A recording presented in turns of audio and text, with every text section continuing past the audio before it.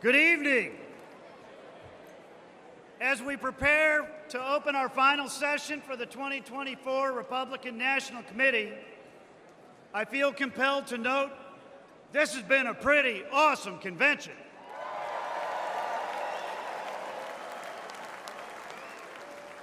We've heard from governors, senators, members of Congress, candidates, and leaders from across our great party.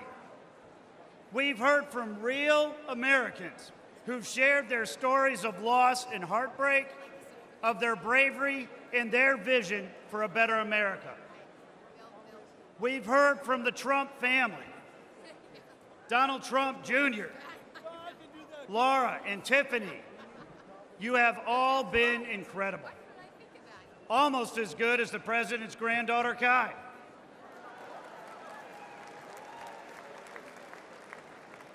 And we've heard from the next Vice President of the United States, Senator J.D. Vance.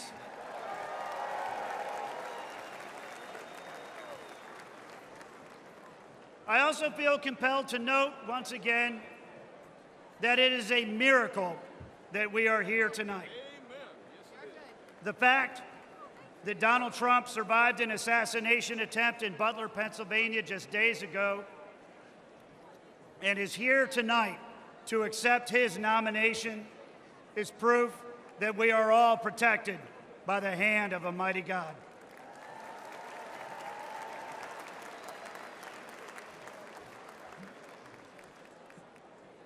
We have a lot of work to do in this election cycle. Tomorrow, we will all go back to our respective states, roll up our sleeves, and get to work to win this election. But first, we have some business to attend here tonight. Are you ready?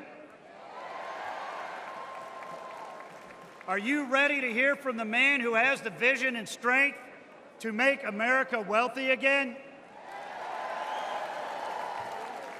To make America safe again? To make America strong again? And to make America great again? Are you ready to hear from the next President of the United States? Then let's get this show on the road. I hereby open the final session of the 2024 Republican National Committee.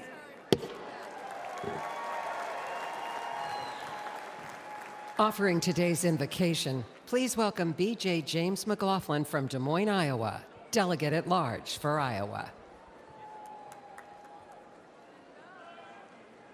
Beautiful as always. Good evening. If you bungle raising your children, nothing much matters. Jackie Kennedy's words speak louder today than when she said them over 60 years ago. And this is why we gather on this historic occasion, isn't it? We as parents and grandparents would move heaven and earth to protect our children and the opportunities that a strong, free America offers them.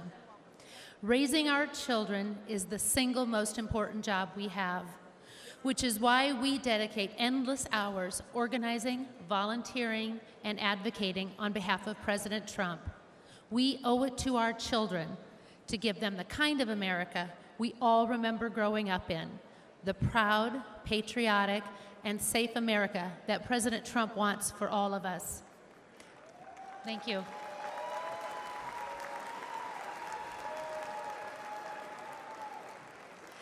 At home, every night, when we finish our prayers with the prayer to St. Michael. We pray for all the children, our grassroots warriors, our country, and President Trump and his family. Tonight, I would like to add my boys, JJ, Jack, and George, and God bless you, Kevin. And President Trump, St. Michael the Archangel, defend us in battle. Be our protection against the wickedness and snares of the devil. May God rebuke him, we humbly pray. And do thou, O Prince of the heavenly host, by the power of God, cast into hell Satan, and all the evil spirits who prowl about the world seeking the ruins of souls. Amen, and God bless President Trump. Please rise for the presentation of colors. The colors are presented by Veterans for the Flag Honor Guard. Let's give them a warm welcome.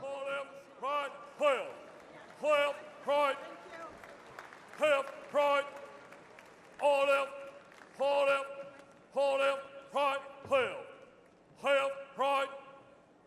help, pride, all left, hold left, pride, help, pride, color guard, mark time, mark, detail, halt, left, peace. Please remain standing for the Pledge of Allegiance and the National Anthem. Halt.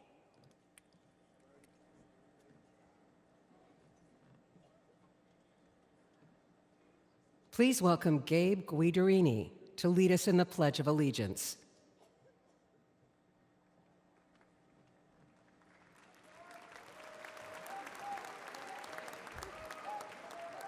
Ladies and gentlemen, please join me in the Pledge of Allegiance. I pledge allegiance to the flag of the United States of America and to the republic for which it stands, one nation, under God, indivisible, with liberty and justice for all.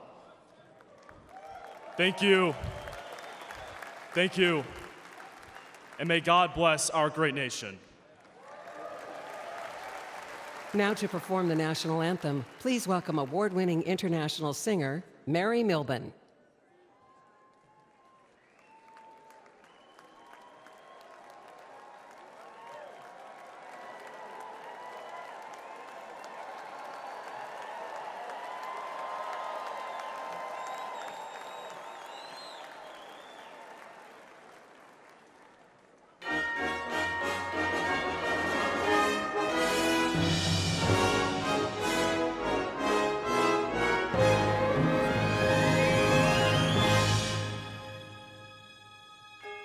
Oh, say, can you see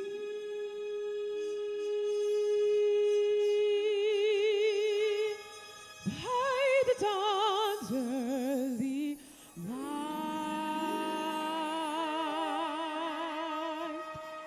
what so proudly we hailed at the twilight's last gleaming?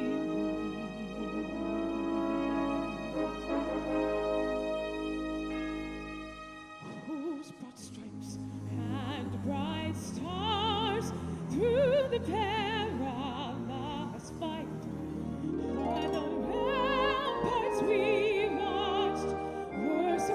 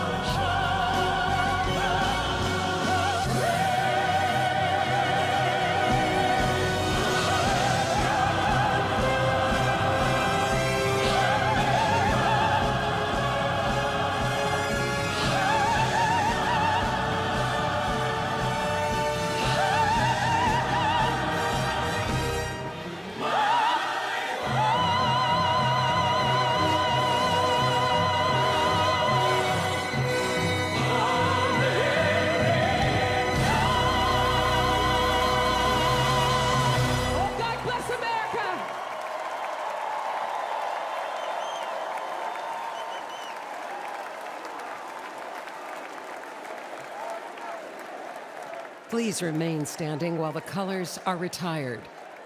Color guard, right, peace. Forward, hold. Hold left, hold left, hold left, right. Left, right. All left, hold left, hold left, right, left. Left, right. Left, right. All left, hold left, hold left, right, left. Left, right. Ladies and gentlemen, please welcome Chairman of the National Republican Senatorial Committee, United States Senator Steve Daines of Montana.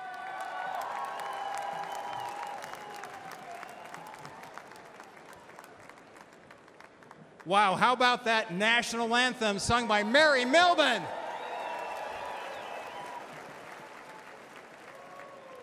I'm U.S. Senator Steve Daines, and I represent the great state of Montana, right over there. You know, when I was a kid growing up in Montana, my grandma taught me an important lesson, and that is to have a thankful heart, to count your blessings. So this morning, as I was headed down to breakfast,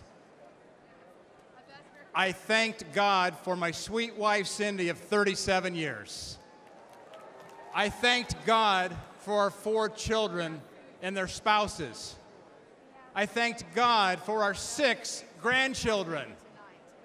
And then I thank God that in 6 months, Joe Biden will no longer be president of the United States.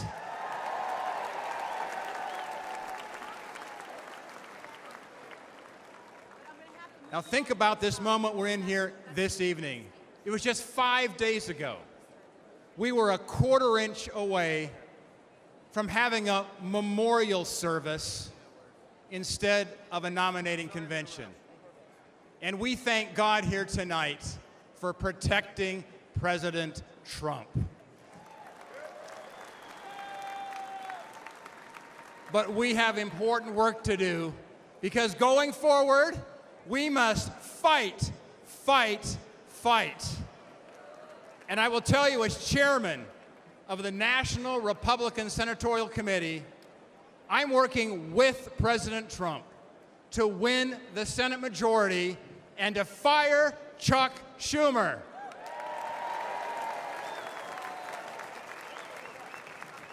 Back in early 2023, President Trump and I met at Mar-a-Lago. We agreed our highest priority is electing an America First Senate majority that has his back. Senators that will stand with President Trump. And tonight, I want to speak directly to the voters of West Virginia, of Montana, of Ohio, of Pennsylvania, of Nevada, of Michigan, Wisconsin, Arizona, Virginia, and New Mexico. And here's why. Because your Democrat senators are lying to you.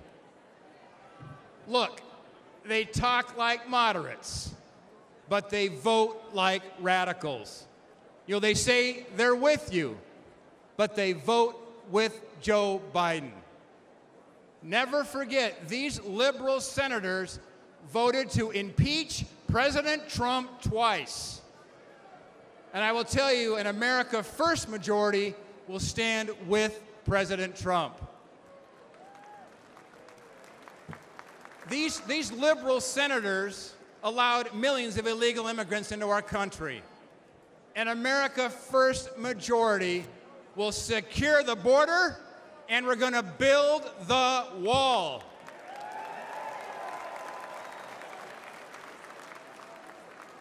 These liberal senators shut down the Keystone Pipeline. An America First majority, we're going to drill, baby, drill.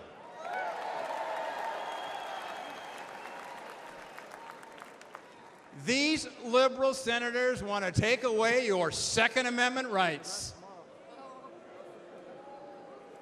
Those are fighting words back in Montana. An America First majority will protect your precious right to keep and bear arms.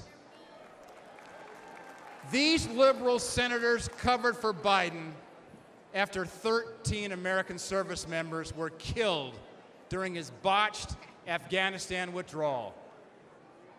An America First majority, by the way, I'm the son of a U.S. Marine, an America First majority is going to stand with our military. These liberal senators stood with anti-Semitic mobs. An America First majority is going to stand with Israel. And look, these liberal senators want boys in girls' sports. I'm the father of 2 daughters. They want men in your daughter's and my daughter's locker room. And you know, they can't even define what a woman is. But let me tell you something. Back in Montana, we know the difference between a bull and a cow.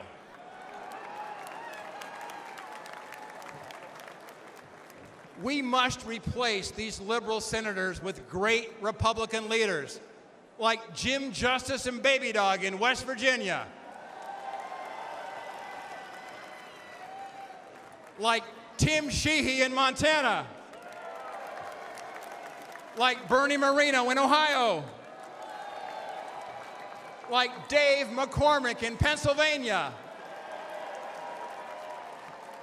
like Sam Brown in Nevada, Mike Rogers in Michigan, Eric Hovde right here in Wisconsin, Hung Cao in Virginia, Nella Domenici in New Mexico, and of course, Carrie Lake in Arizona. We must elect an America First Senate majority that will stand with President Donald J. Trump. But look, right now, the left-wing billionaires are massively outspending us. That's what's keeping me up at night. And we need your help. You can go to Senate24.com. Senate24.com today. Help us fight back. Because together, we're going to win back the Senate.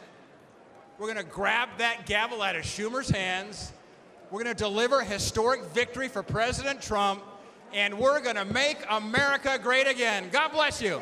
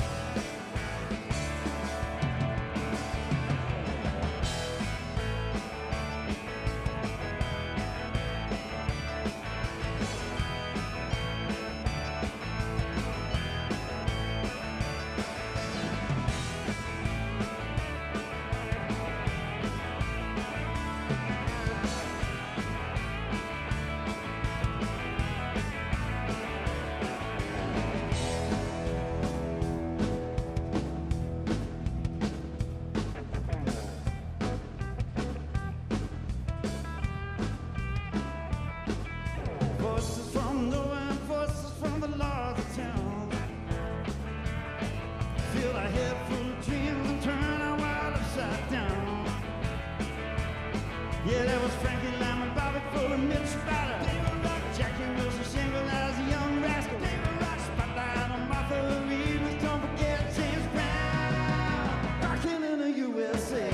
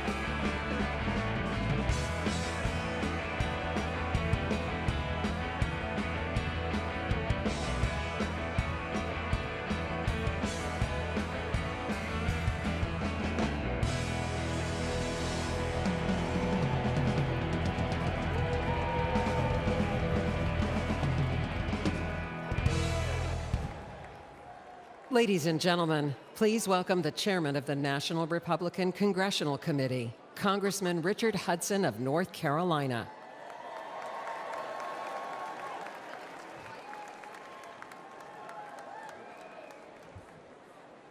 My name is Richard Hudson, and I'm a congressman from North Carolina. Great to see my North Carolina folks over here. Also want to acknowledge my brilliant, amazing, smoking hot wife, Renee, who worked 4 years in the Trump White House. She's here with us tonight. Love you. I love you too, AJ. I also want to acknowledge my son, Lane, who's at home watching us on TV. And finally, I want to acknowledge God above, who redeemed this center and on Saturday saved President Donald Trump's life.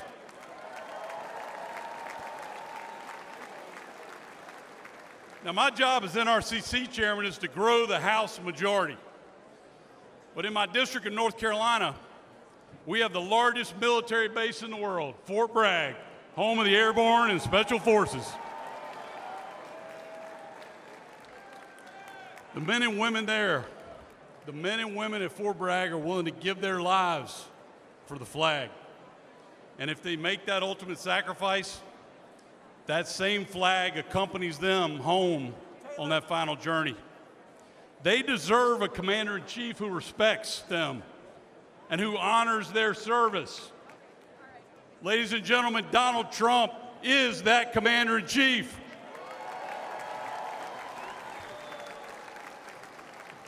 You see, Donald Trump loves America. He literally embraces the flag. But extreme Democrats, they'll burn it in the streets and on college campuses. Joe Biden and Kamala Harris, they stand with those flag burners because they want to rule over you. But House Republicans, we stand with President Trump. We stand for America, and we stand up for the flag. Because House Republicans understand we don't rule over you. We work for you. In just the last 2 years, House Republicans have passed an historic border security bill that would lock down Biden's open border. We passed legislation to unleash energy production and lower cost. We passed legislation to remove woke indoctrination from our military. We passed the Parents' Bill of Rights because we think parents ought to make decisions about how their children are educated. And we impeached Biden's failed border chief, Alejandro Mayorkas. But Joe Biden and Chuck Schumer killed those bills and blocked any progress for the American people. For the last 2 years, House Republicans have fought alone. Ladies and gentlemen, we need backup. To save America, we need to grow our majority. And we need President Donald Trump back in the White House.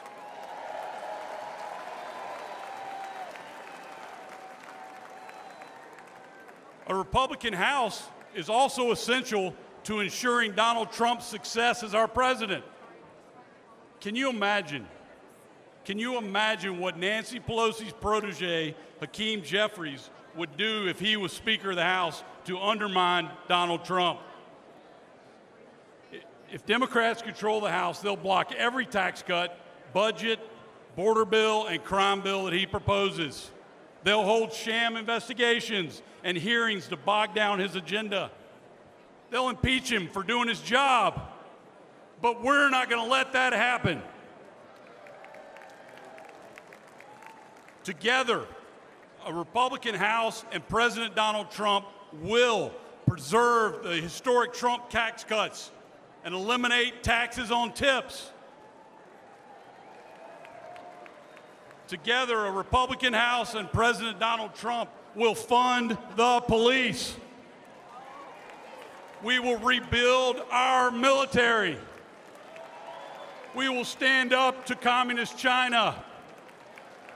And ladies and gentlemen, we will finish the wall.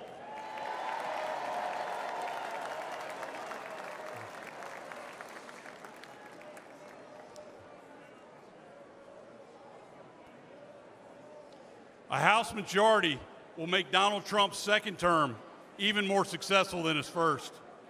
So let me ask you, let me hear from you. Who can we count on?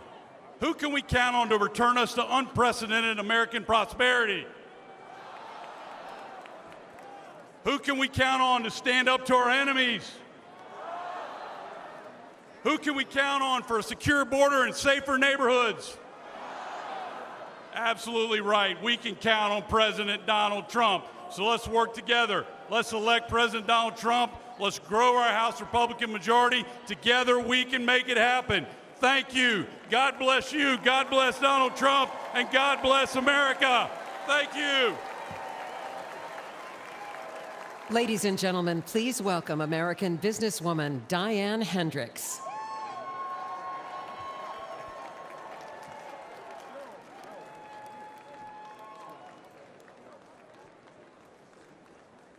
Good evening.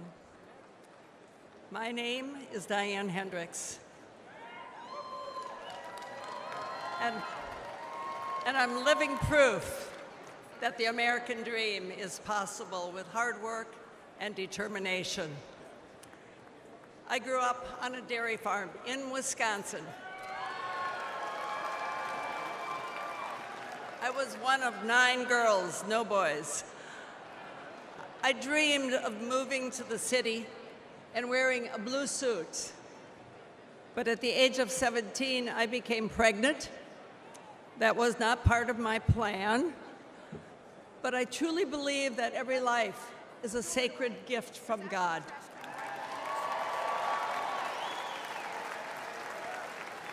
And I give thanks every day for my son. As a single mom, I worked 2 jobs to pay the bills. I found my passion in the field of real estate, which is still my passion. When I met my husband, Ken, he was a roofing contractor, and together we saw an opportunity and a need to develop a distribution chain. And we risked everything we had to start that company. Today, ABC Supply employs over 22,000 Americans. We are the largest roofing distributor in the country. But what's even more important is we are creating these jobs right here in the United States of America.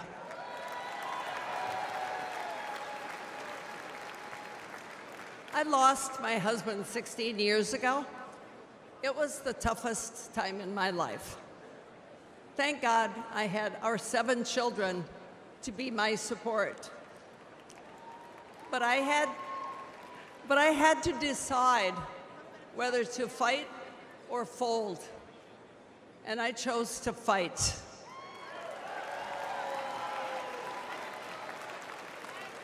Since then, I've quadrupled the size of our companies, and to my surprise, I was recently just recognized as the most successful self-made woman in American history.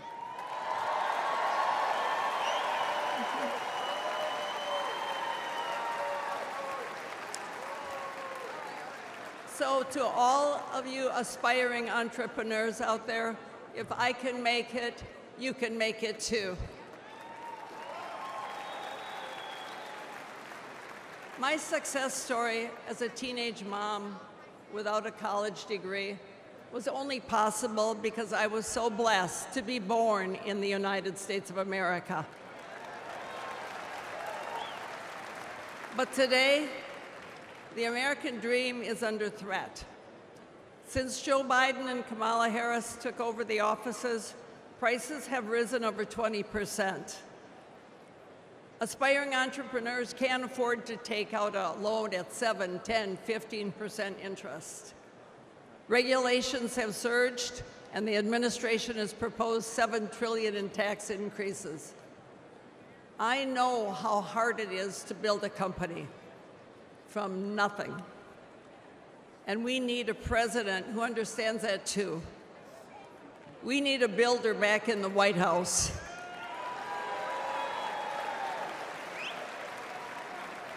Someone who will cut the job-killing regulations, lower taxes on working families, and give the power back to the American people.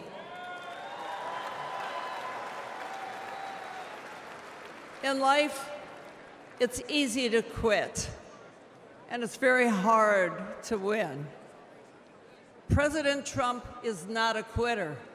He's a fighter, and I am confident that if we do all of our part, we can and we will win right here in Wisconsin, and he will win for America over the next 4 years. Thank you. God bless you. God bless America. Ladies and gentlemen, please welcome Ms. Diane Evans, volunteer and Republican Executive Committee woman from Palm Beach, Florida.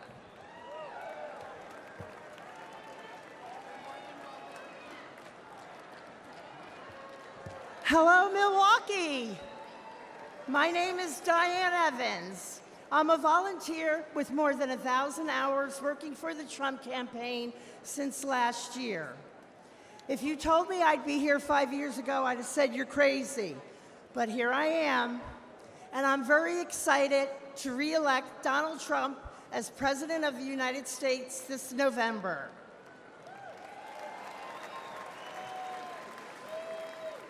I've never spoken at a convention before. I've never used a teleprompter before. But I figure if Joe Biden can, I can manage all right.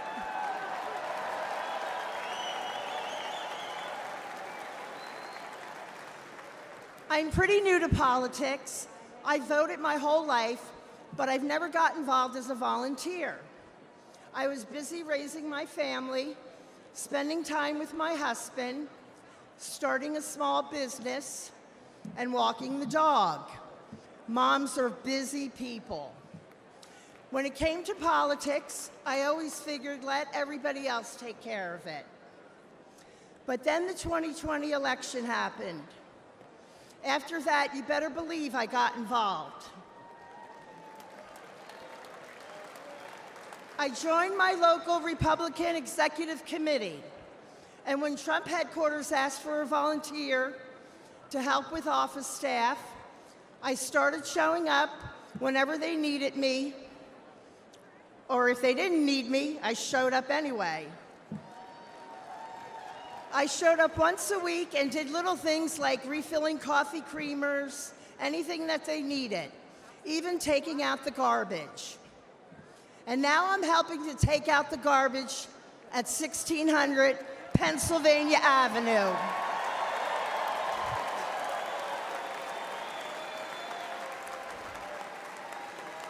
As long as I can remember, these politicians have said what they think we want to hear, then they do just what the hell they want. And Joe Biden has been the worst offender for the last 50 years. President Trump is different. I knew he would get things done for the American people, and he did. He isn't part of the swamp. He's going to drain the swamp.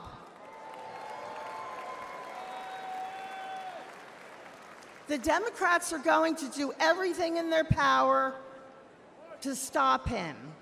We can't rest for a minute. If you're not sure how to get involved, reach out to your local Republican Party. And most important, get out and vote Republican on November 5th. Tell 20 people to tell 20 people to vote. That's how we can get our landslide. And they can't cheat or rig their way out of a landslide. I know that together we can win. We can all take out the garbage in Washington, D.C. And we can make America great again. God bless President Trump, and God bless Team Trump, and thank you so much. I'll see you all out there.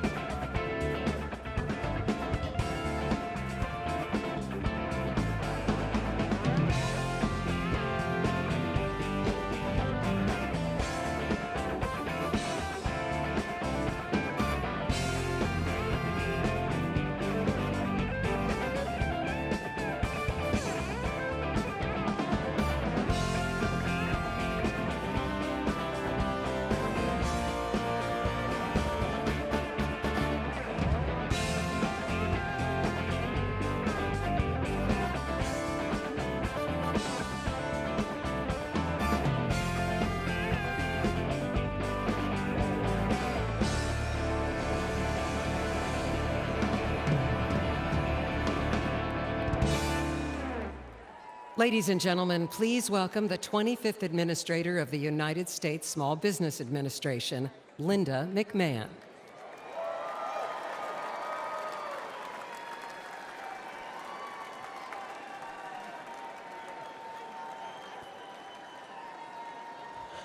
Thank you. Well, hello, Milwaukee, and good evening, America. Let me take 1 second to say hello to my fellow delegates from Connecticut. My name is Linda McMahon, and I am the chair of the America First Policy Institute. I'm perhaps one of the few people who's been privileged to call Donald Trump a colleague and a boss, but he's also a friend. Let me share a little story that's probably not the typical Donald Trump story. I had a meeting scheduled with him at Mar-a-Lago, and as he welcomed me, his little 4-year-old granddaughter ran up to him He scooped her up with delight and asked her, "Who's the most beautiful girl in the world?" And she said, "Me." Then he asked, "And who do you love the most in the world?" And she said, "You, Grandpa." And he kissed her on both cheeks. Then she whisked off his hat and mussed his hair. And he smiled with the love that only a grandfather could have given. I first met Donald Trump when I was the CEO of World Wrestling Entertainment. For fun, he became part of some of the most compelling and highest-rated storylines in the company's history. And when he became president, I was honored to serve in his cabinet, running the Small Business Administration. I traveled the country, talking to business owners and job creators. They knew they had a president who understood them and fought for them. He knew that small businesses are the engine of the American economy, and the Trump tax cuts proved to be like rocket fuel for them. Almost every business owner I spoke with was using their tax savings to grow their businesses. And ladies and gentlemen, the U.S. economy was flourishing. But at no moment during my time in the government was more poignant for me than one that happened in 2018. I traveled with the president to view the destruction which Hurricane Florence had levied on my hometown of New Bern, North Carolina.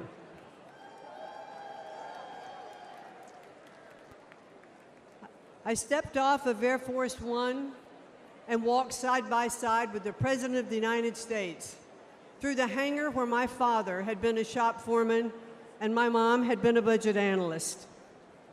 I watched Donald Trump walk through neighborhoods of my childhood, comforting those who had suffered such great damages. Because he was a builder, he talked to them about what it would take to rebuild, what kind of materials they should use.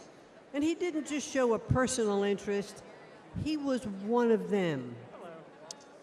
But now Joe Biden and the Democrats want to penalize small businesses again by hiking their taxes.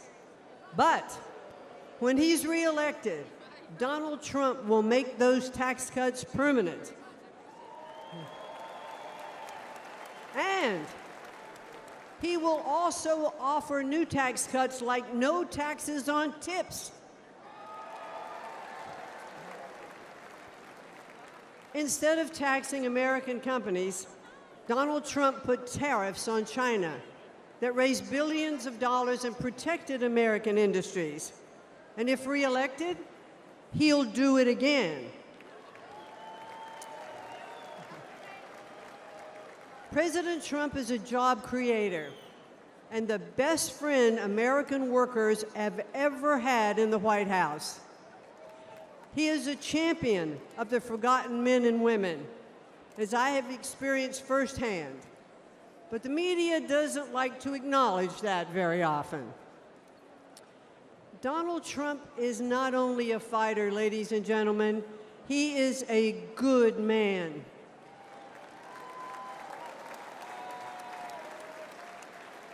He has the heart of a lion and the soul of a warrior. And I believe that if necessary, he would stand at the gates of hell to defend our country. He loves this country, and he would do anything to defend it and to protect us from all harm. I am confident that he will make America great again. And why? Because he did it before. So I ask all of you here tonight, and those of you who are watching from home, to re-elect Donald J. Trump as the 47th President of the United States. Thank you, and good night. Everywhere you look, the Trump economy crushes the Biden economy. Gas prices, they were low under President Trump, then skyrocketed under Biden. And credit card fees have increased 50% under Biden. Grocery store prices? Everything from meats and vegetables to apples, now astronomical under Biden. Take-home pay? Up $6,000 under President Trump. Under Biden, Americans' income has gone down 3 straight years. Mortgage rates? They were low under President Trump. Now they're punishing under Biden. And personal and retirement investments? Up 40% under Trump. Under Biden, your investments fell, along with other things. President Trump, he'll make America's economy strong again.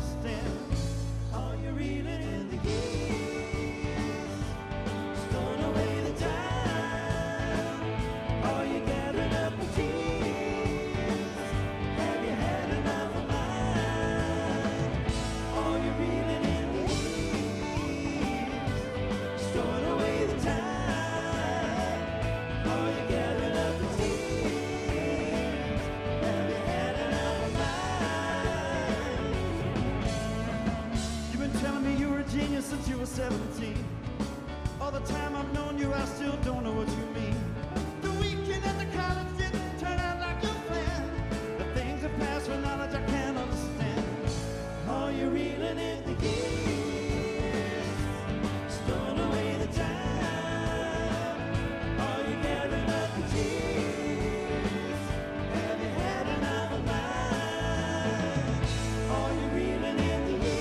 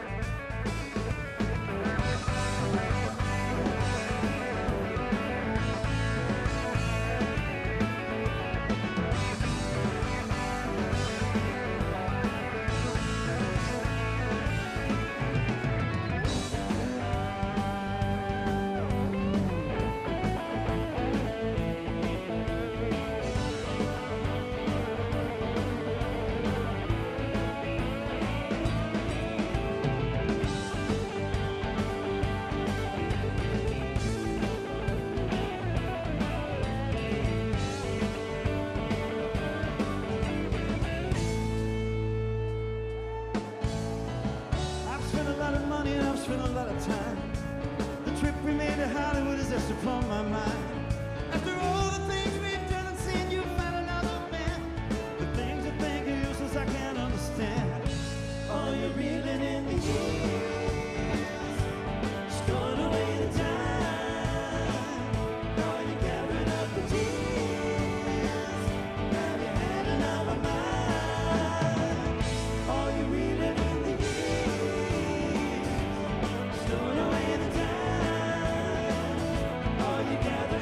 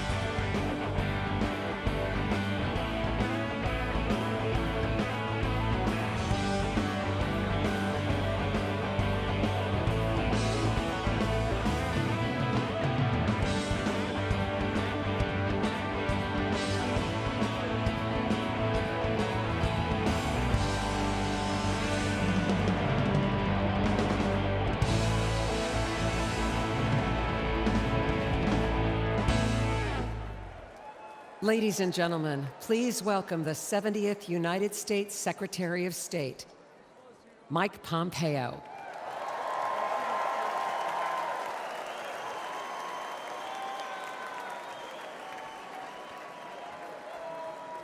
Good evening. Good evening, my fellow Americans. It's great to be with you. A special shout out to Kansas over there, my good friends from Kansas. You know, I had the incredible privilege to serve as President Trump's CIA Director and Secretary of State. It was my greatest honor to work with him every single day to serve you, the American people. Now you all are paying attention, so you know what the Trump administration achieved, but it's worth going through a few of these accomplishments. Let's start with this. There were no new American wars.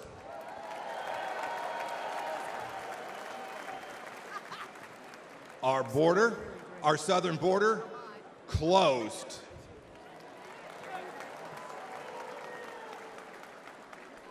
It may seem like a long time ago, but when we took office, there were people's heads being cut off at the beaches. We destroyed ISIS and its caliphate. And you know, here's another fun fact. We never lost our Secretary of Defense for 2 weeks either.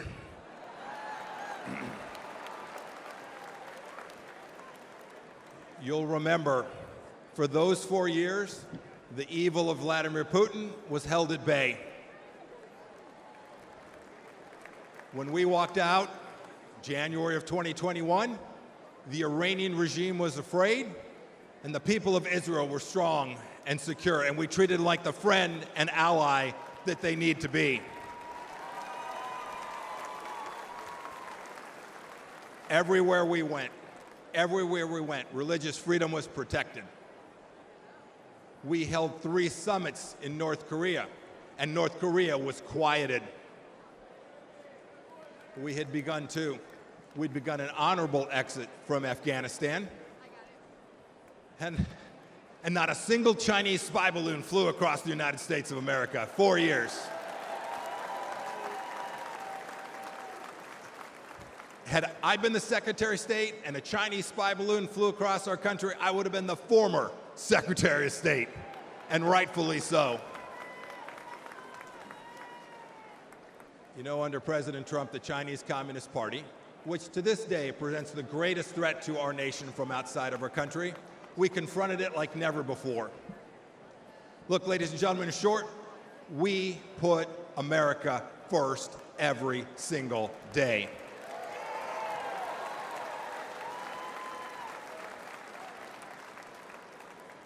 "42 months on, what has Joe Biden and Kamala Harris done? And their leftist handlers, what have they delivered to us for security and prosperity? Almost nothing. Let's start with this. You saw some of them last night. 13 new Gold Star families from Afghanistan. As an Army veteran, I want to speak to everybody who served in Afghanistan. I'm disgusted by the Biden administration's incompetent pullout from that country.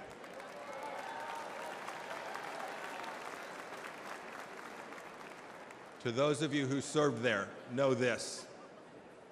Know that your service was honorable, that you saved American lives, and that the Pompeos love and admire you for what you did for America. Thank you, and God bless each and every one of you.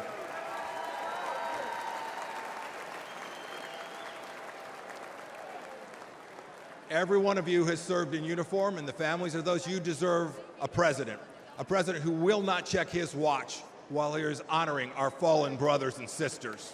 It was indecent. And of course, it was that very weakness we saw in Afghanistan that prompted Putin's butchery in Ukraine. Last week, we saw what it meant. A children's hospital bombed, innocents killed. It did not have to be. And now, of course, a second war in Gaza. President Biden won't even talk about the fact that Americans are still being held there by the Iranian regime. Contrast that. Contrast that with what we did when Americans were wrongfully held. President Trump sent me to North Korea to bring home 3 American pastors. We brought them home. We brought them home along with dozens of other hostages, and we did so without paying one single penny to the terrorists.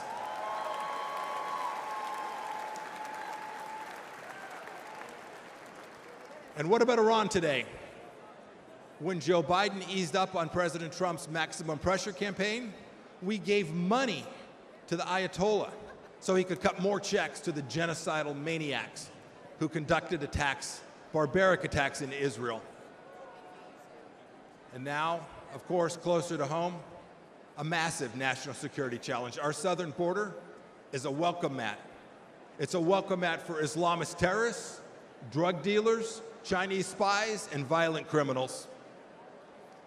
Ladies and gentlemen, President Biden sold out our citizens and our security and our sovereignty, and we need to get it back, and I am confident that we will get it back. I had this incredible privilege to serve as your top diplomat. I saw how the world always looks to our nation as the unrivaled example of what a free society should look like. But unfortunately, President Biden struts the global stage. Maybe I should say he shuffles the global stage. He talks a big game about American values.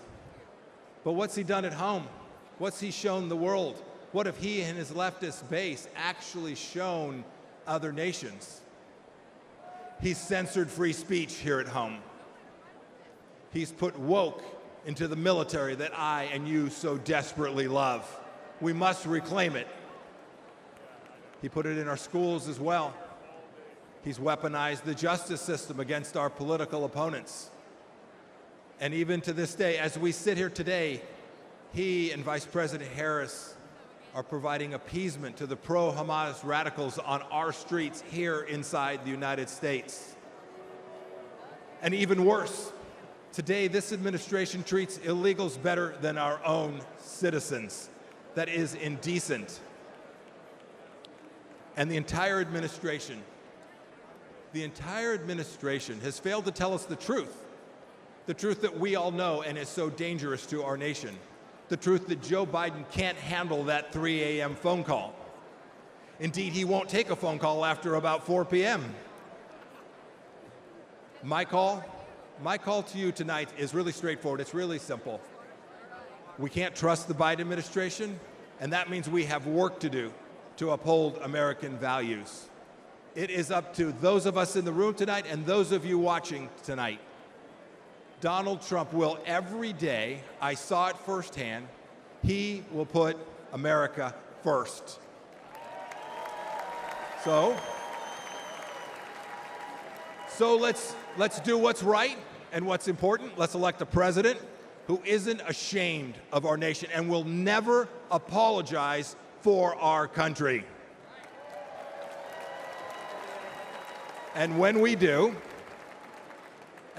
we will put a strong America First leader back in the White House. We'll re-elect Donald J. Trump, and we will make America special, exceptional, and of course, great again. Thank you. God bless you. God bless our veterans and the United States of America. Thank you all. Thank you so much. Ladies and gentlemen, please welcome Pastor Lorenzo Sewell from Michigan.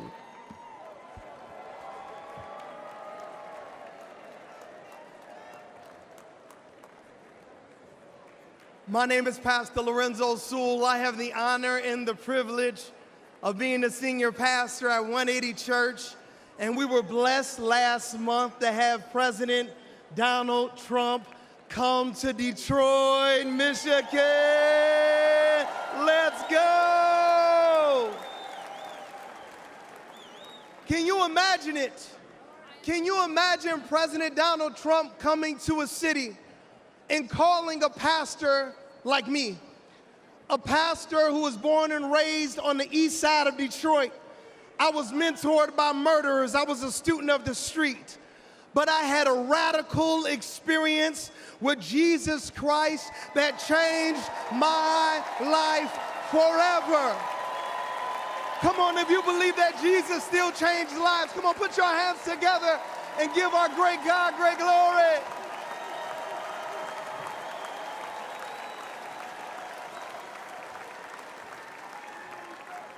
President Trump came to a church that is in a Democratic stronghold. He came to a church to listen to average, everyday Americans like you and like me. He came to a church not to speak to us, but to listen to us. He came into a church, and a lot of people, they were upset. A lot of people, they would ask me questions. Why would you allow Donald Trump to come into your church? How many know that the Bible says we are all sinners and we all need the grace of God?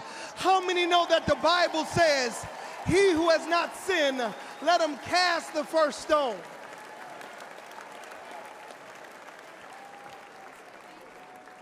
President Donald Trump, he came during his birthday weekend. Let me ask you a question.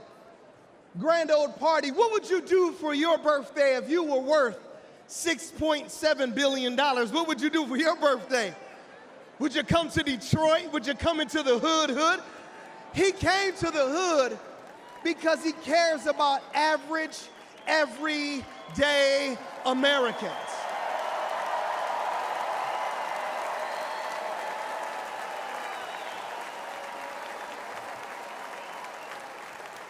Grand old party, I need to ask you a question. What would you ask for your birthday? If you could go to Mar-a-Lago or if you could go to New York, what would you ask for your birthday? He asked for prayer.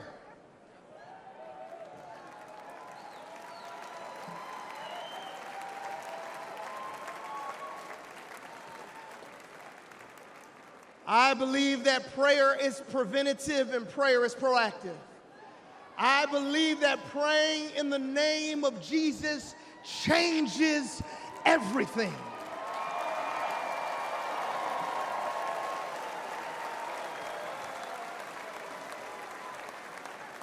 And when we prayed for President Trump, only God knew that 30 days later, there would be a miracle by a millimeter.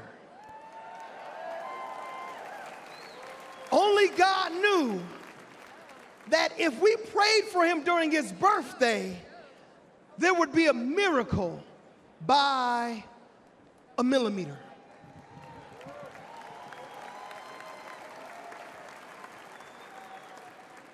If President Trump had moved 1 millimeter, he wouldn't have been here on Monday to talk to us about how America was going to be made wealthy again. If President Donald Trump would have moved just a millimeter, he wouldn't have been here on Tuesday to talk about how he was going to make America secure again. If President Donald Trump would have moved just a millimeter, he wouldn't have been here on Wednesday to tell us how he was going to make America strong again. And if President Trump would have moved just a millimeter, we would not be hearing tonight how he was going to make America great again.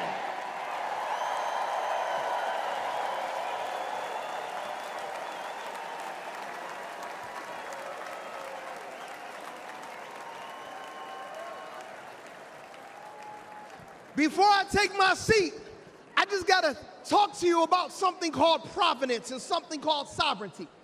God's sovereignty is his ability to be able to do what he wants when he wants because he's God. And God's providence, it's when he does what he wants, when he wants for all of you.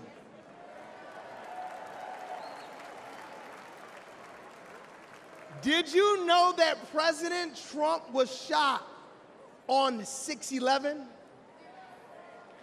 And do you know that Ephesians chapter number 6, verse number 11 says, be strong in the Lord and in his mighty power?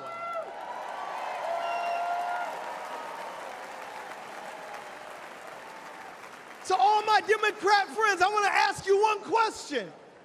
Do you know anybody that was the 45th president? He was convicted of 34 accounts. He raised $53 million in 24 hours and could be the 47th president of the United States in America, and he was shot one time. Do you know anybody like that?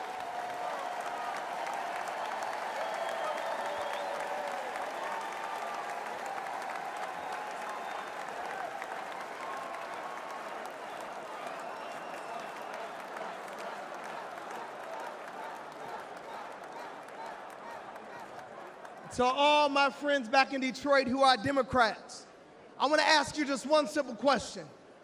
You can't deny the power of God on this man's life. You can't deny that God protected him.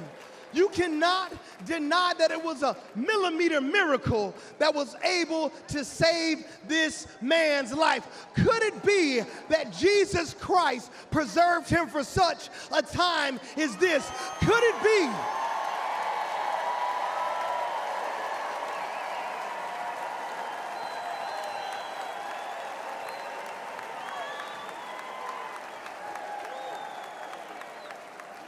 Could it be that when we prayed for him when he came to the round table in Detroit, that Jesus asked and he received, that we sought him and then he found protection? Could it be that the King of glory, the Lord God strong and mighty, the God who is mighty in battle, protected Donald Trump because he wants to use him for such a time as this? If you believe that, come on, put your hands together and give our great God great glory.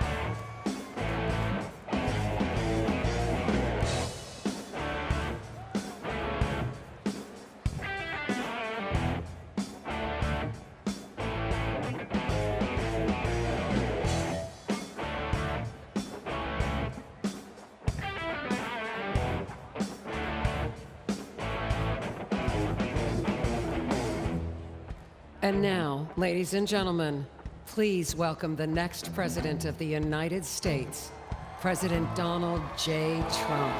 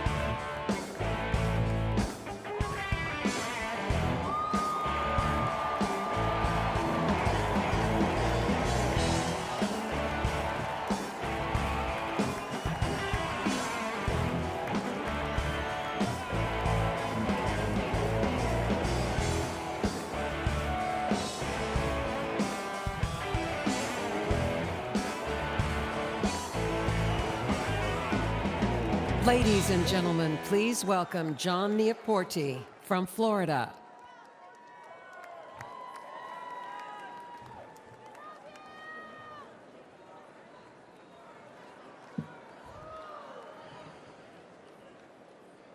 It's an honor to be here this evening. I'm the PGA head golf professional at Trump International Golf Club in Palm Beach, Florida.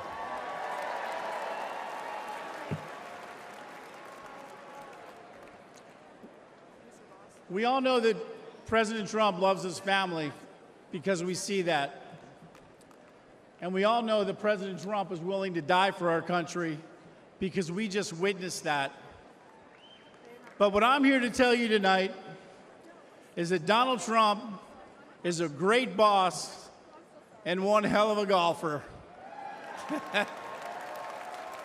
At our club championship in March, I watched President Trump hit a perfect 210-yard 4-iron to within 10 feet of the hole.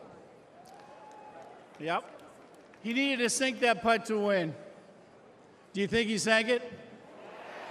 You better believe you sunk that putt. Donald Trump, 21 club championships. Joe Biden, 0.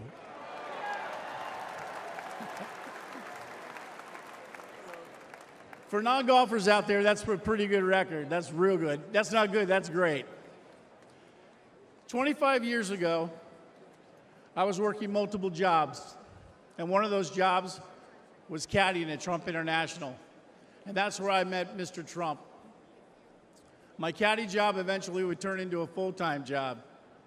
One day, I was out caddying for Mr. Trump when he mentioned to me that he needed to find a teaching pro. He knew I could play, so he said, tomorrow, dress like a golf pro and come out and play golf with me.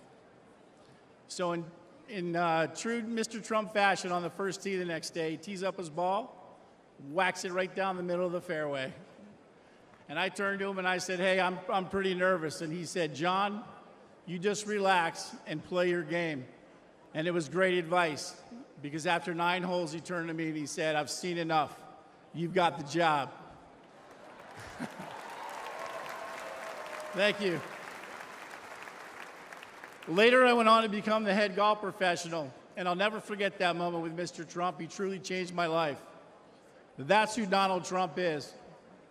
For 25 years, I've seen his generosity and his remarkable character. Firsthand, his entire family reflects these values as well. With all the hate the president gets, I think to myself, how can someone go through all this? He could have chosen a quiet life. He could have played more golf, but he cares so deeply about America and our people. He just keeps working, and he does it for us.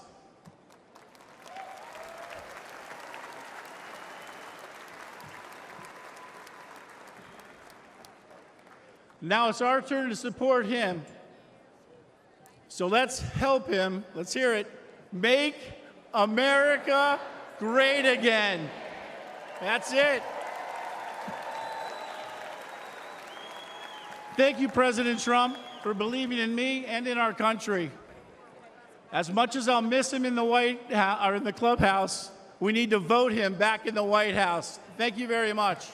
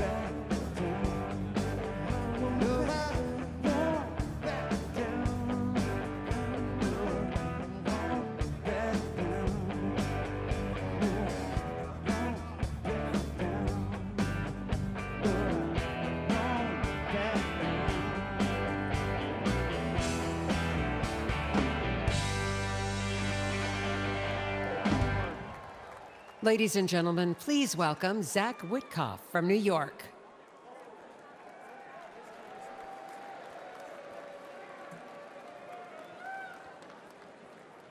Good evening, Milwaukee.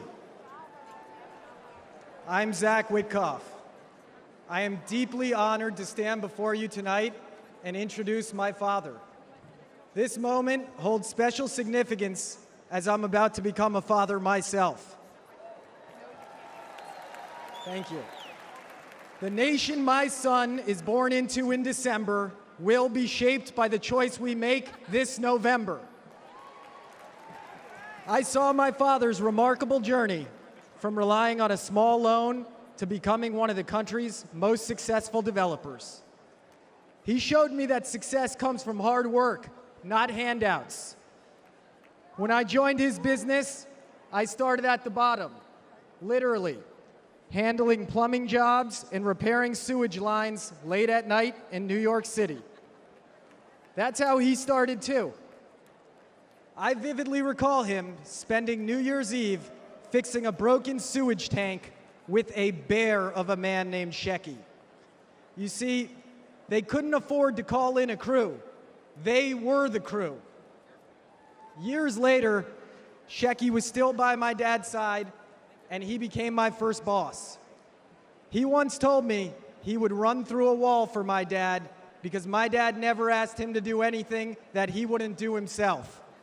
And that's exactly how my family feels about our dear friend, President Donald J. Trump. We have seen him stand shoulder to shoulder with the American people, time and again, even when it wasn't easy, even when he could be doing something else. Even after getting hit by live sniper fire, he stood with us, my fellow Americans, and that is why we stand with him. And you know what? He makes it fun, too. President Trump and the First Lady were the guests of honor at my wedding at the beautiful Mar-a-Lago Club. The president tore up the dance floor until 3 in the morning with his signature moves. You guys know those moves.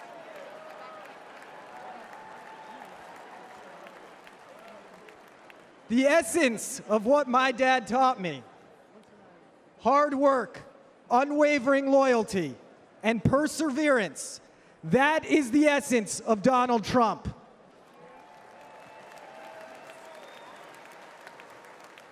As long as we stand united with President Trump, it will remain the essence of the nation that my son and all of our children grow up in.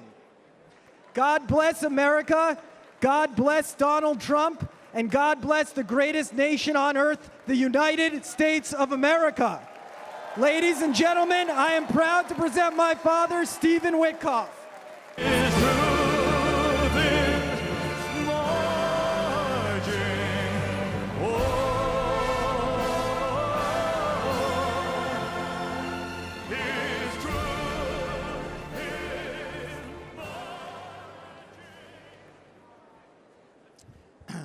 Good evening, everybody. That song that you just heard was American Trilogy by Elvis. It was playing for a reason. A lot of people don't know this about my dear friend, President Trump, but he's a big music guy. And he's got a playlist, and he's the DJ wherever he goes. See, I stand before you tonight not just as a speaker, not just as someone who came up as a builder with the president in the world of real estate, but as someone who has had the profound privilege of calling President Donald J. Trump a true and dear friend for many, many years in good times and bad times. And of all the songs he has shared with me over the years, that is the song that best captures him, especially those words, "His truth is marching on."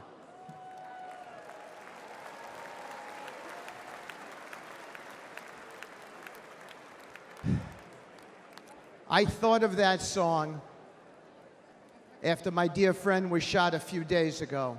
I gave him a call. I expected to leave him a voicemail, so it surprised me when he answered the phone. His first words surprised me as well. He'd just come within an inch of his own life ending, but he picked up the phone and said, "Hi, Steve. I'm really glad you called. How are you? How are your kids?" It surprised me, but it shouldn't have. I know this man very well. President Trump is as kind and compassionate a man as I've ever met in my lifetime.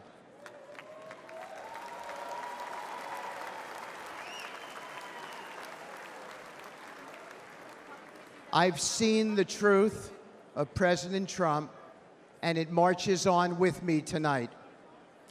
I know that many here and watching at home have felt that kind of a connection with the president. It's real. I have never seen him refuse a question from somebody, decline a photo, or ignore someone's story or concerns. Everyone he meets gets a family member's embrace from him.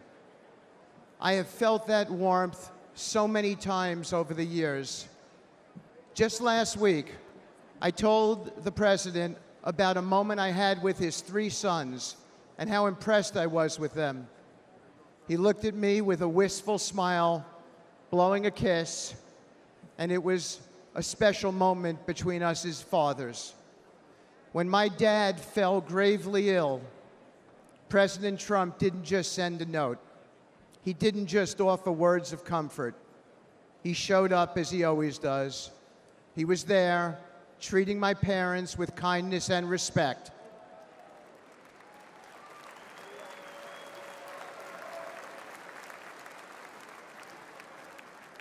Including my mom, who's 91 and here tonight dressed in red and is going to be voting for the president.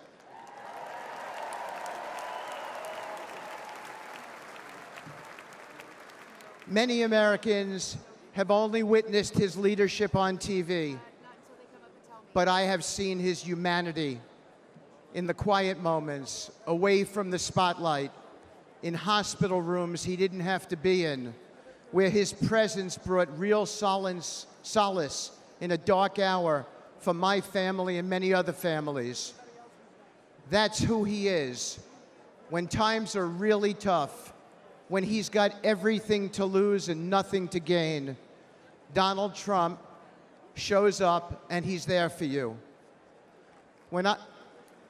Thank you.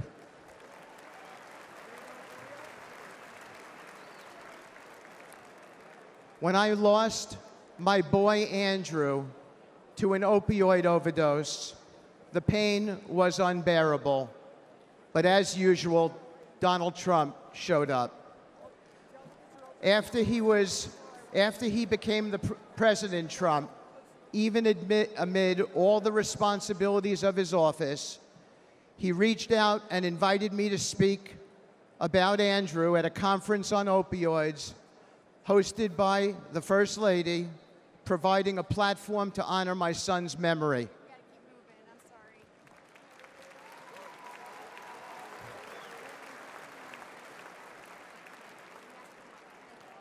And when the day of the conference came, he went out of his way that day to come and put his hand on my shoulder and say, "Steve," as he led me up to the lectern, "tell the world about your boy."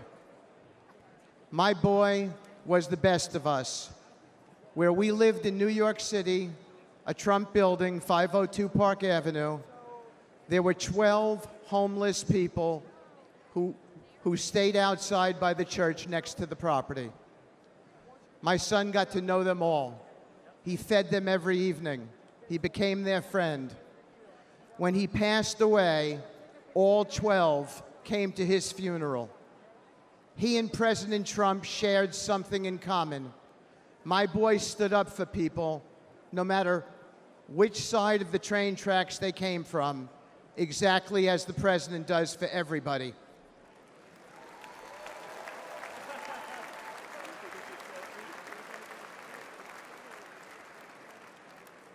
Standing here today, I still feel my boy's hand on my shoulder. After Andrew passed away, I found myself clinging to my son's memory, even his things. His college ID is in my pocket right now. I wear his ring since he died. And I came today with his watch on. I kept his guitar too, and thought I would keep that guitar forever. But I gave it to my dear friend, Andrew's friend, and fellow music lover, Donald Trump.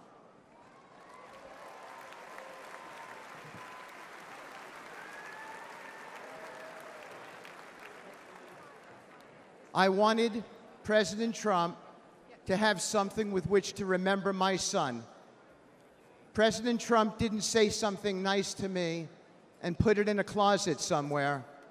He put it right out front at his Trump International West Palm Beach property, where he and I both see it whenever we walk in and play, and where everyone who walks into that beautiful building sees it as well as an acknowledgement to my boy, a sacred tribute to a true friend who's gone, and a cause that remains opioid abuse.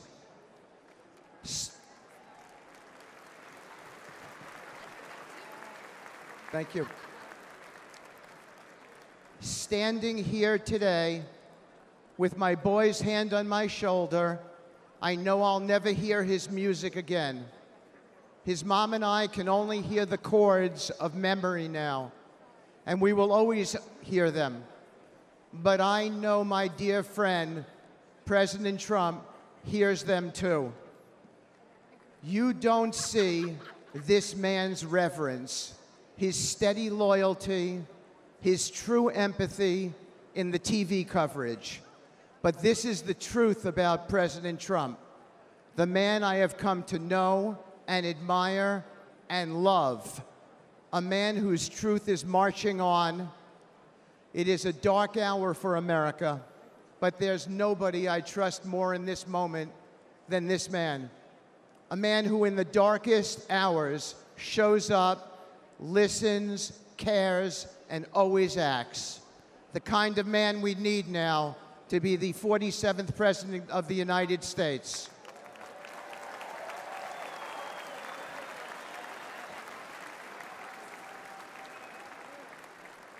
Thank you. May God bless you all. May God bless President Trump and his extraordinary wife and his wonderful family. And may God bless America. Thank you so much. From the very first day that we take back the White House from crooked Joe Biden, the worst president in the history of our country, I believe that we're going to have 4 of the greatest years in the history of our country. I will once and for all secure our elections. We're going to go to paper ballots. We're going to have same-day voting, voter ID.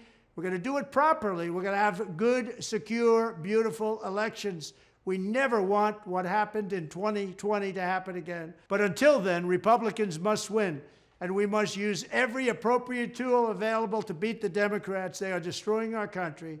Whether you vote early, absentee, by mail, or in person, we are going to protect the vote. That's the most important thing we have to do, is protect the vote. Keep your eyes open, because these people want to cheat, and they do cheat, and frankly, it's the only thing they do well. We will make sure your ballot is secure and your voice is heard. Many Republicans like to vote on Election Day, and we must swamp the radical Democrats with massive turnout on Tuesday, November 5th. The way you win is to swamp them. If we swamp them, they can't cheat. It just doesn't work out. But if you can't make it, you need to make a plan, register, and vote any way possible. We got to get your vote. So with your vote, we will win a victory the likes of which no one has ever seen before. We will evict crooked Joe Biden from the White House, and we will take back our country on November 5th, 2024, the most important day in the history of our country. That's what it's going to go down as. Thank you. Ladies and gentlemen, please welcome attorney and senior advisor for President Donald J. Trump, Alina Haba.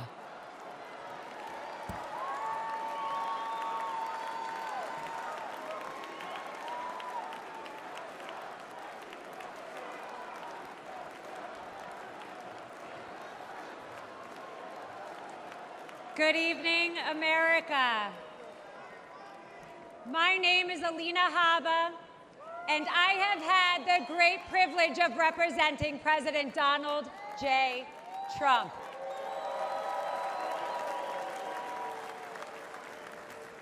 Now, I know you're all used to hearing me shouting outside a courthouse, but tonight, I want to take you behind the law and behind the headlines and share with you a side of President Trump that reveals his character, his kindness, and his commitment to saving this great country.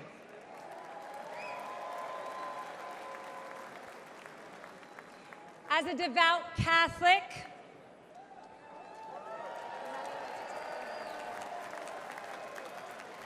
a proud first-generation Arab-American woman, and a feisty Jersey girl who is fed up with far-left corruption in Washington. President Trump championed my journey, empowering me to be who I became today. His unwavering support not only shaped my career, but has inspired other young women with big dreams. President Trump loves this country. He does. And he lifts up those around him.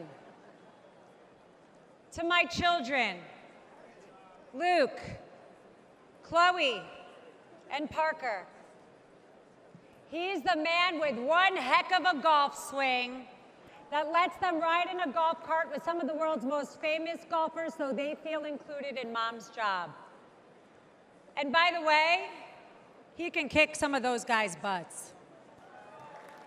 Ken. To my husband, whose family members have survived the Holocaust, he is a champion of the Jewish faith. To my Iraqi parents, he is a mentor to their daughter. But to me, he is my friend.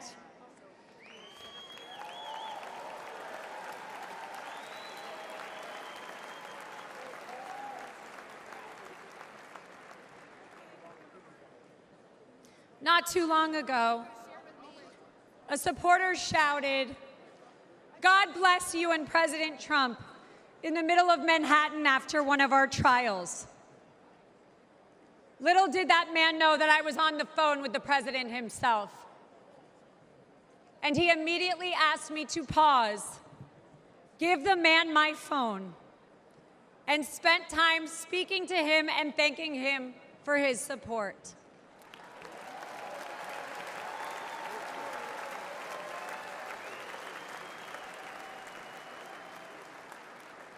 Despite the lawfare and the politics, President Trump loves the American people and he loves this country.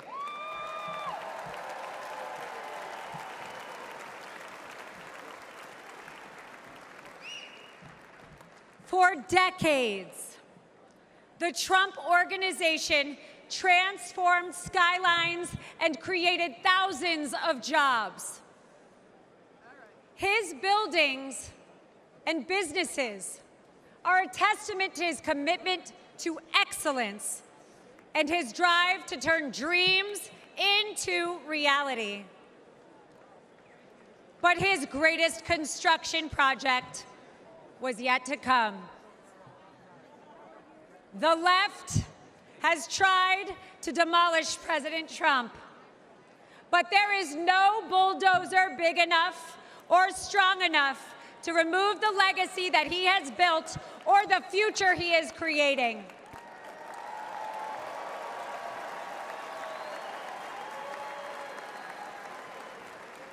As the 45th President of the United States, Donald Trump built a legacy of putting America first And as the 47th president, he will build America stronger than ever for we, the people.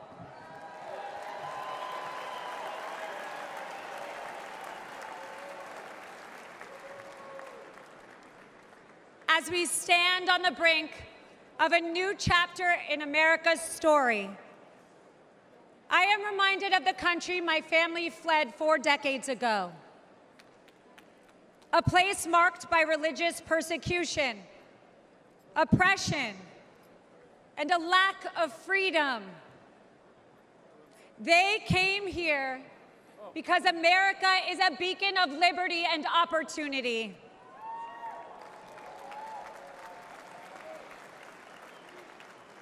It is now our duty to protect the values that define us and keep this the greatest nation on earth.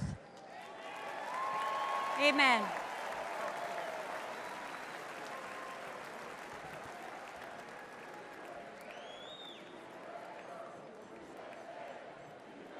That's right.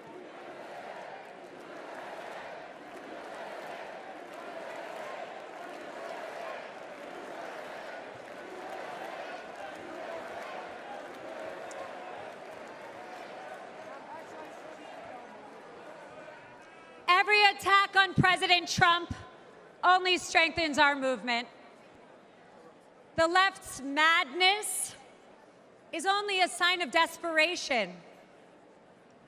Sham indictments and baseless allegations will not deter us, because the only crime President Trump has committed is loving America.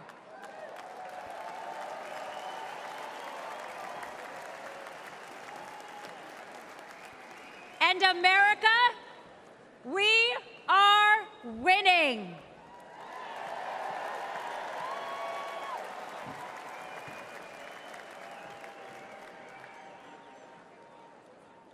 Outside of his family and our country, President Trump also has another love: music.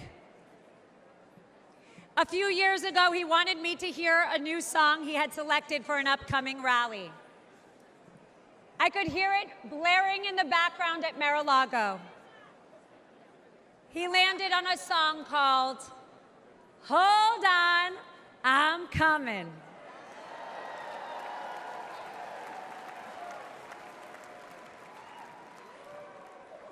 America, we no longer have to hold on. We just have to show up.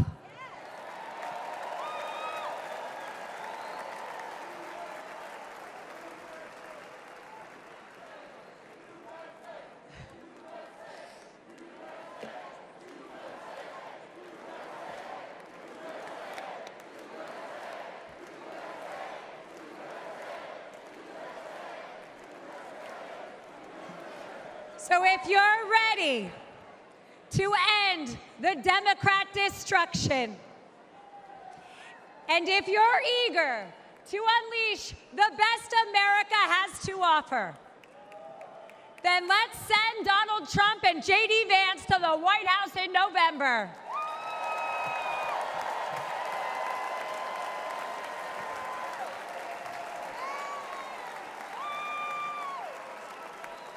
The future of America and the world is bright, and it begins with the unwavering spirit of each and every one of us. Because of the resilience and the leadership of my friend, President Donald J. Trump.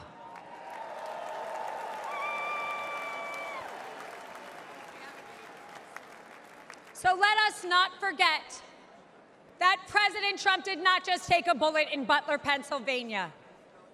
He has and will continue to take them for each and every one of us.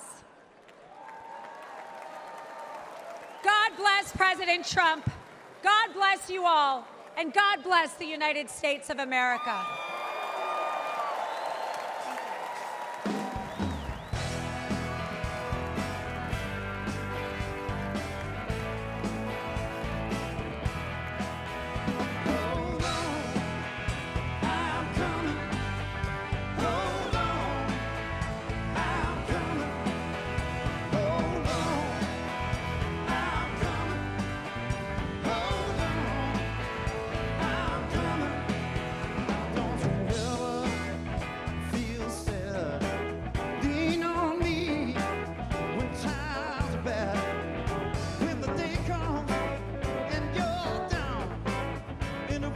trouble, you're about to drown. Just hold on, I'm coming. Hold on, I'm coming. Hold on, I'm coming. Hold on, I'm coming. Yeah, I'm on my way. Your lover, when you get cold, I'll be your cover. No need to worry, 'cause I'm here. Don't need to suffer, 'cause I'm here. Just hold on, I'm coming. Hold on, I'm coming. Hold on, I'm coming. Hold on, I'm coming. Reach out to me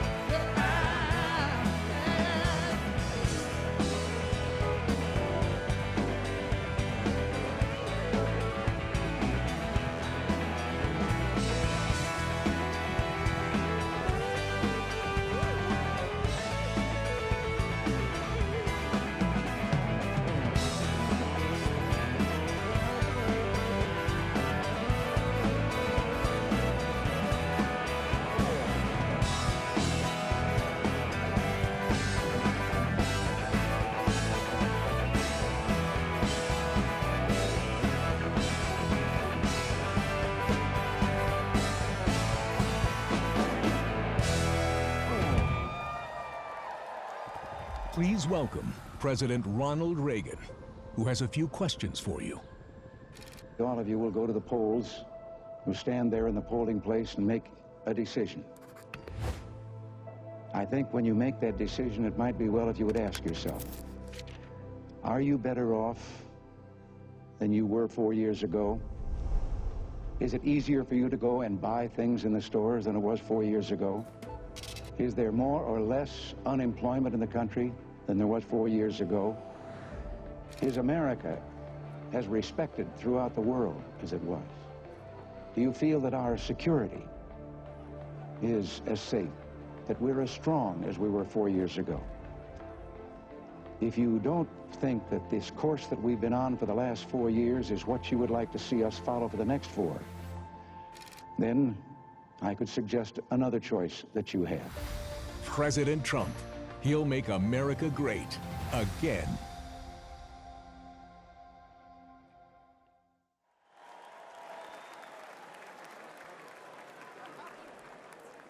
Ladies and gentlemen, please welcome journalist, author, and American citizen, Tucker Carlson. So fun! Thank you! Oh, this is wild. Thank you! I've been... Good to see you. Thank you. I feel like I know about half the people in the room. This is wild. What are you doing? Justin Wells. Thank you, guys. Okay. Can I just say, Peter Navarro is back. Welcome to Peter Navarro. Suffering the fate that has happened to so many who are friends with Donald Trump. Thank you for having me. I have been to many conventions. I have never been to a more fun convention or a convention with better vibes. They literally let Navarro out of prison. First of all, thank you. This feels a lot different from what I thought it was going to feel like. I can't hear you, but I know it's something good. So, I watched the video of what happened in Butler, Pennsylvania about 50 times. I think I was one of about 8 billion people around the world who watched it. And the more I watched it, the more it struck me that everything was different after that moment. Everything. And this convention is different. The nation is different. The world is different. Donald Trump is different. When he stood up after being shot in the face, bloodied, and put his hand up, I thought at that moment, that was a transformation. This was no longer a man. Well, I think that. I think it was divine intervention. But the effect that it had on Donald Trump, he was no longer just a political party's nominee or a former president or a future president. This was the leader of a nation. And I think there's a difference. I've spent most of my life in Washington, where the president is at the top of the pyramid. Everyone wants to be the president. But if you think about it, the presidency comes with great power, obviously. But if you think about it, that is a title that is bestowed by a process of some sort that can be subverted. And in the end, it does not confer by itself, as no title does, legitimacy. Just because you call yourself the president doesn't mean that much inherently. I can call my dog the CEO of Hewlett-Packard. It doesn't mean she is. It's true. And you hate to say it, but it is also true, it is a fact, that you could take, a mannequin, a dead person, and make him president. No, you could. You could. I'm just saying theoretically possible. With enough cheating, that could happen. But being a leader is very different. It's not a title. It's organic. You can't name someone a leader. A leader is the bravest man. That's who the leader is. That is true in all human organizations. This is a law of nature. And in that moment, Donald Trump, months before the presidential election, became the leader of this nation. That was the most obvious to me. And I have to say, you know, I think it changed him. He reached out to Trump within hours of it that night. And what he said to me that night, having just been shot in the face, he said not a single word about himself. He said only how amazed he was and how proud he was of the crowd, which didn't run. And I thought two things. The first thing I thought was, well, of course they didn't run. His courage gave them heart. A leader's courage gives courage to his people.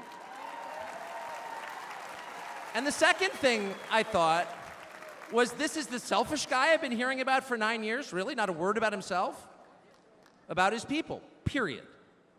And the second thing I noticed, which I don't think anyone has remarked upon in public, but I'm just going to since I don't have a script, like why not, is that he turned down the most obvious opportunity in politics to inflame the nation after being shot. To inflame the nation, which is an opportunity that almost every other politician I've ever met, and certainly his opponents, would have taken instantly. And they would have said, well, what is this? How did he get shot? Like, how did this happen? And those are real questions that we have to get to the bottom of. But in the moments, the days, the week after the shooting, he did not say that. He did his best to bring the country together. And I thought, this is the divisive figure? This is the irresponsible person? No.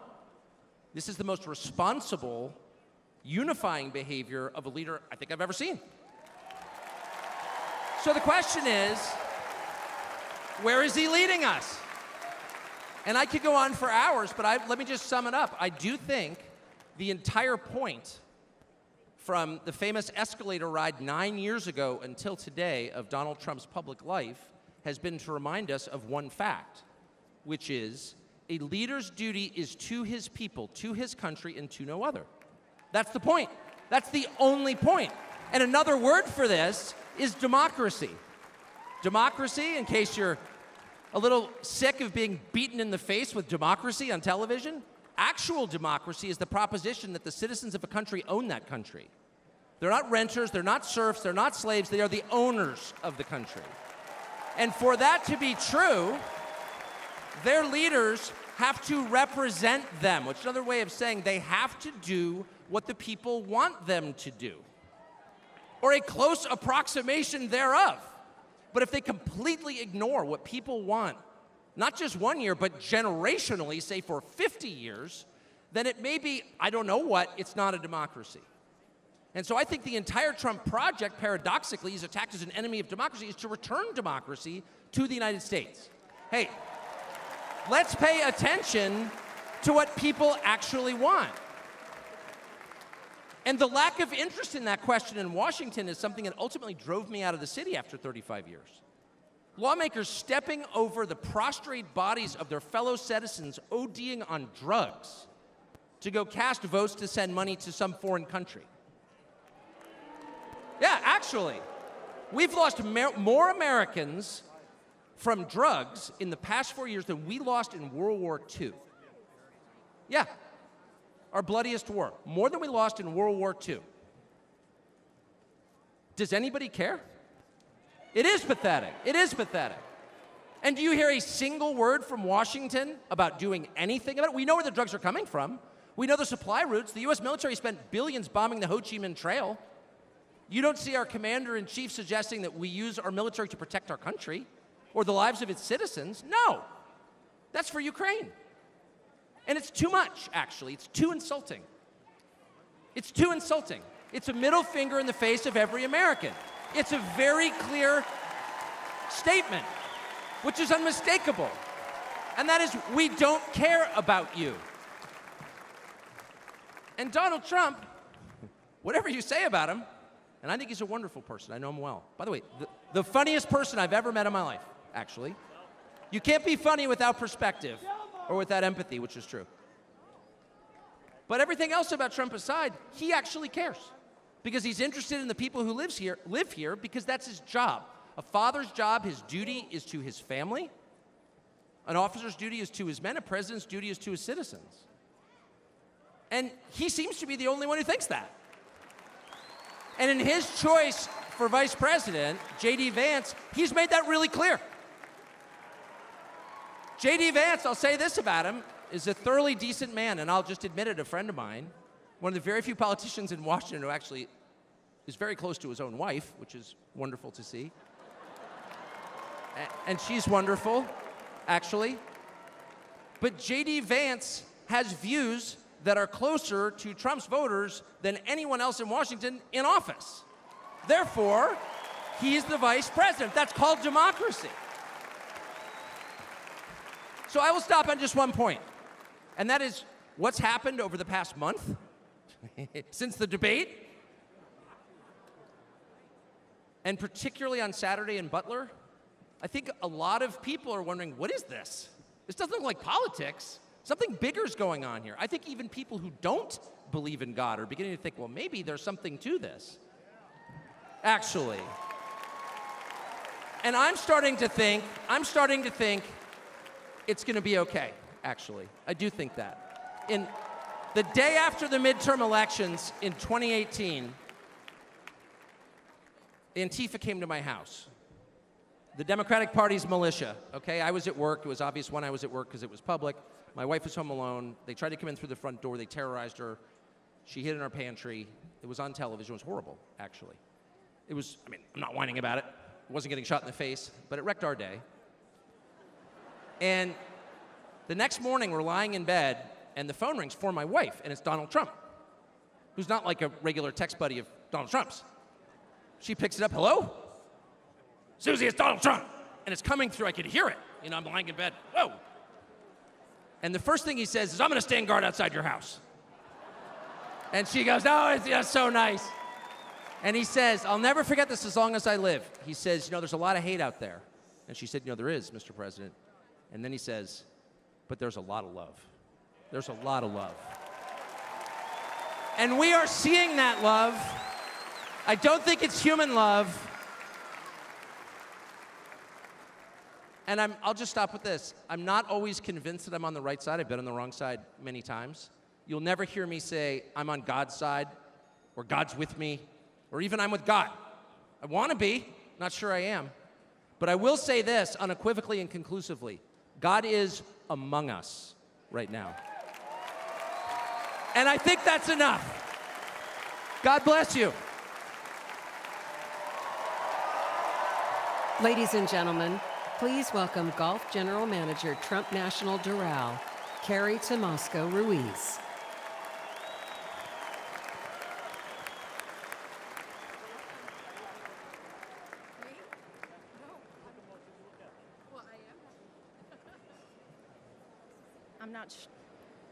I'm not sure how I follow Tucker,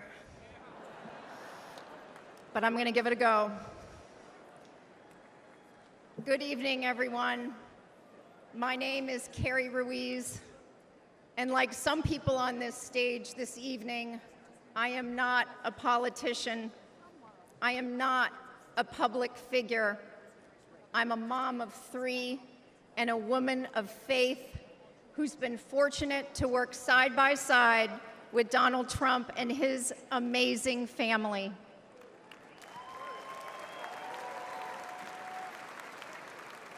"12 years ago, the Trump Organization purchased the iconic Doral Golf Resort after so many companies tried and failed to create a world-class golf experience, all while turning a profit. With his keen eye for business and uncanny ability to make things better, Donald Trump got to work. He poured hundreds of millions of dollars and his own sweat and tears into the property. He had a hand in virtually everything, and no detail was too small. He didn't just change the carpet or apply a fresh coat of paint. He stripped this legendary resort to its core and rebuilt it the right way.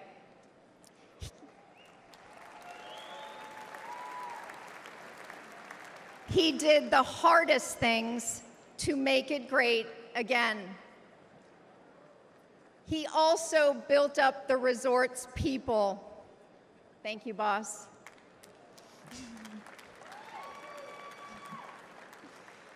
He empowered us. He listened to us, all of us, and he still does. No matter your role, he asks questions. He wants different opinions. He never demands more of us than he is willing to give. He is as generous as he is brave.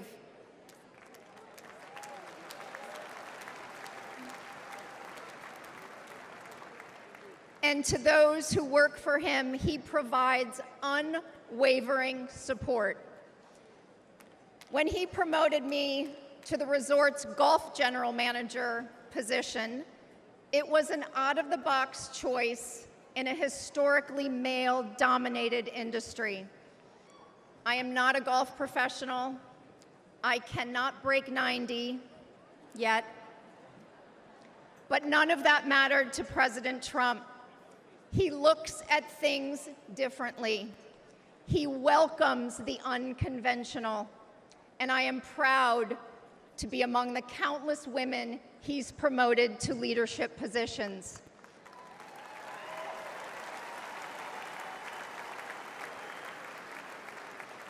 I might add, he did it all while no one was looking. The simple truth is, no one can match President Trump's vision and unrelenting drive to make things better.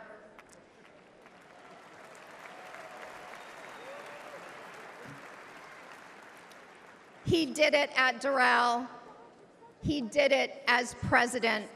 He will do it again.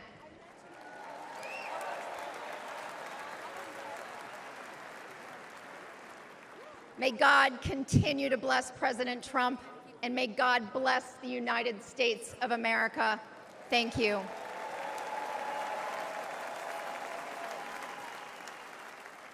This is the final battle.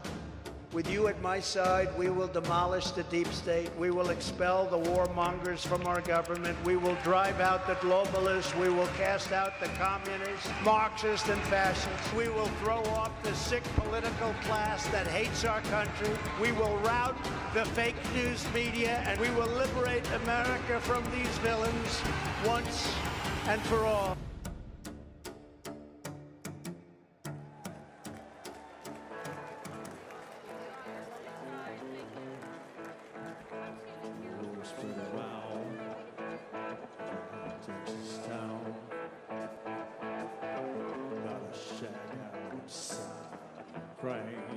You know what I'm talking about? Just let me know if you want to go to that whole out. They got a lot of nice girls out there.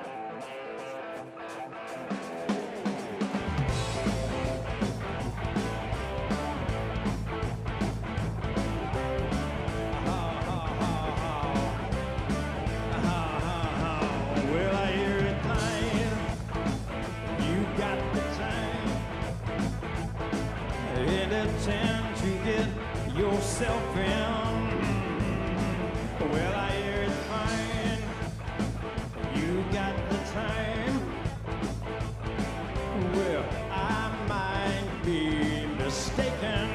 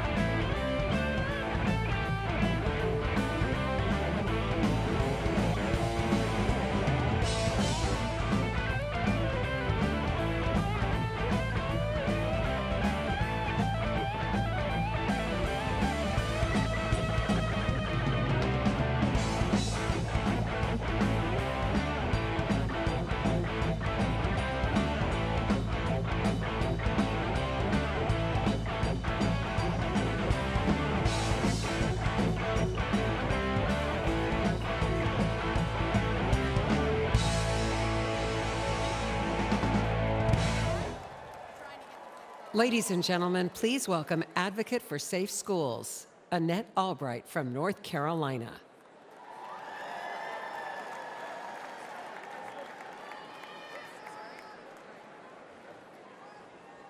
Thank you. Thank you so much. Good evening. My name is Annette Albright. I grew up in the small town of Mount Airy, North Carolina. North Carolina! Like my parents and my grandparents, I was a lifelong member of the Democrat Party. Don't worry, the story gets better from here.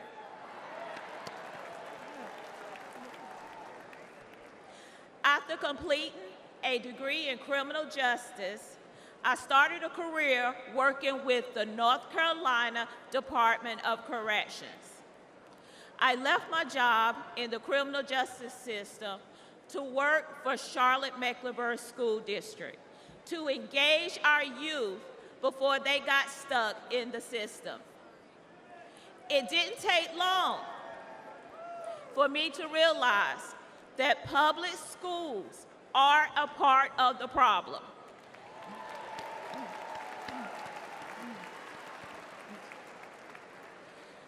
Sadly, too many of our schools are more like prisons than places of learning. That must change.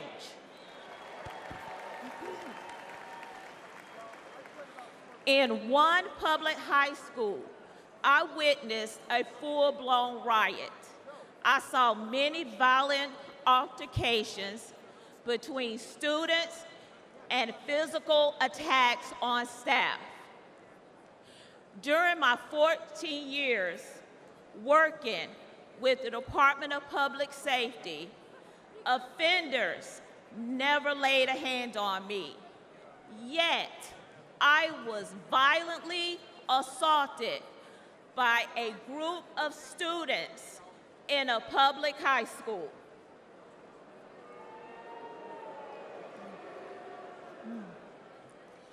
The uptick in school violence was related to an Obama-Biden policy that directed schools to reduce suspension rates and keep dangerous students in the classroom.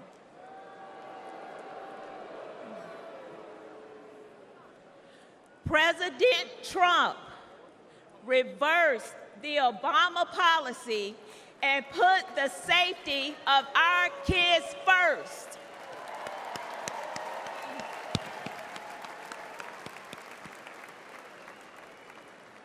Violence on public school campuses should not be a Democrat issue. It should not be a Republican issue. It is an American people issue.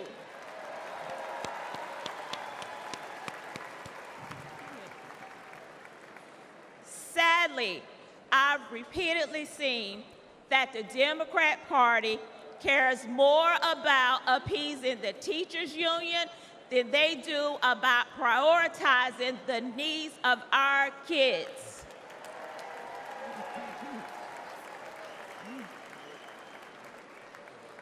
They champion safe spaces instead of safe schools.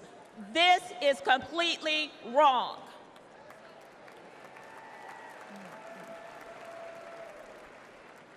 Little by little, I began to see the truth.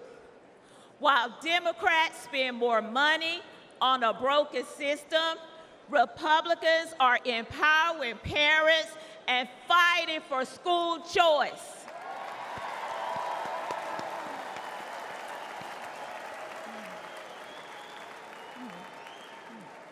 While Democrats think school resource officers are a threat to our students, Republicans know that they protect our kids.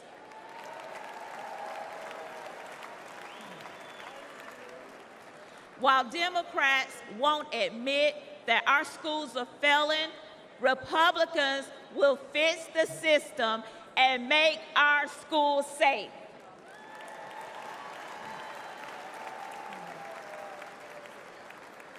That's why this year, for the first time in my life, I am registered as a Republican.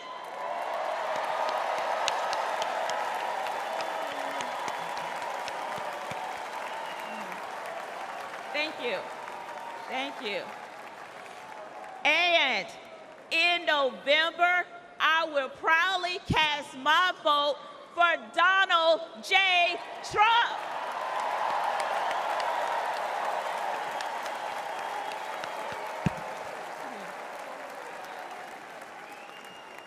Only together we can make America's schools great again.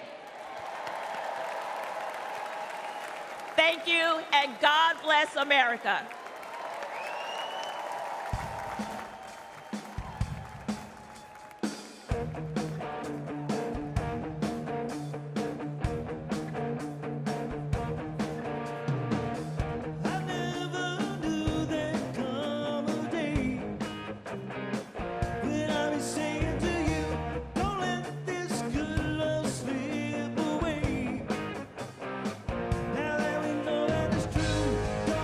Don't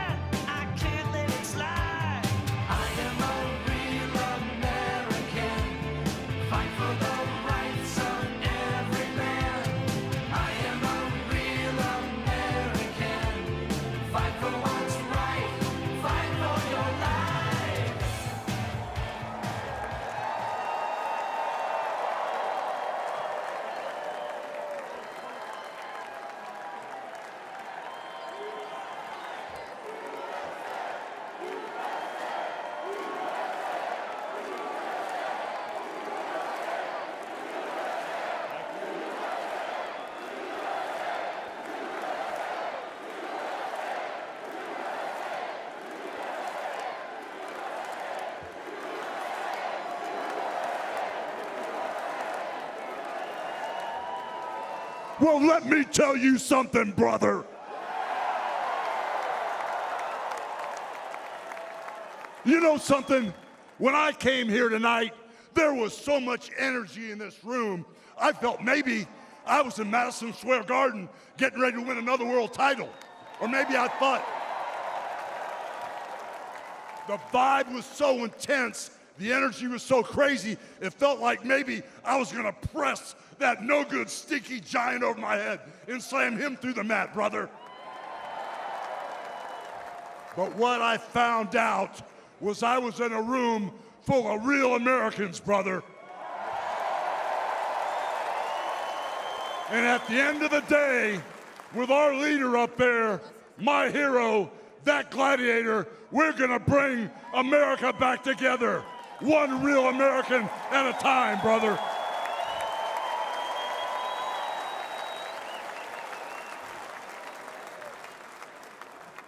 You know something? I've seen some great tag teams in my time. Hulk Hogan and, ooh yeah, the Macho Man Randy Savage. But you know something? I see the greatest tag team of my life standing upon us, getting ready to straighten this country out for all the real Americans.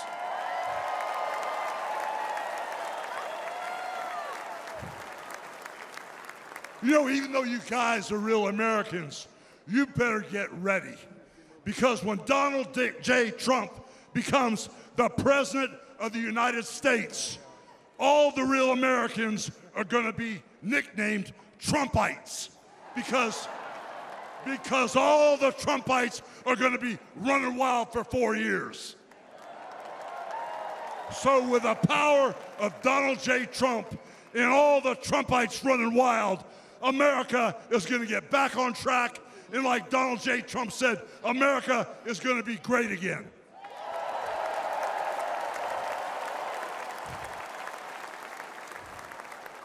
You know, when I look out and I see all the real Americans, I think about how Donald Trump, his family was compromised.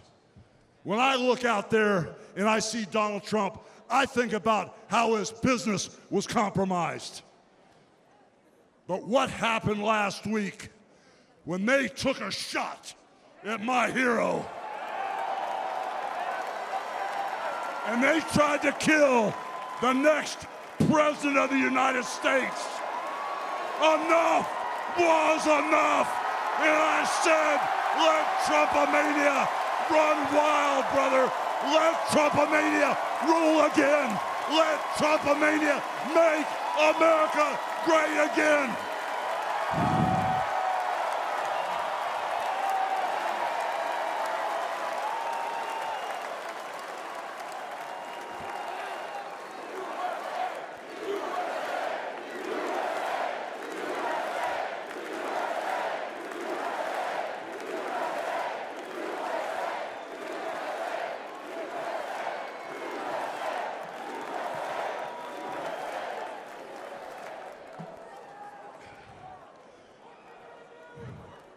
You know something, Trumpites? I didn't come here as Hulk Hogan, but I just had to give you a little taste. You know, my name is Terry Bollea. And as an entertainer, I love you too. And as an entertainer, I tried to stay out of politics. But after everything that's happened to our country over the past 4 years, and everything that happened last weekend, I can no longer stay silent.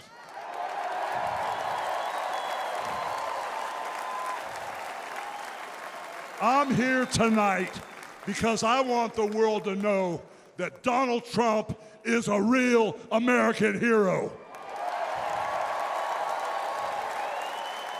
And I'm proud to support my hero as the next President of this United States.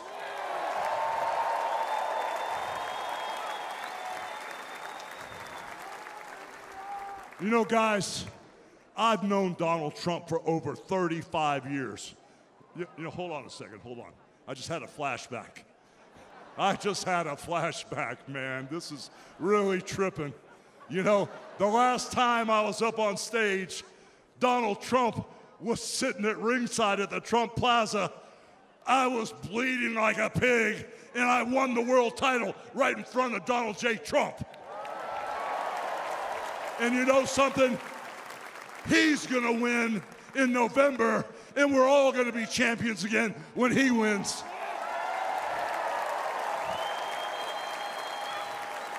And like I said, I've known that man for over 35 years, and he's always been the biggest patriot, and he still is. He's always told you exactly what he thought, and he still does, brother. And no matter the odds, he always finds a way to win. And when he's back in our White House, America is going to start winning again.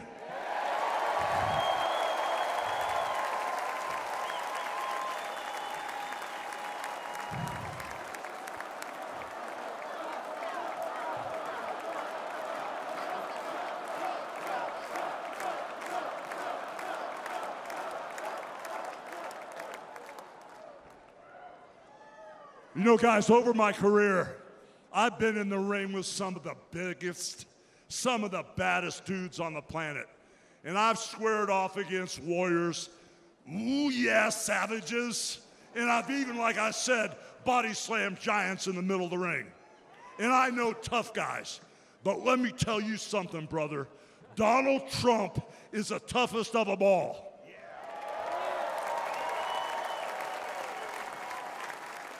They've thrown everything at Donald Trump. All the investigations, the impeachments, the court cases, and he's still standing and kicking their butts.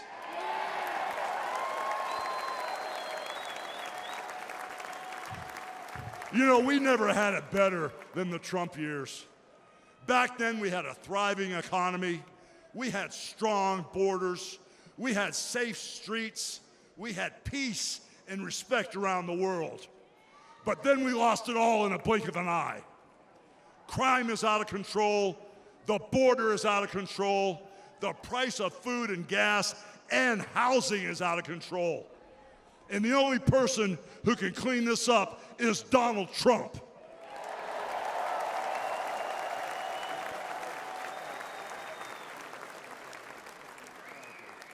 You know, guys, I really, really love this country.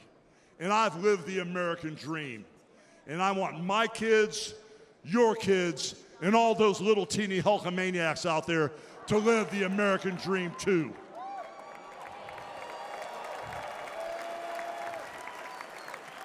This November, guys, we can save the American dream for everyone. And Donald Trump is the president who will get the job done. So all you criminals, all you lowlifes, all you scumbags, all you drug dealers, and all you crooked politicians need to answer one question, brother. What you gonna do when Donald Trump and all the Trumpomaniacs run wild on you, brother? God bless you, and thank you.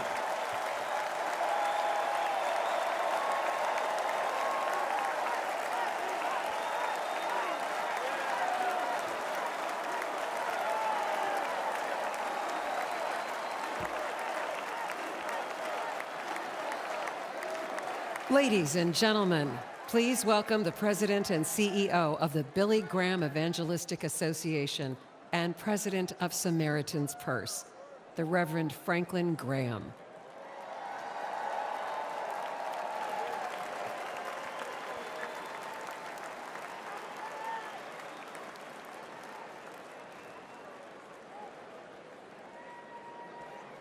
Good evening. I've got the hardest job tonight. I have to follow Hulk Hogan. But I stand here tonight as a private citizen who loves this country. I've been asked to say a few words and then to pray, and we're going to do that. Last Saturday, In Butler, Pennsylvania, President Trump had a near-death experience, no question.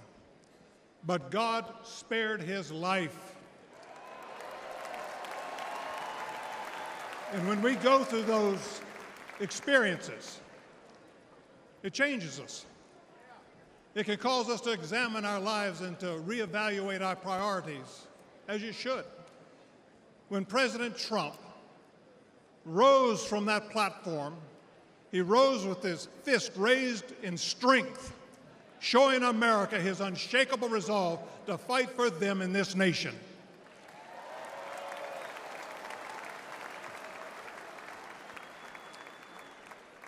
I cannot explain why God would save one life and allow another one to be taken. I don't have the answer for that.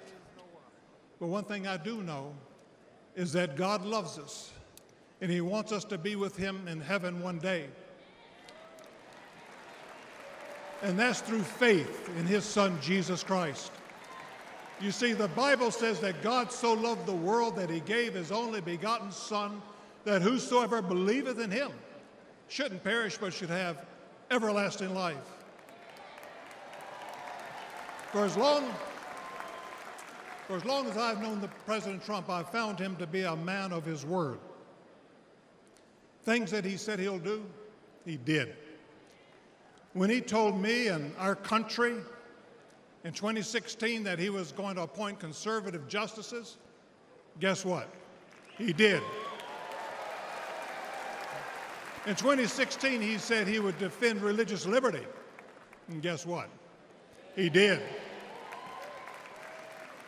In 2019, I was with him at the United Nations when the first president of history of this country stood there to advocate for religious liberty worldwide.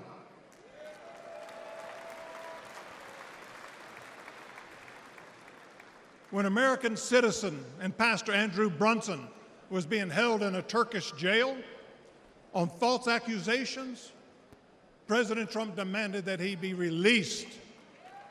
And he applied economic pressure and sanctions until they did that. I'm grateful and thankful for what he did as a 45th president of the United States. And I know that as the 47th president, he will keep his word to the American people to make America great once again.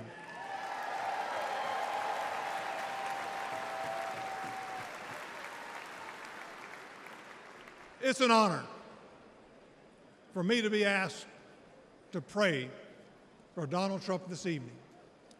And so what I'd like to do, I'd like us to pray, but I'd like us all to stand as we call upon the name of the God of heaven.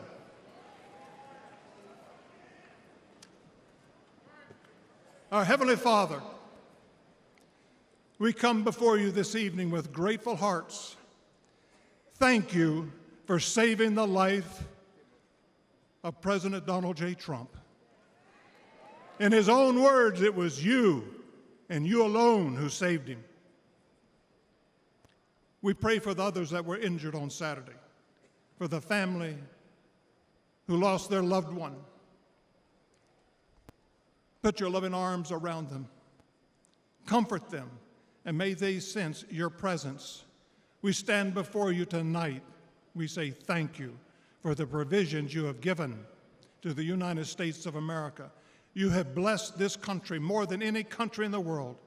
Sadly, as a nation, we have forgotten who is responsible for all the freedoms, the liberties, and the bounty that we enjoy. It has all come for you. Thank you.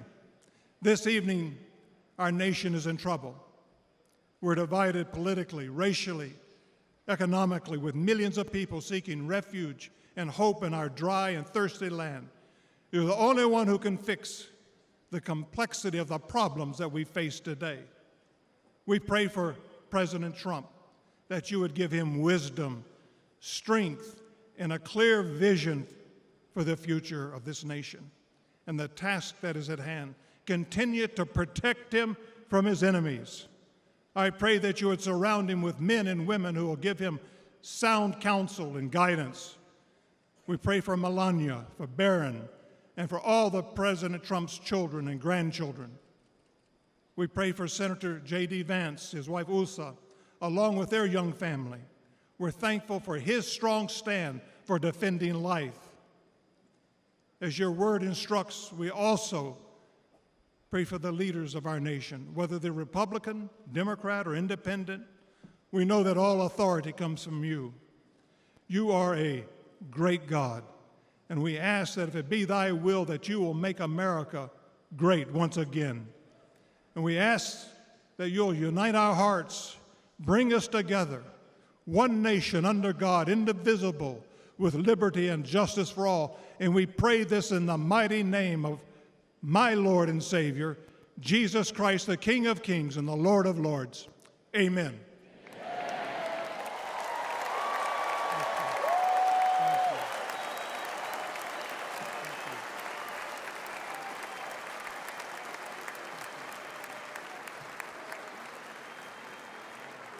Ladies and gentlemen, please welcome businessman and Executive Vice President of the Trump Organization, Eric Trump.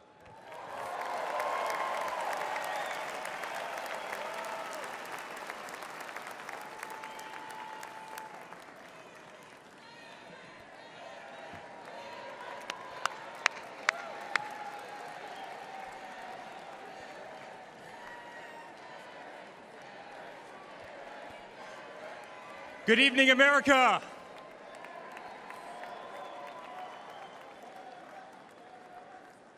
Eight years ago, my father sat our family down.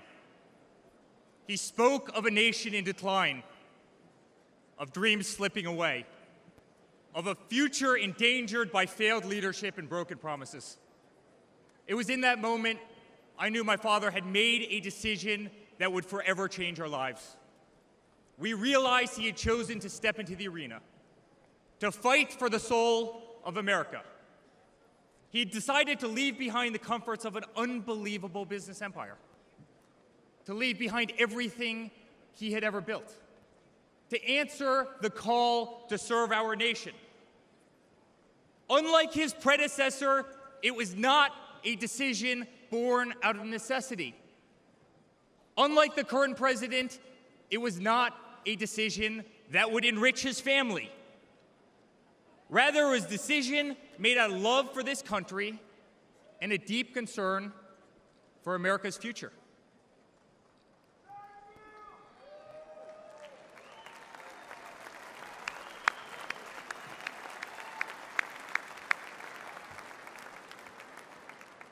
My father was clear it would not be easy, that there would be a huge price to pay, and that the attacks would be vicious. Looking back, that was an understatement. The made-up Russia hoax, the sham impeachments, the efforts to destroy an unbelievable company, a company that I run today, the efforts to cancel us, to silence him, to gag his free speech, and to drag him through every radical left courthouse in America, to take his life. Yet through it all, he's shown unwavering courage and determination, not just in public, but in every private conversation with me and our family.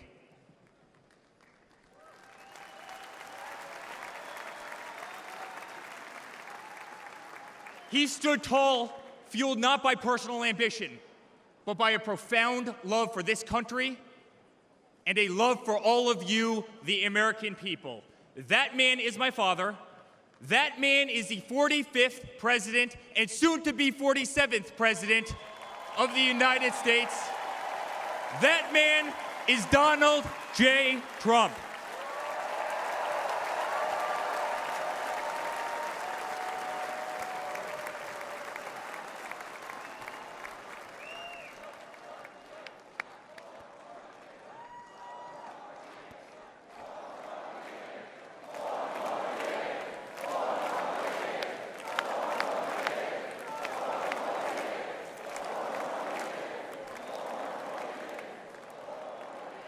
Each time I've stood on this stage, America has been at a dire crossroads.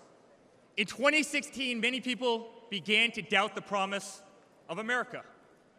Our economy was struggling, jobs were scarce, our standing on the world stage was weak at best. Veterans were forgotten. Our military was in shambles. Our educational system was broken, ranked 30th in the world. He could no longer tolerate an inept administration that handed $150 billion to Iran, a country that chants death to America, or witness the continued attacks on our Constitution and our religious liberty, or see the disrespect shown to our unbelievable law enforcement officers who are being disarmed, defunded, and persecuted each and every day. He could no longer stand to see words like Christmas stripped from public use or the Pledge of Allegiance removed from our schools. But my father saw potential where others saw despair. Donald Trump built the New York City skyline. He did so during a time when businesses were turning away from the city he loved. Crime was rampant. The streets were dirty. But he had the Midas touch, and he turned those streets and neighborhoods into gold. He faced every challenge with tremendous vision and grit. As he did during the 2016 election, he rolled up his sleeves. He remained unapologetic. He did not care to be politically correct.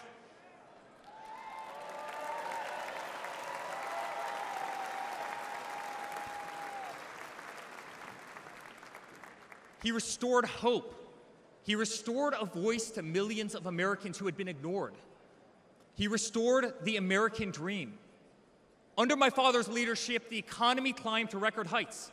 Jobs were created at an unthinkable pace.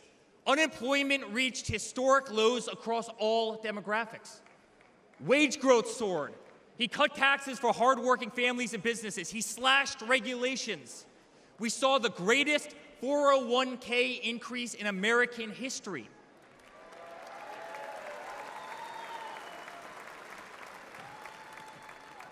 People bought their first homes in an environment that saw 2 to 3% interest rates.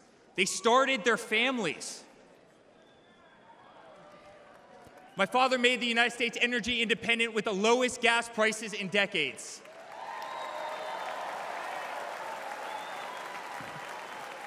My father made the United States safe. Our borders were closed. There was peace in the Middle East. Soleimani, al-Baghdadi, the terrorists were dead.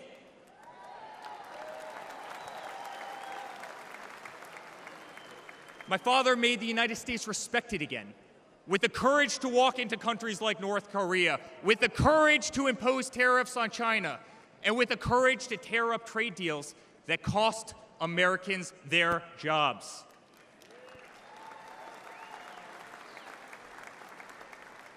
He brought manufacturing back to America. Small businesses flourished. He did what he promised. He put America first. We were winning. Donald Trump made America great again.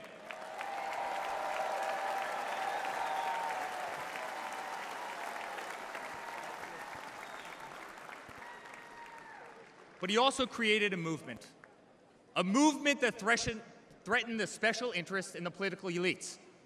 A movement that cast a bright light on the institutions weaponized against the American people. You see it in our schools. God bless the moms who fought back.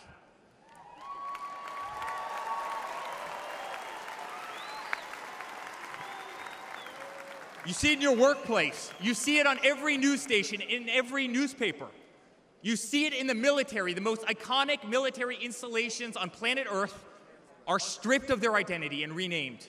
Fort Bragg, Benning, Fort Hood. You see it in Hollywood. You see it in our two-tier judicial system. They don't even hide it anymore. My father has been censored. The former president ripped off Twitter, Instagram, and Facebook while terrorist organizations remain intact. My father has been persecuted, targeted by far-left Democrats funded by special interest groups and hand-picked judges. My father has been pulled off the ballots of states, radical justices attempting to defy the will of millions of Americans who adore who he is and what he stands for. My father even became the target of an assassin who almost killed America's single greatest hope for our future. The swamp is terrified of this incredible movement. They're terrified of it. They're terrified of you and the tens of millions of people watching us on TV right now. They've tried everything to keep him from you, everything, to destroy his legacy, to destroy his family. They have failed, and they will not win.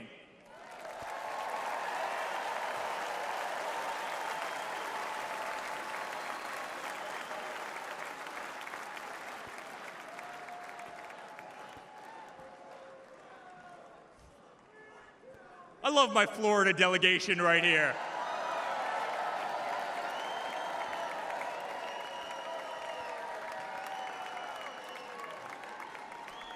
Thank you, guys. My father stands before you with the most votes of any Republican candidate in the history of our nation.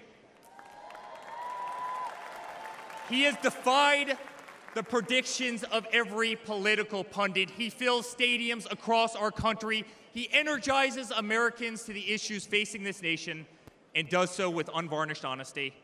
He is not a threat to democracy. He is a threat to those who despise our republic, many of whom are bought and sold, bribed and coerced, people who have never signed the front of a check and who have been dependent on the government their entire adult lives.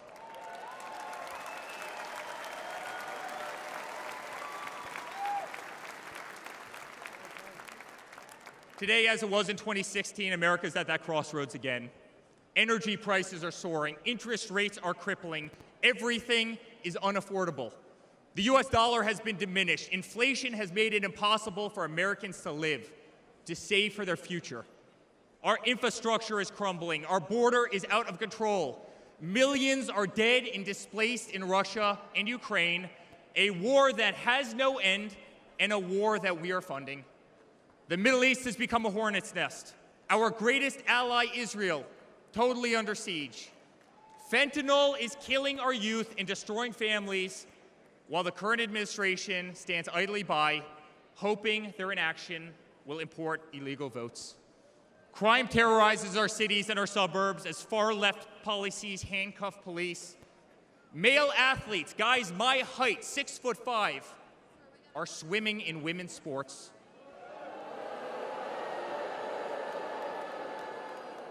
Destroying the dreams of young girls who have trained every minute of their lives.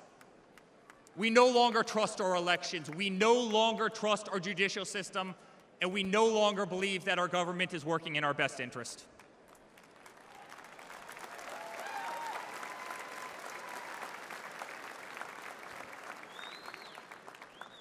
In spite of where we are today as a nation, I'd like to speak to every American.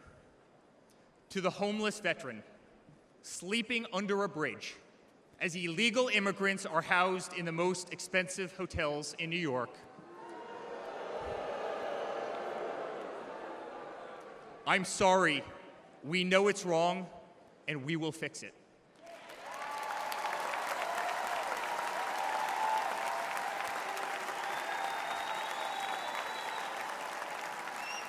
To the single mother who can no longer afford her rent, afford groceries, and has been forced to work 3 jobs, I'm sorry.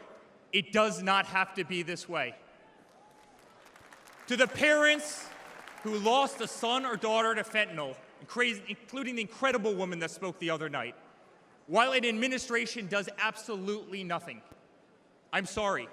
Your government can do so much better, and it will.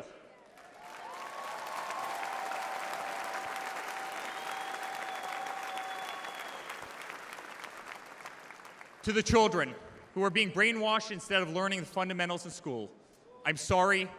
There are teachers who care, and my father will empower them.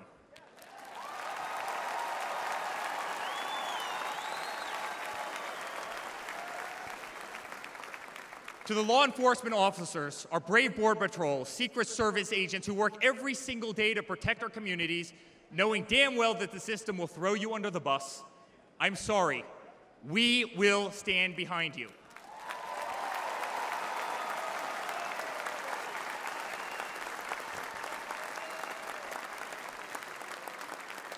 To commuters often petrified to take a bus, take a train, or walk the streets in cities across our nation, I'm sorry.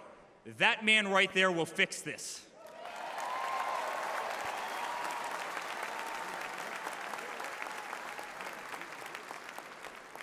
To the construction workers, to the middle-class families, to the families with children with disabilities, families who can no longer afford medical benefits or to take a vacation, I'm sorry.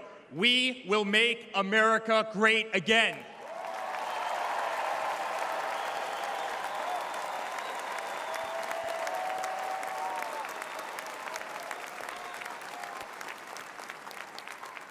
And to my father, who has been ruthlessly silenced, slandered, and attacked by a corrupt administration, I'm sorry. We know, and America knows, that they're not just after you, they're after all of us, and you just happen to be standing in their way.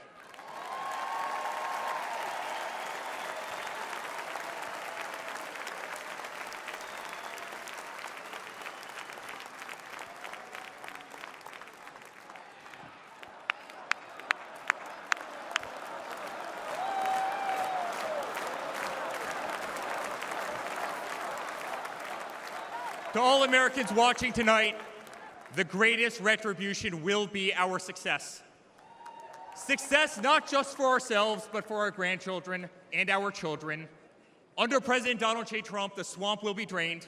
America will be respected. Our cities will be safe. Our streets will be clean. And our border will once again be secure.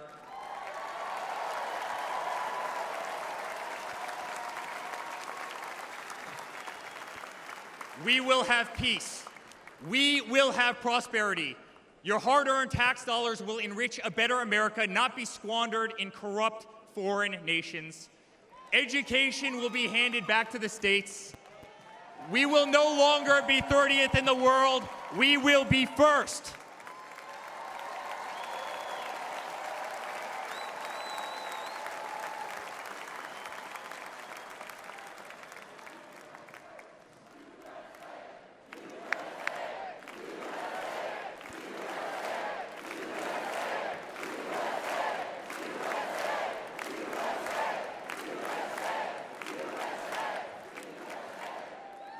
Our children will understand family, our children will have values, and our children will love God.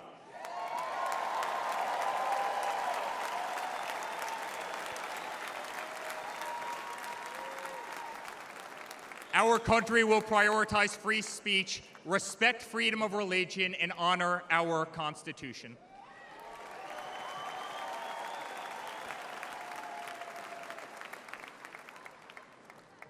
As his son, I've never been more proud of a person in my life. A man who has defied all odds more than once. A man who believed in the promise of America when others turned away. A man who saw a nation in need of a champion and answered that call with unwavering determination and courage. A man who survived a bullet that was intended to eliminate him permanently from our future and from our family. Never have I been more proud to be a Trump.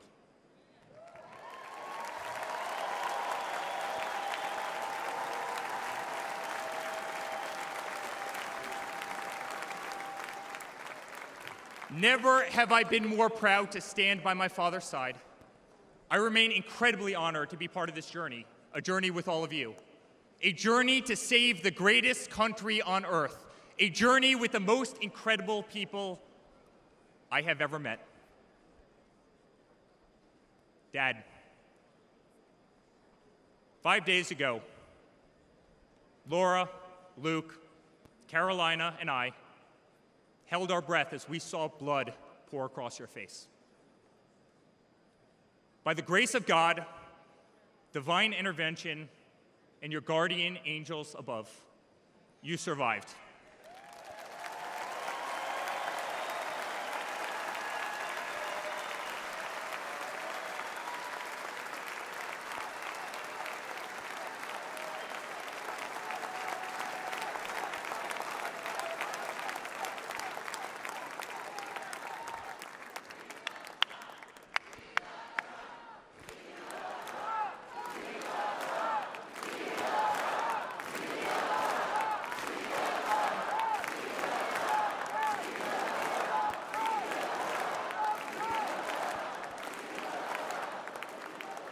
You are the greatest fighter I have ever seen.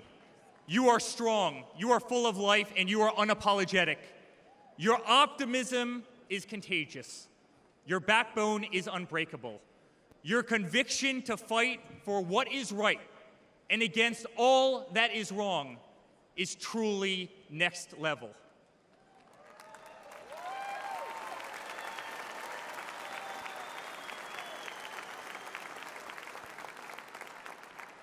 The whole world saw your strength as you stood up. You wiped the blood off your face, and you put your fist in the air in a moment that will be remembered as one of the most courageous acts in the history of American politics.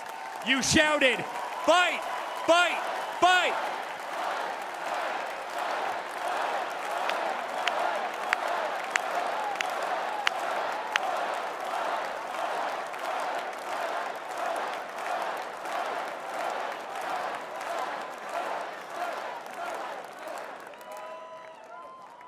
I'm honored to be your son. I'm honored to speak to our great nation tonight. You are a true leader. You epitomize strength. Our country loves you. Our country appreciates you. Our country misses you. And on November 5th, our country will re-elect you as the 47th President of the United States of America. Good night, Milwaukee. God bless you all.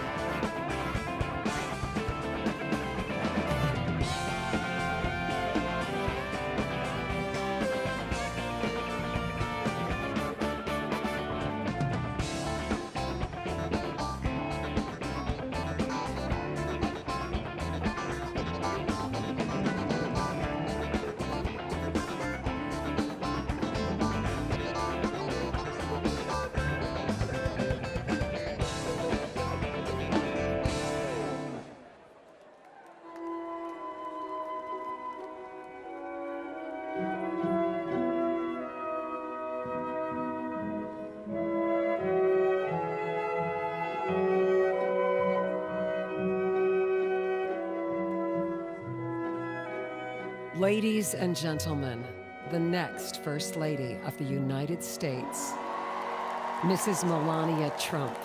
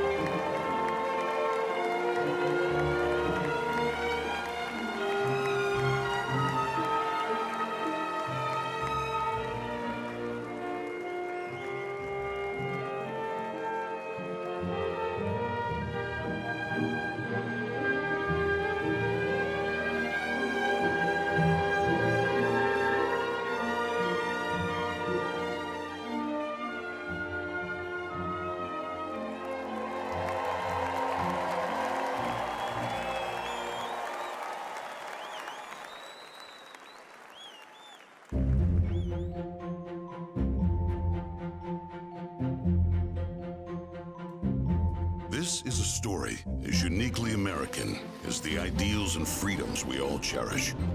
A story of a life dedicated to dreaming big. A story about giving back to the people in his beloved city. But most of all, this is a story about putting his country first.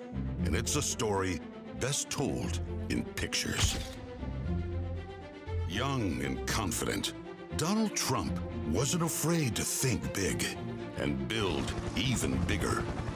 And he left his mark on the New York skyline that greeted visitors from around the world. But he wasn't just an American entrepreneur.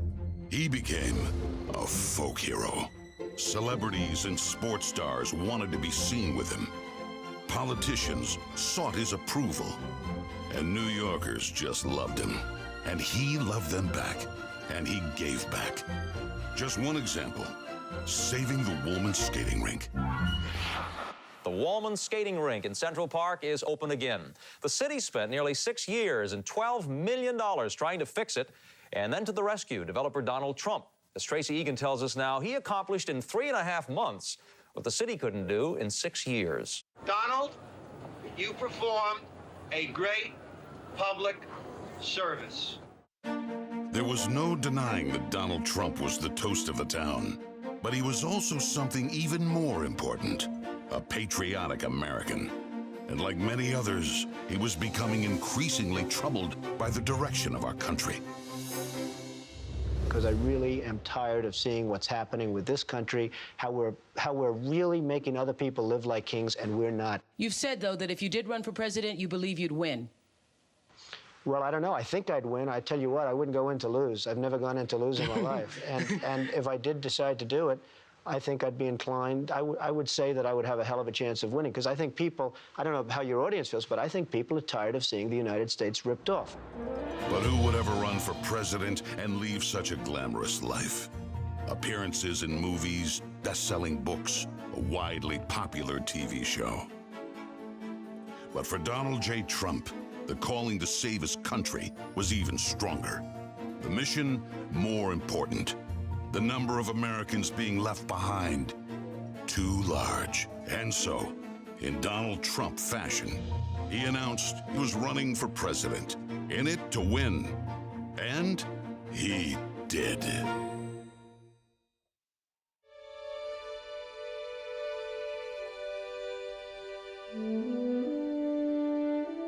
From his first day in office, the Washington politicians learned something about President Trump. He's not afraid to fight for what he believes in. They call that having the courage of your convictions. First up, the Trump tax cuts, largest in America's history, and it led to higher take-home pay for working families. Unfortunately, today, taxes are up and incomes down. The politicians just never learn. Next for President Trump, secure our border. Check. Miles and miles of wall built. ISIS and other terrorists deterred. But now, we have the Barney Fife of border security, leading to 250,000 Americans dead from fentanyl coming in. Brutal migrant crime spreading across America. And ISIS now here. President Trump promised he'd keep America out of endless wars. Welcome words to the families of our young men and women who serve. And another promise kept. He started by strengthening our military, then traveled the world, meeting with our allies, and even with our main adversaries, just so they understood that America's strength and resolve was back. Because that's what a strong commander-in-chief does. And it led to a stable world at peace and our troops safe. Today, a different story. Our enemies smelled weakness, then set the world on fire. Putin saw it, then invaded Ukraine. Hamas saw it, then started a war in the Middle East.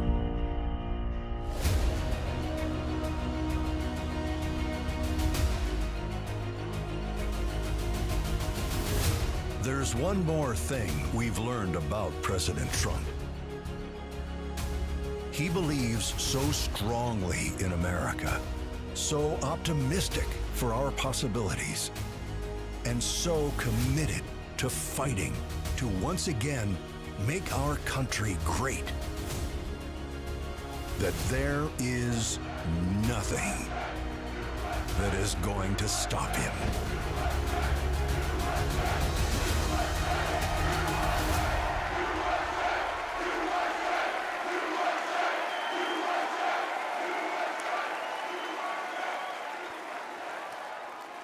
Ladies and gentlemen, please welcome Kid Rock.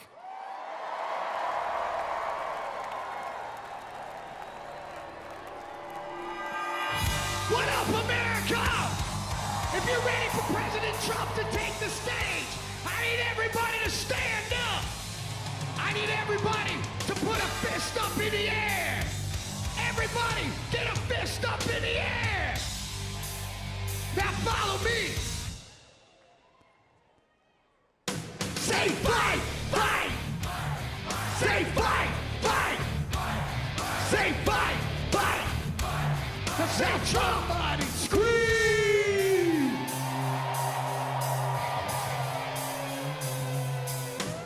The devil without a cause.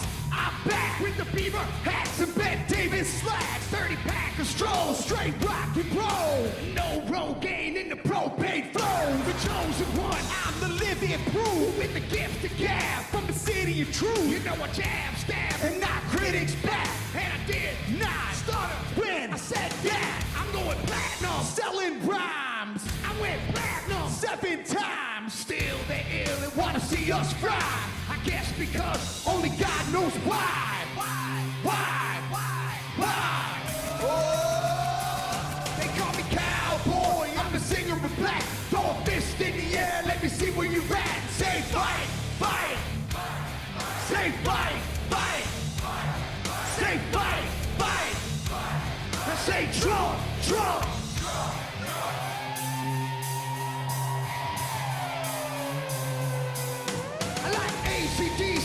ZZ Top, Bocephus Beasties and the Kings of Rock. Skinner, Seeger, lit the corn to stones. David Attico and No-Show Jones. Yeah, pass that bottle around. Got the rock from Detroit, the soul from Motown. The underground, straight Detroit pimp. With tracks to Mac and slap back to back. Never gain no pay, I don't play with ass. Well, watch me rock with Liberace Flash. Punk rock the Clash, boy bands are trash. I like Johnny Cash and Grandmaster Flash. Flash, Flash, Flash, Flash. Oh, they call me cowboy. I'm a singer of black. Throw a fist in the air. Let me see where you're at. Say fight, fight. Say fight, fight. Say fight, fight. I say Trump, Trump.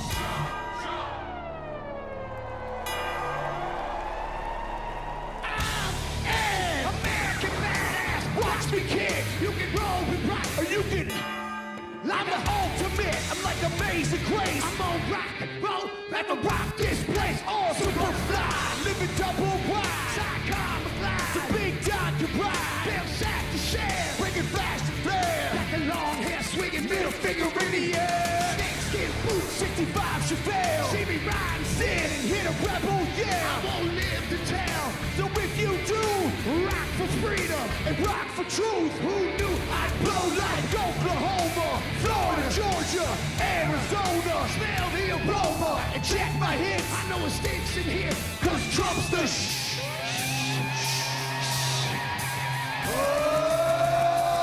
They call me cowboy, I'm a singer of black. Throw a fist in the air, let me see where you're at. Say Trump, Trump. Say Trump, Trump.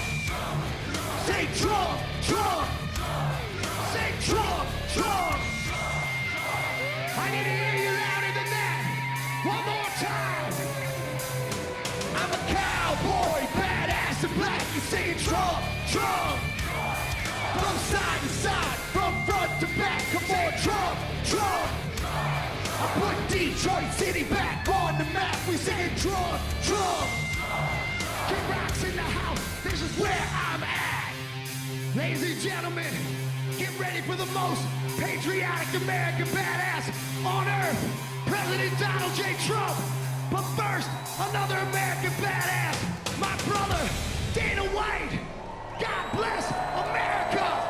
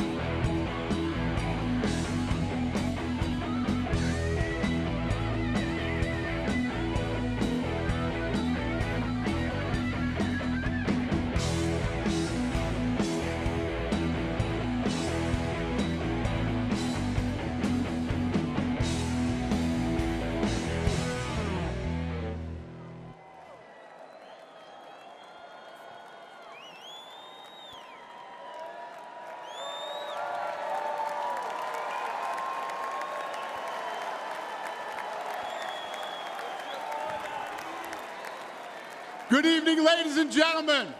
I am Dana White. I am the CEO and president of the Ultimate Fighting Championship. So 2 weeks ago, I got a call from President Trump asking me if I'd be willing to speak tonight. As usual, there was no pressure, no demands. He asked me as a friend, and of course I said yes. Then, after I accepted his offer, he sent me a text message, and I just want to read to you a little piece of what President Trump wrote to me. Dana, I'm so honored that you will be doing the introduction at the National Republican Convention. Think of it as the biggest fight you ever had, a fight for our country and even the world. I only wish you didn't have to interrupt your family trip, but I hope they understand they love you and they know how important this is. Now think about this. This man's running for president of the United States. He's fighting for the future of this country, and he's concerned about interrupting my family trip. That's the President Trump that I know, a man who truly cares about people. The mainstream media likes to push the narrative that he doesn't care about anyone but himself. I absolutely know that's not the truth, because I've been friends with this guy for 25 years. And for the people who know me, they'll know this is true. I just want to make something very clear. Nobody in the Trump campaign has ever told me what to say. Nobody tells me what to say, and I'm nobody's puppet.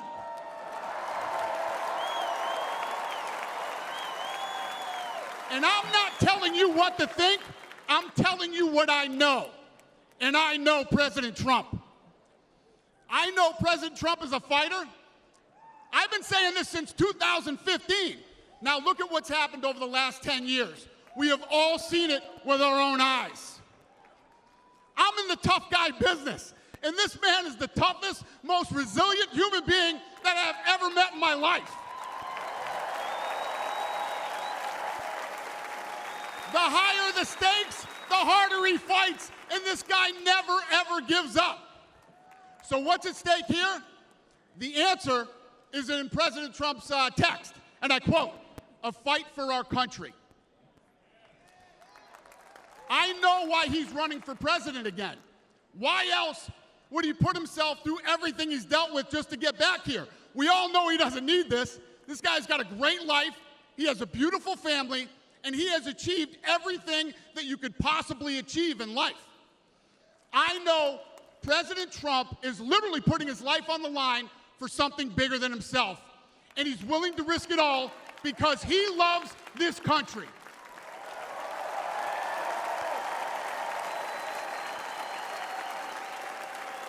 And I know he wants what's best for the American people, all American people. I know he's running for president to save our American dream. I'm living the American dream, and I know the American dream is very real.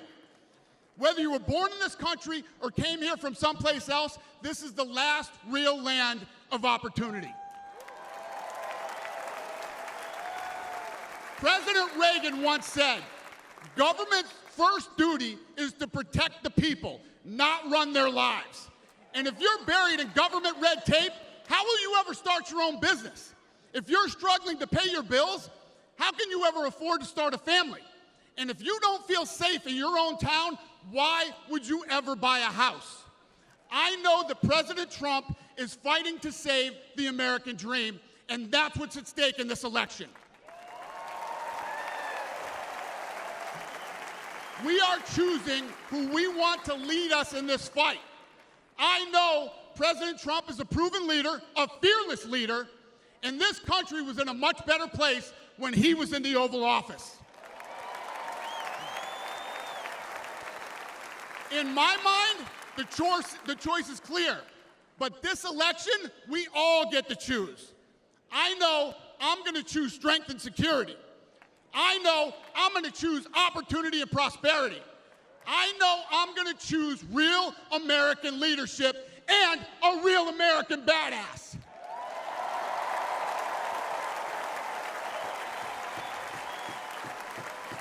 And I'm not telling you what choice to make, and I'm not telling you what to think. I'm telling you what I know. I know America needs a strong leader, and the world needs a strong America. I know Donald J. Trump is the best choice for President of the United States. My fellow Americans, it is my honor to introduce the 45th and soon-to-be 47th President of the United States, Donald J. Trump.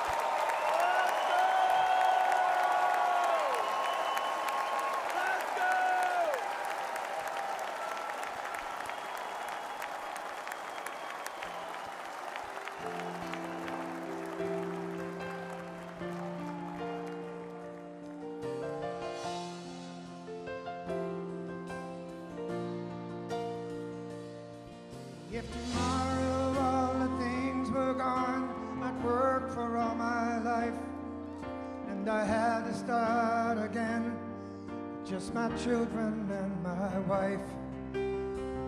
Thank my lucky stars to be living here today, 'cause our flag still stands for freedom, and they can't take that away.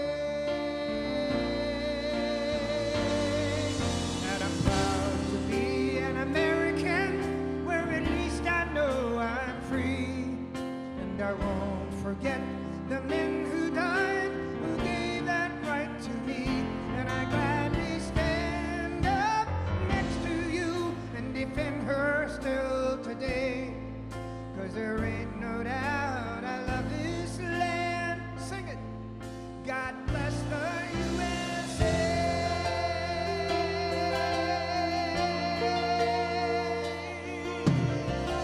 Yeah.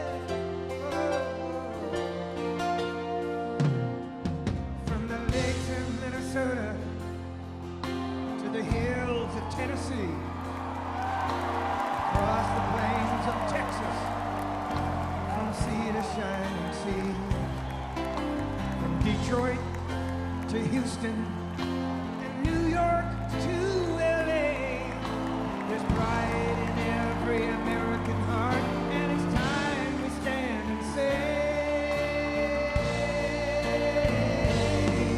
that I'm proud to be an American, where at least I know I'm free, and I won't forget the men who died, who gave that right to me, and I gladly stand up next to you and defend her still today, 'cause there ain't no doubt I love this land. God bless the USA.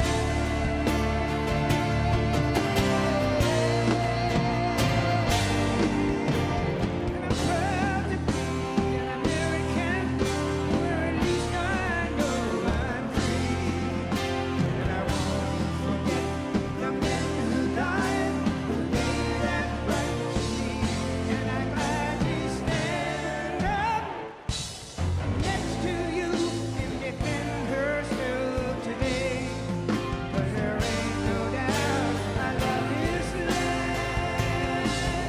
God bless the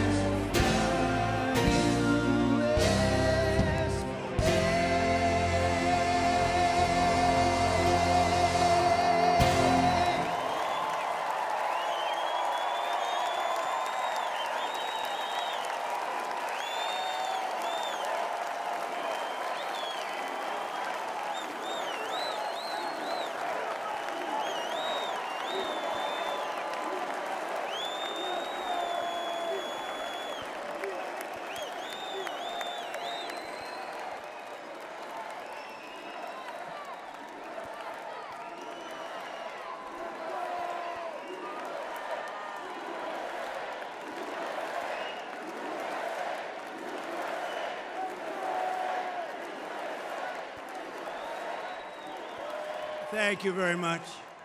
Thank you very, very much. Wow. And thank you, Dana. Thank you, Kid Rock, sometimes referred to as Bob. And thank you, Lee, right from the beginning. Thank you very much. What a talent. What a beautiful, beautiful song. Thank you.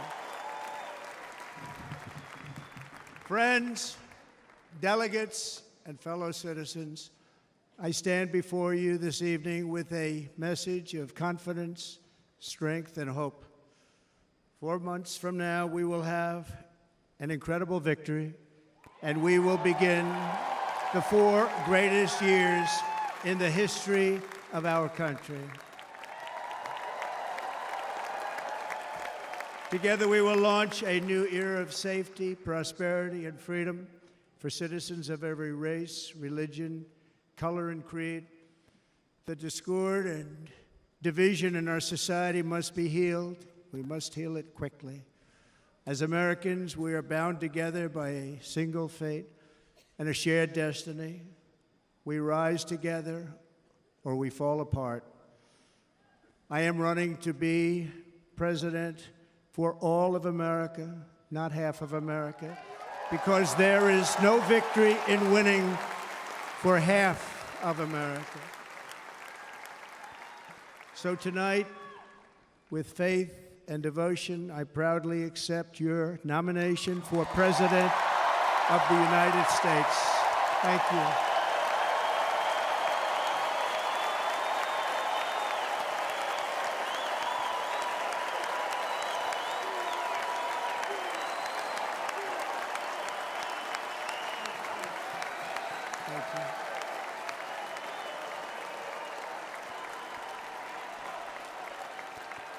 Thank you very much.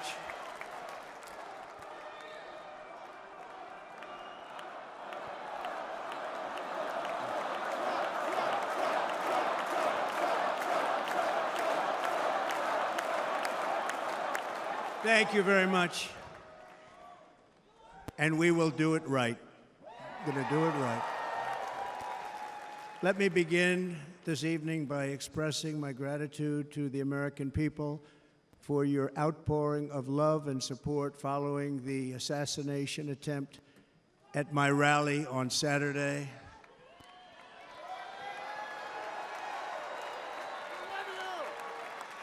As you already know, the assassin's bullet came within a quarter of an inch of taking my life. So many people have asked me, what happened? Tell us what happened, please. And therefore, I will tell you exactly what happened, and you'll never hear it from me a second time because it's actually too painful to tell. It was a warm, beautiful day in the early evening in Butler Township in the great Commonwealth of Pennsylvania. Music was loudly playing, and the campaign was doing really well. I went to the stage, and the crowd was cheering wildly. Everybody was happy.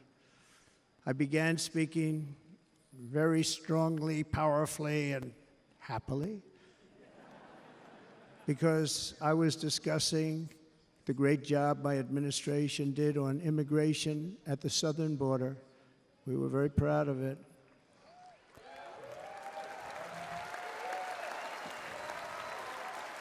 Behind me and to the right was a large screen that was displaying a chart of border crossings under my leadership. The numbers were absolutely amazing.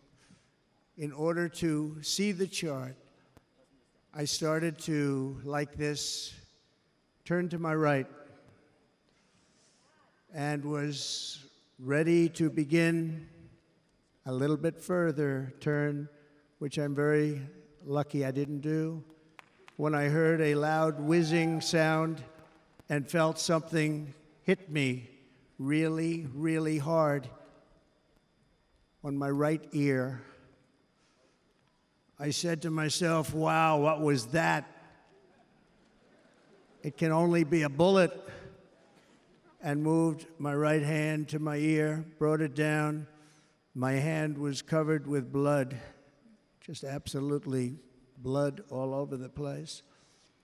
I immediately knew it was very serious, that we were under attack, and in one movement proceeded to drop to the ground. Bullets were continuing to fly as very brave Secret Service agents rushed to the stage, and they really did. They rushed to the stage.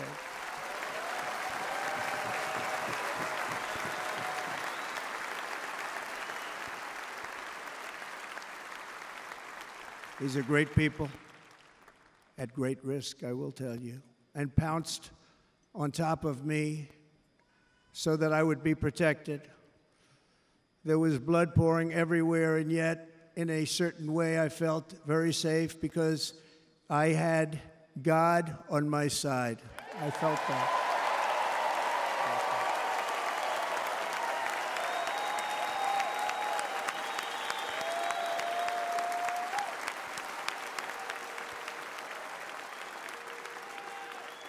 The amazing thing is that prior to the shot, if I had not moved my head at that very last instant, the assassin's bullet would have perfectly hit its mark, and I would not be here tonight. We would not be together.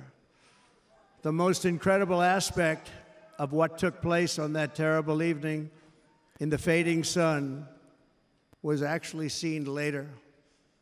In almost all cases, as you probably know, and when even a single bullet is fired, just a single bullet, and we had many bullets that were being fired, crowds run for the exits or stampede, but not in this case. It's very unusual.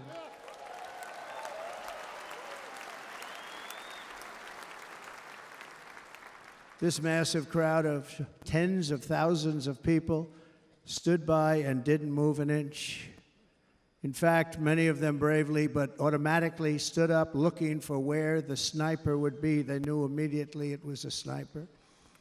And then began pointing at him. You can see that if you look at the group behind me. That was just a small group compared to what was in front.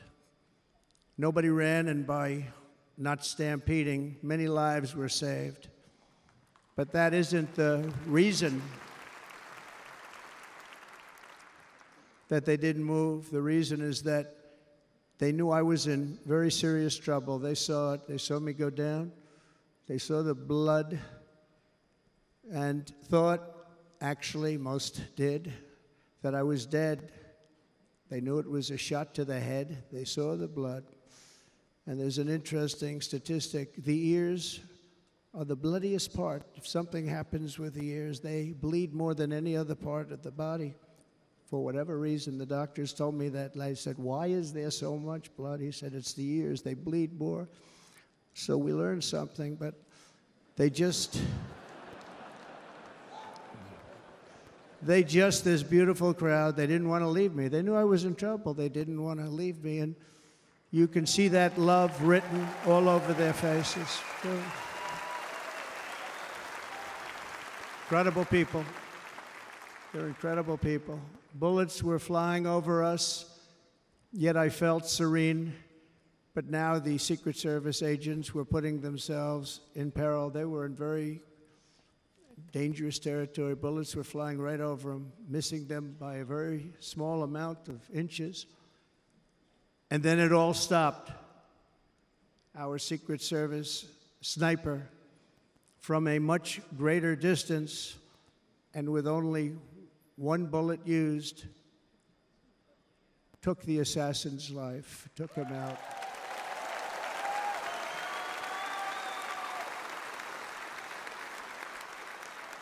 I'm not supposed to be here tonight. Not supposed to be here.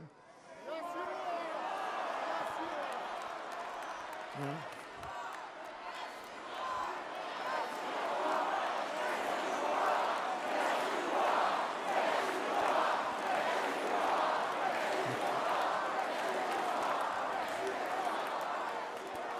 Thank you.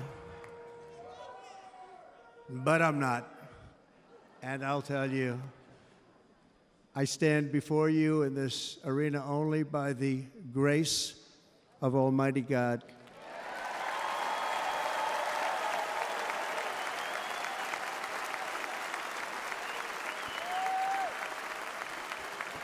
In watching the reports over the last few days, many people say it was a providential moment.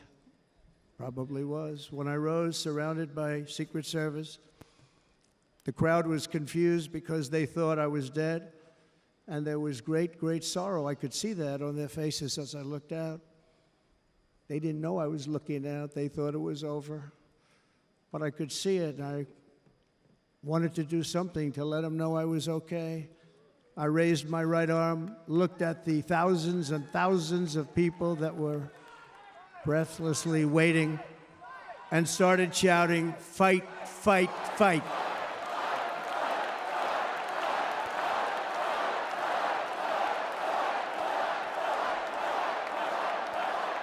Thank you. Once my clenched fist went up, and it was high into the air. You've all seen that. The crowd realized I was okay and roared with pride for our country like no crowd I have ever heard before. Never heard anything like it.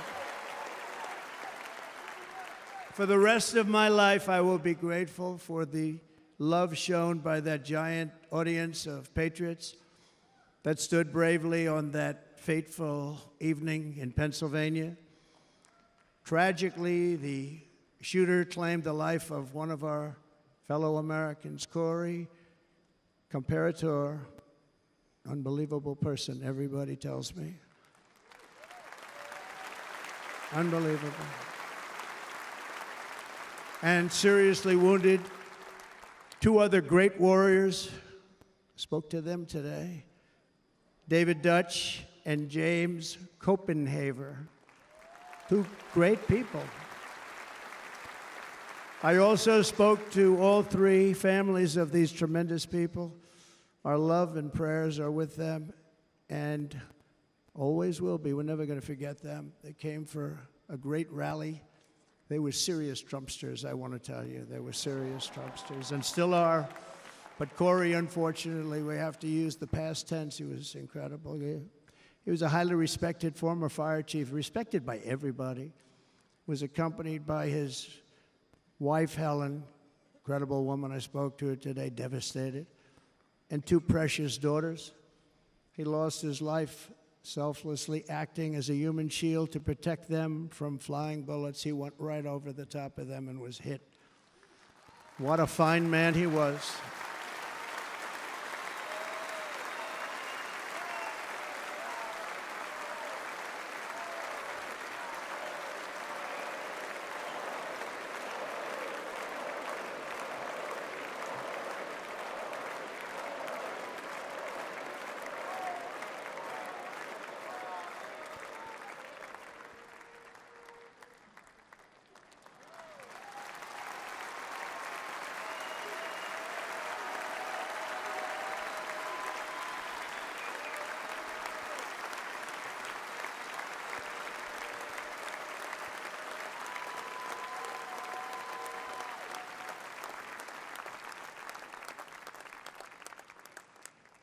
I want to thank the fire department and the family for sending his helmet, his outfit, and it was just something, and they're going to do something very special when they get it. But we did something which cannot match what happened, not even close.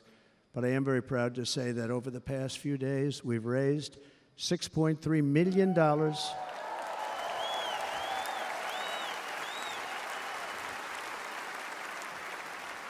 for the families of David, James, and Corey, including from a friend of mine just called up. He sent me a check right here. I just got it.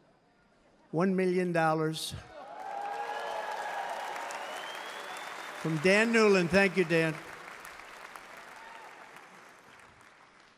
And again, when speaking to the family, I told them, I said, well, I'm going to be sending you a lot of money, but it can't compensate.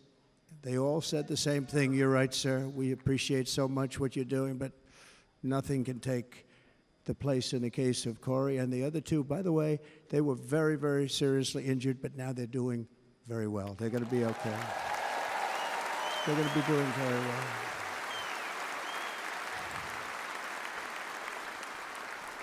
They're warriors. So now I ask that we observe a moment of silence in honor of our friend Corey.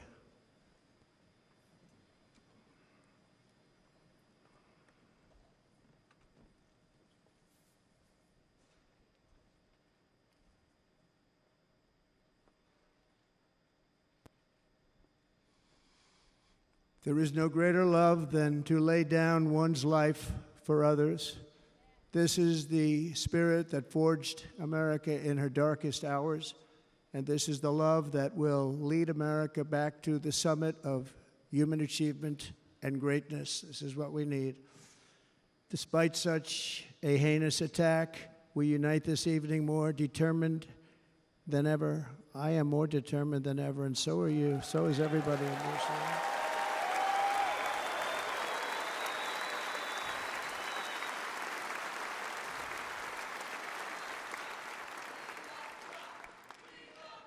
Thank you. Thank you very much.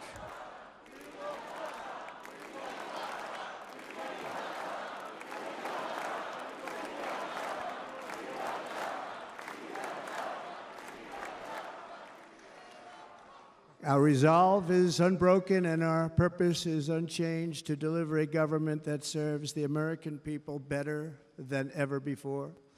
Nothing will stop me in this mission because our vision is righteous and our cause is pure. No matter what obstacle comes our way, we will not break, we will not bend, we will not back down, and I will never stop fighting for you, your family, and our magnificent country. Never.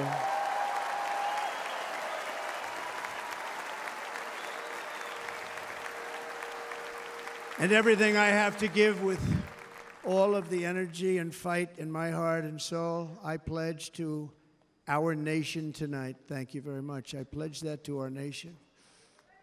We're going to turn our nation around, and we're going to do it very quickly. Thank you.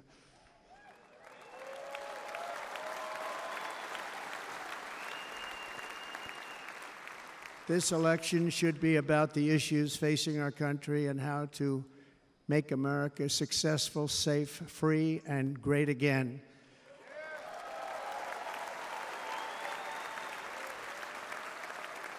In an age when our politics too often divide us, now is the time to remember that we are all fellow citizens. We are one nation under God, indivisible, with liberty and justice for all.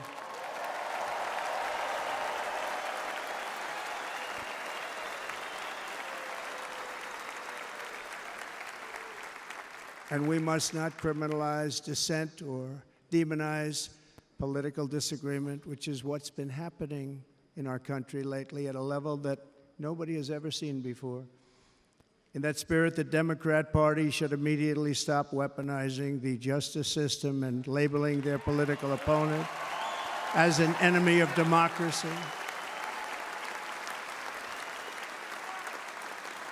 Especially since that is not true. In fact, I am the one saving democracy for the people of our country.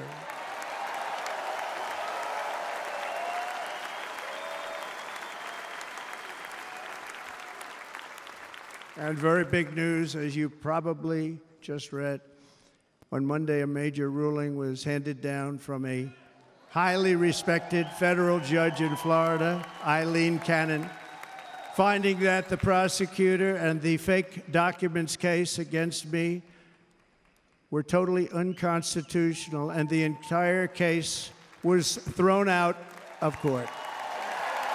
With all of that publicity, thrown out of court.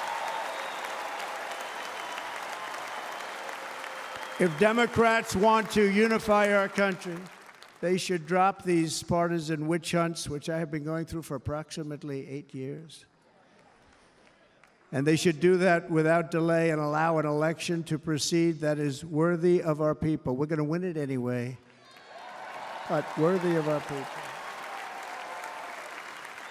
On this journey, I am deeply honored to be joined by my amazing wife, Melania.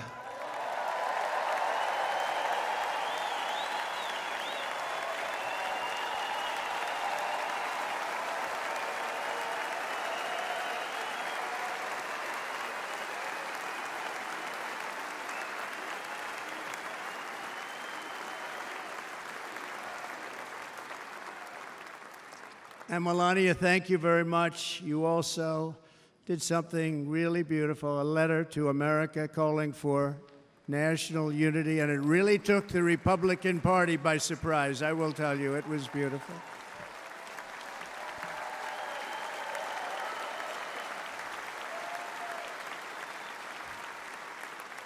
In fact, some very serious people said that we should take that letter and put it as part of the Republican platform. That would be an honor, wouldn't it? Right? Mr. Congressman?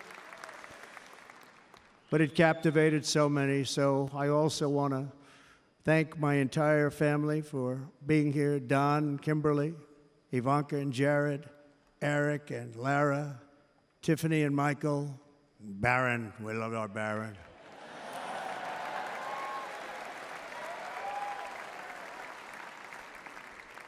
And of course, my 10 wonderful grandchildren. You saw a few of them up there on my lap before.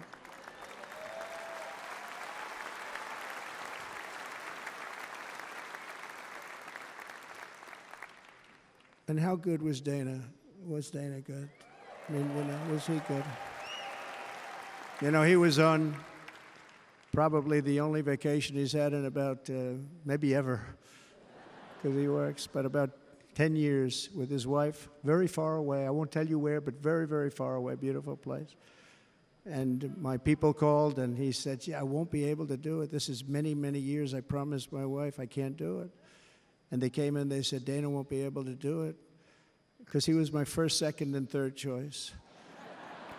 I said, well, that's too bad, but I understand he's away, and it's good. It's good for him.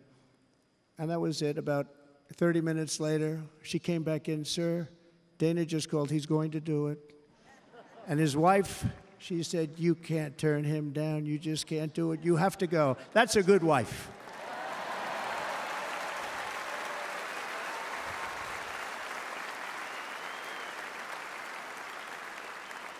So he got on a plane. He got here a little while ago. Now he's going to get on the plane in a little while, and he's going to go back home to his wife.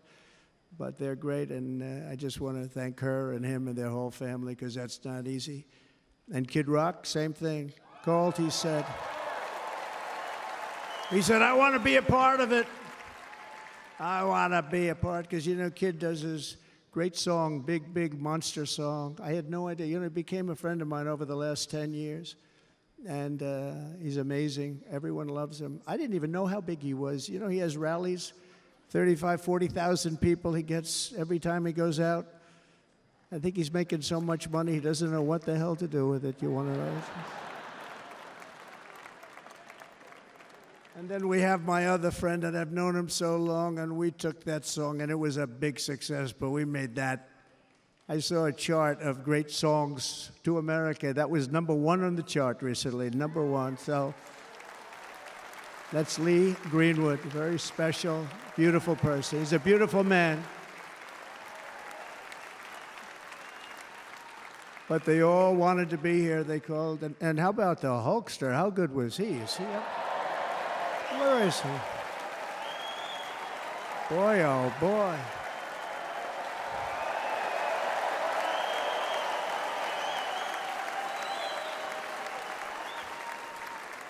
They may call that entertainment. I know about entertainment, but when he used to lift a 350-pound man over his shoulders and then bench press him 2 rows into the audience, I say, maybe entertainment, but he is one strong son of a gun. I will tell you, I watched it many times. There aren't a lot of entertainers that can do that, right? You were fantastic. Thank you very much. Followed by Eric. What was that all about? Boy, that was good. I didn't want to really come up here. But he was so great, and he's such a good young man. He went through a lot of trouble, and Don last night was incredible. They went through so much trouble. They got subpoenaed more than any people probably in the history of the United States. Every week they get another subpoena from the Democrats, crazy Nancy Pelosi, the whole thing, just boom, boom, boom. They've got to stop that, because they're destroying our country. We have to work on making America great again, not on beating people. And we won. We beat them in all. We beat them on the impeachments. We beat them on indictments. We beat them. But the time that you have to spend, if they would devote that genius to helping our country, we'd have a much stronger and better country.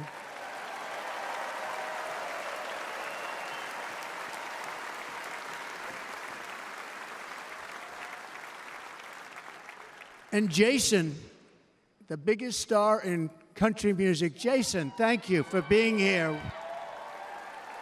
Jason, thank you very much. Jason Aldean, he's good. I like his wife even better, by the way. She's here. Thank you, Jason. But I'm thrilled to have a new friend and partner fighting by my side. The next Vice President of the United States, the current Senator from Ohio, J.D. Vance, and his incredible wife, Usha.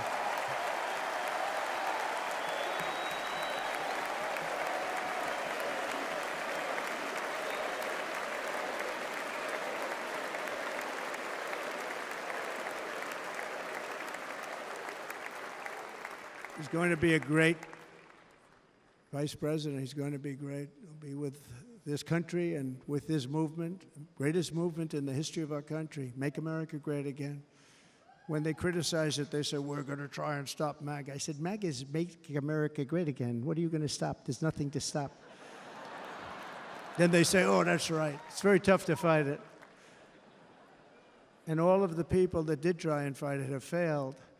But he's going to be with us for a long time, and it was an honor to select him. Great, great student at Yale. His wife was a great student at Yale. They met at Yale. These are two smart people. So, J.D., you're going to be doing this for a long time. Enjoy the ride.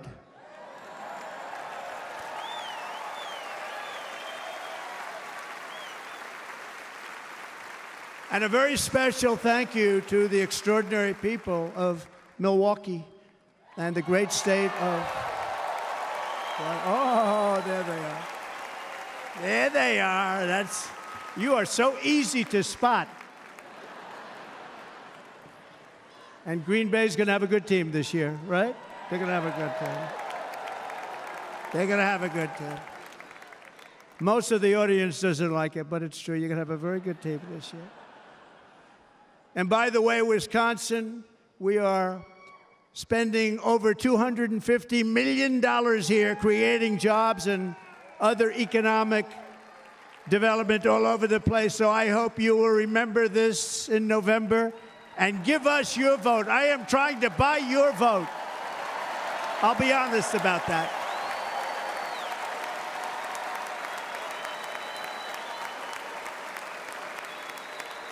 And I promise we will make Wisconsin great again. We're going to make it.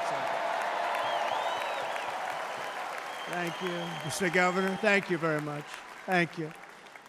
I'm here tonight to lay out a vision for the whole nation, to every citizen, whether you're a young or old man or woman, Democrat, Republican, or independent, black or white, Asian or Hispanic. I extend to you a hand of loyalty and of friendship. Together we will lead America to new heights of greatness like the world has never seen before. We were right there in the first term.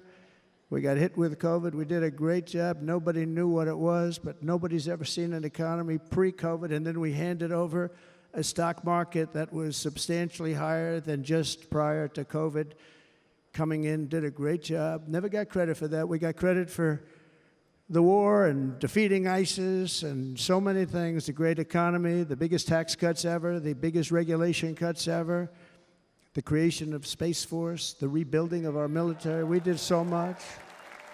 We did so much. Right to try. Right to try is a big deal. We got right to try. They were trying to get that for 52 years. Somebody's terminally ill. And hopefully there's nobody in this audience, but it does happen a lot. They're terminally ill and they can't use our new space-age drugs and other things that we are way ahead. We have the greatest doctors in the world, the greatest laboratories in the world, and you can't do it. They've been trying to get that approved for 52 years. Wasn't that easy? The insurance companies didn't want to do it. They didn't want the risk. The labs didn't want to do it because if it didn't work, people are pretty far down the line toward death. They didn't want to do it. The doctors didn't want to have it on their records, so I got everybody into an office. 52 years they tried. Sounds simple, but it's not.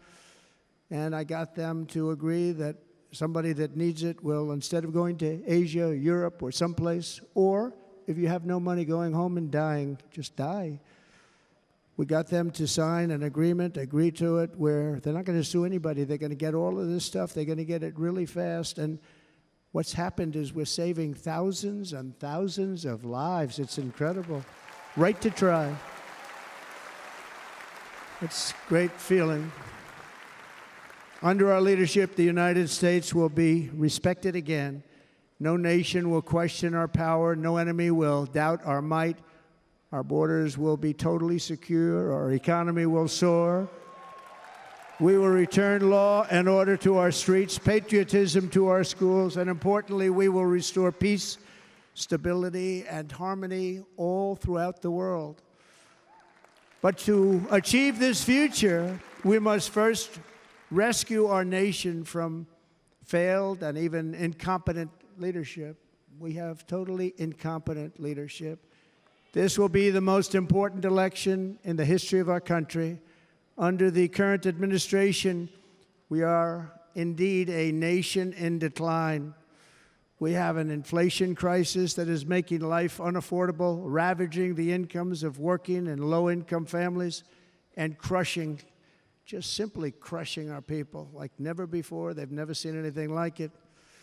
We also have an illegal immigration crisis, and it's taking place right now as we sit here in this beautiful arena.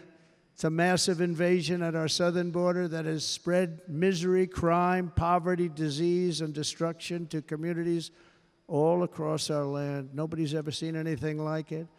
Then there's an international crisis, the likes of which the world has seldom been part of. Nobody can believe what's happening. War is now raging in Europe and the Middle East.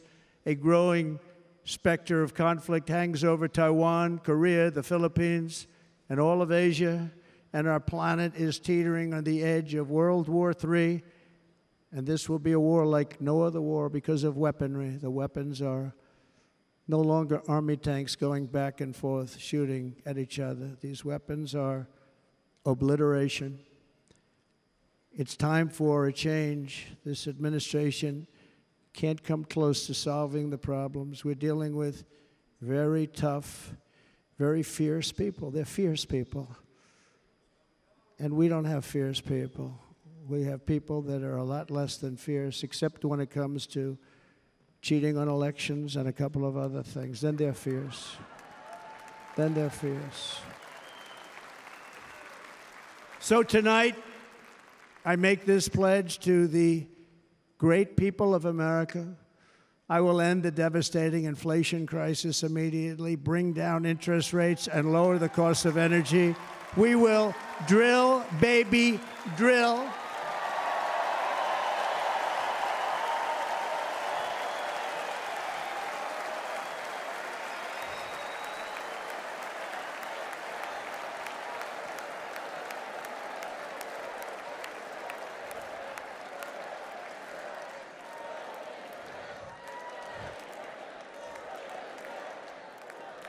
Can you believe what they're doing?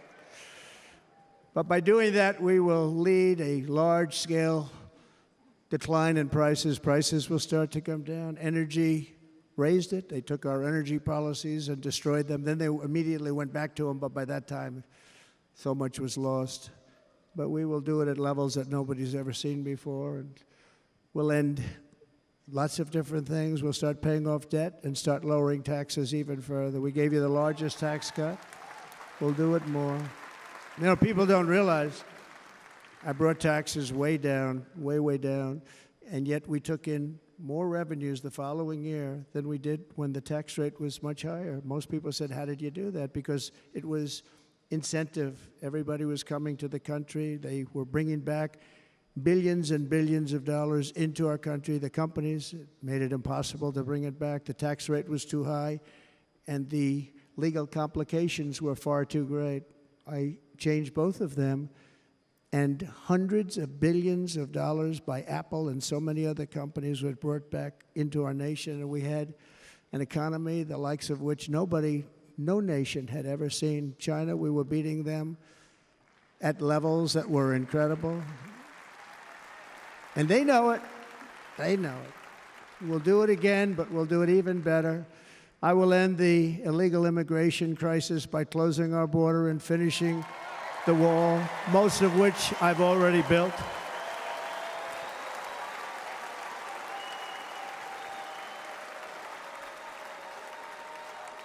On the wall, we were dealing with a very difficult Congress. And I said, oh, that's okay. We won't go to Congress. I call it an invasion. We gave our military almost $800 billion. I said, I'm going to take a little of that money because this is an invasion. And we built, most of the wall is already built. And we built it through using the funds because what's better than that? We have to stop the invasion into our country that's killing hundreds of thousands of people a year. We're not going to let that happen. I will end every single international crisis that the current administration has created, including the horrible war with Russia and Ukraine, which would have never happened if I was president, and the war caused by the attack on Israel, which would have never happened if I was president. Iran was broke. Iran had no money. Now Iran has $250 billion. They made it all over the last 2.5 years. They were broke. I watched the other day on a show called Deface the Nation. Has anyone seen it? And they had a congressman who was a Democrat say, well, whether you like him or not, Iran was broke dealing with Trump. I told China and other countries, if you buy from Iran, we will not let you do any business in this country, and we will put tariffs on every product you do send in of 100% or more. And they said to me, well, I think that's about it. They weren't going to buy any oil. And they were ready to make a deal. Iran was going to make a deal with us. And then we had that horrible, horrible result that we'll never let happen again. The election result, we're never going to let that happen again. They used COVID to cheat. We're never going to let it happen again. And they took off all the sanctions, and they did everything possible for Iran. And now Iran is very close to having a nuclear weapon, which would have never happened. This is a shame what this administration, the damage that this administration has done. And I say it often. If you took the 10 worst presidents in the history of the United States, think of it, the 10 worst, added them up, they will not have done the damage that Biden has done. Only going to use the term once. Biden. I'm not going to use the name anymore, just one time. The damage that he's done to this country is unthinkable. It's unthinkable. Together we will restore vision, strength, competence, and we're going to have a thing called common sense making most of our decisions, actually. It's all common sense. Just a few short years ago, under my presidency, we had the most secure border and best economy in the history of our country, in the history of the world. We had the greatest economy in the history of the world. We had never done anything like it. We were beating every country, including China, by leaps and bounds. Nobody had seen anything like it. We had no inflation. Soaring incomes were going.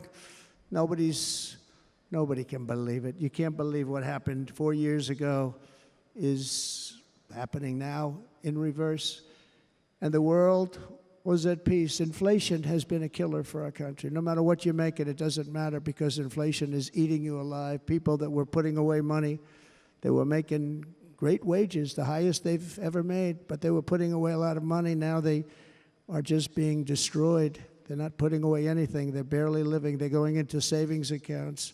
They're taking out their money to live because of inflation. Inflation, remember, it's called a country buster. You can go back to Germany from 100 years ago. You can go back to any country that suffered great inflation. We've suffered the worst inflation we've ever had. But go back and see what's happened to those countries. We've had the worst inflation we've ever had under this person. But in less than 4 years, our opponents have turned incredible success into unparalleled tragedy and failure. It's been a tremendous failure. Today, our cities are flooded with illegal aliens. Americans are being squeezed out of the labor force, and their jobs are taken. And by the way, you know who's taking the jobs that are created? 107% of those jobs are taken by illegal aliens. And you know who's being hurt the most by millions of people pouring into our country? The black population and the Hispanic population, because they're taking the jobs from our black population, our Hispanic population, and they're also taking them from unions. The unions are suffering because of it. Thank you. Thank you. I like you too. Thank you very much.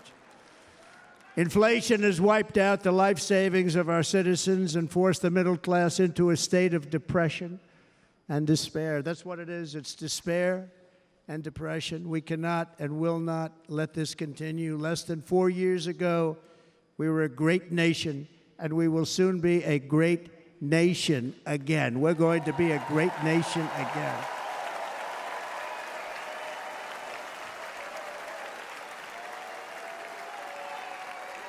Thank you. With proper leadership, every disaster we are now enduring will be fixed, and it will be fixed very, very quickly. So tonight, whether you've supported me in the past or not, I hope you will support me in the future, because I will bring back the American dream. That's what we're going to do. You don't even hear about the American dream anymore.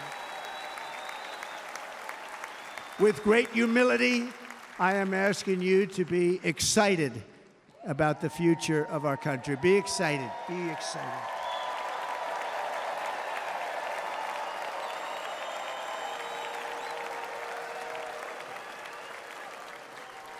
And by the way, the news reports, look at all of those big networks. Look at them. They're all here. But every one of them has said this could be the most organized, best run, and most enthusiastic convention of either party that they've ever seen. Every single one.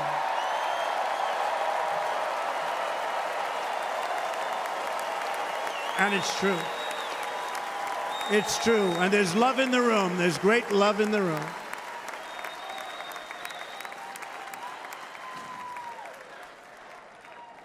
So I better finish strong. Otherwise, we'll blow it, and we can't let that happen. Now, this was great. All of the great people that spoke, and everybody hit a home run. I mean, there's not one that I can think of where I said, oh, gee, that wasn't great. Every single person. I refuse to be the only one. Don't do that to me. They're already getting ready. See, I gave them an idea. Now, this was a great convention. This was, I think we're actually going to go home and miss it. You know, usually with a convention, first of all, look at these crowds. You'd never have this at a convention. Look at these crowds.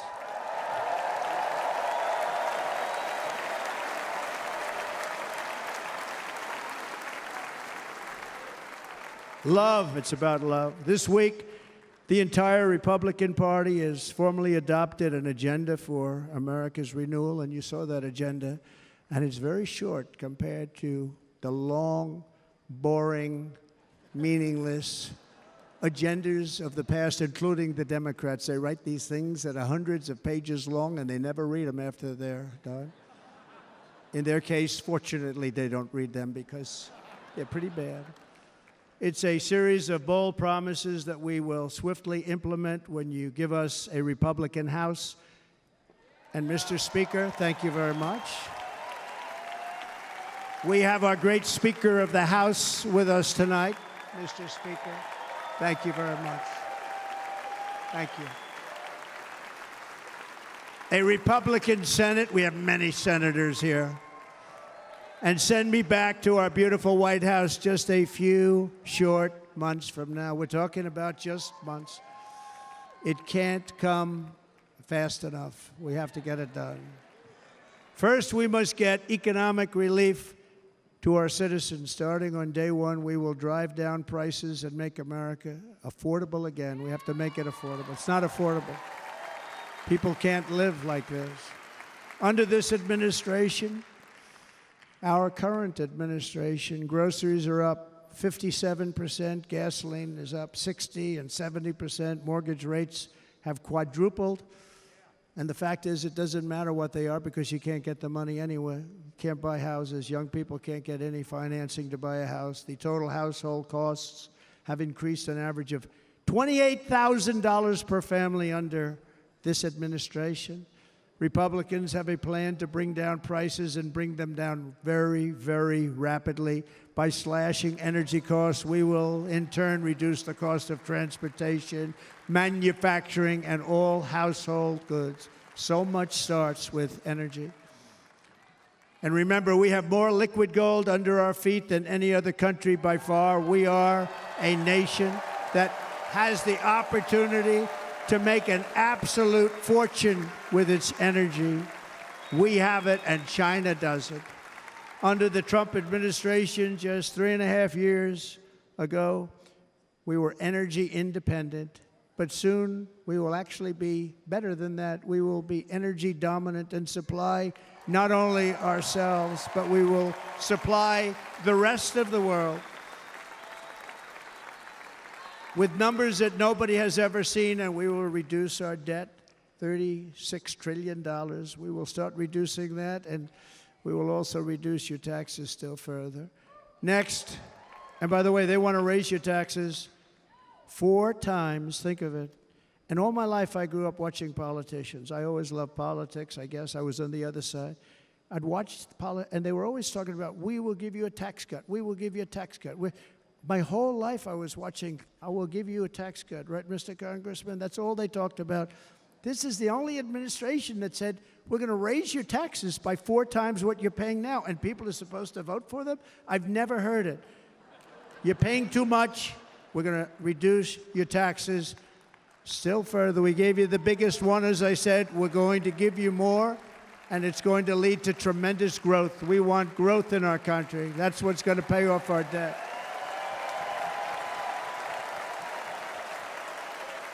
And next, we will end the ridiculous and actually incredible waste of taxpayer dollars that is fueling the inflation crisis. They've spent trillions of dollars on things having to do with the Green New Scam. It's a scam. And that's caused tremendous inflationary pressures in addition to the cost of energy. And all of the trillions of dollars that are sitting there not yet spent, we will redirect that money for important projects like roads, bridges, dams, and we will not allow it to be spent on meaningless Green New Scam ideas.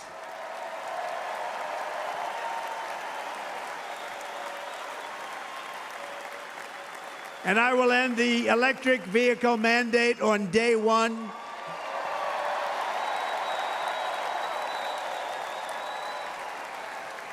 Thereby saving the U.S. auto industry from complete obliteration, which is happening right now, and saving U.S. customers thousands and thousands of dollars per car. And right now, as we speak, large factories just started are being built across the border in Mexico. So with all the other things happening on our border, and they're being built by China to make cars and to sell them into our country, no tax, no anything. The United Auto Workers ought to be ashamed for allowing this to happen. And the leader of the United Auto Workers should be fired immediately. And every single auto worker, union and non-union, should be voting for Donald Trump, because we're going to bring back car manufacturing, and we're going to bring it back fast.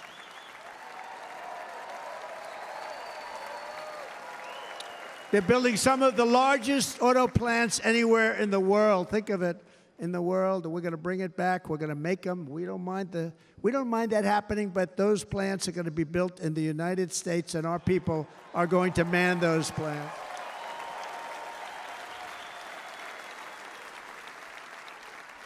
And if they don't agree with us, we'll put a tariff of approximately 100 to 200% on each car, and they will be unsellable in the United States. We have long been taken advantage of by other countries. And think of it, oftentimes these other countries are considered so-called allies. They've taken advantage of us for years. We lose jobs, we lose revenue, and they gain everything and wipe out our businesses, wipe out our people. I stopped it for 4 years. I stopped it, and we're really ready to make changes like nobody had seen before. And remember, USMCA, I got rid of NAFTA, the worst trade deal ever made, and replaced it with USMCA, which is, they say, the best trade deal ever made. Actually, probably the best trade deal was the deal I made with China, where they buy $50 billion worth of our product. They were buying nothing. They buy $50 billion worth. They had to. But I don't even talk about it because of COVID. I don't even mention it, frankly, because of what happened with the China virus.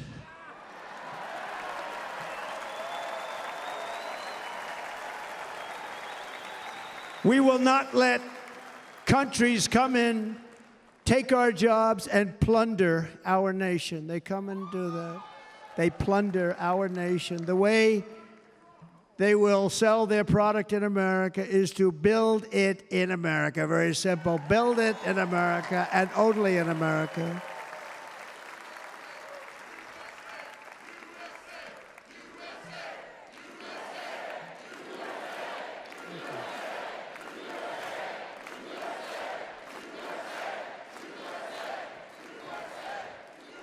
And this very simple formula, and Congress has to go along with us, and they will. This very simple formula will create massive numbers of jobs. We will take over the auto industry again, and many, many, hundreds of thousands of jobs. We lost so many jobs over the years. If you go back 20, 25 years, they've stolen, going to China and Mexico, about 68% of our auto industry manufacturing jobs. We're going to get them all back. We're going to get them all back, every one of them. At the center of our plan for economic relief are massive tax cuts for workers that include something else that's turned out to be very popular, actually. Here it's very popular, in this building and all those hotels that I saw that are so nice. I'm staying in a nice one. It's called no tax on tips. No tax on tips. No tax on tips.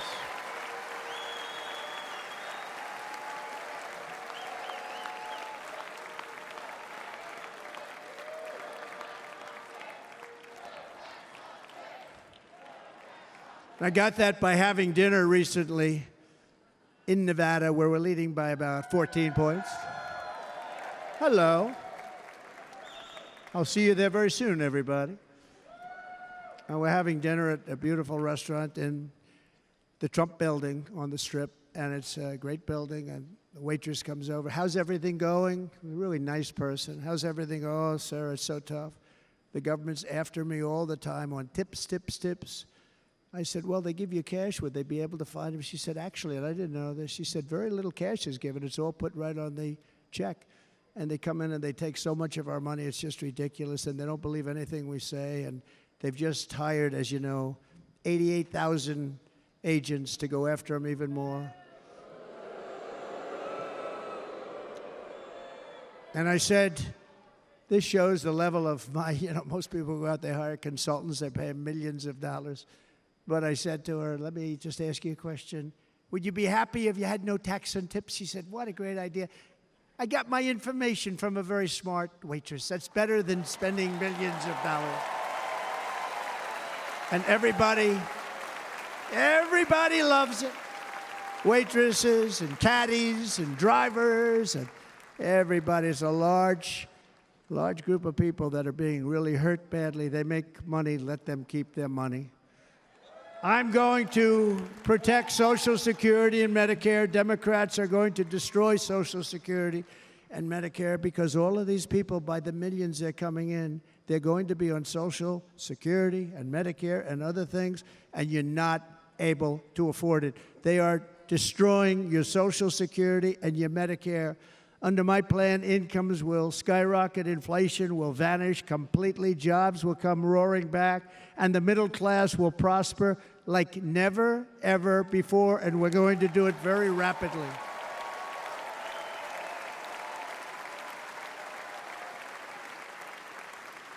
But no hope or dream we have for America can succeed unless we stop the illegal immigrant invasion, the worst that's ever been seen anywhere in the world. There's never been an invasion like this anywhere. Third world countries would fight with sticks and stones not to let this happen. The invasion at our southern border, we will stop it, and we will stop it quickly. You heard Tom Homan yesterday. Tom Homan, put him in charge and just sit back and watch. Brandon Judd, the Border Patrol, he's incredible. These guys, they really, their job is a lot easier if they don't have to do anything, but they want to. They're patriots. Brandon Judd, Border Patrol, ICE. ICE goes out. You have to see what ICE does with MS-13. You have these are probably the worst gang, and ICE goes in there. And I know a lot of people in these rows here, and they're very tough people, but they don't want to do this job. they'll go into a pack of MS-13 killers. They're the worst, probably the worst gangs in the world. And we have thousands of them. I moved thousands and thousands out in my 4 years. We moved them out, and it was a pleasure. But ICE would go right into a pack of these killers, and you see fists flying, you see everything flying, and then they take them. They put them in a paddy wagon. They take them back, and they get them out of our country. And the other countries weren't accepting them back, and I called up, and I said, tell them that we're not giving them economic aid anymore. And the next day, I got calls from all of these countries that were terminated. Billions of dollars we spend on economic aid to countries that does us, frankly, no good. And the next day, I was called by everybody. I couldn't take all the calls. Sir, what's the problem? I said, you won't take your killers back that you sent in caravans into America. You won't take them back. Well, sir, if you'd like us to, we would give very serious consideration to doing that. And within 24 hours, they were being taken back. For years and years, when I first came in, they said President Obama tried to get him to go back, and they wouldn't accept him. They'd put planes on the runway so you couldn't leave the plane. They'd close the road so you couldn't take the buses. They'd all have to turn back. As soon as I said no more economic aid of any kind to any country that does that, they called back and they said, sir, it would be our great honor to take MS-13. We love them very much. We love them very much, sir. We'll take them back. At the heart of the Republican platform is our pledge to end this border nightmare and fully restore the sacred and sovereign borders of the United States of America, and we're going to do that on day one.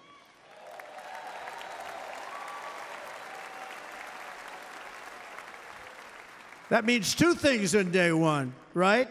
Drill, baby, drill, and close our borders.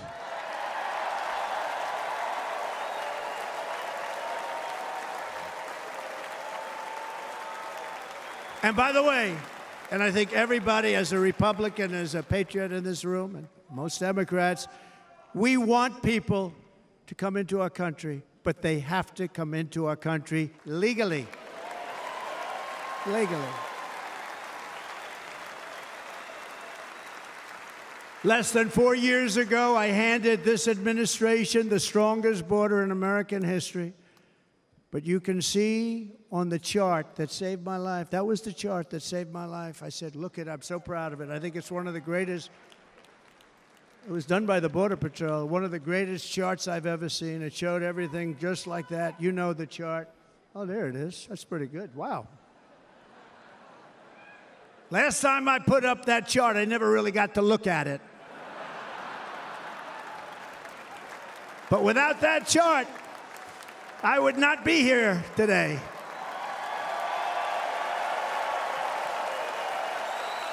Never got to look at it.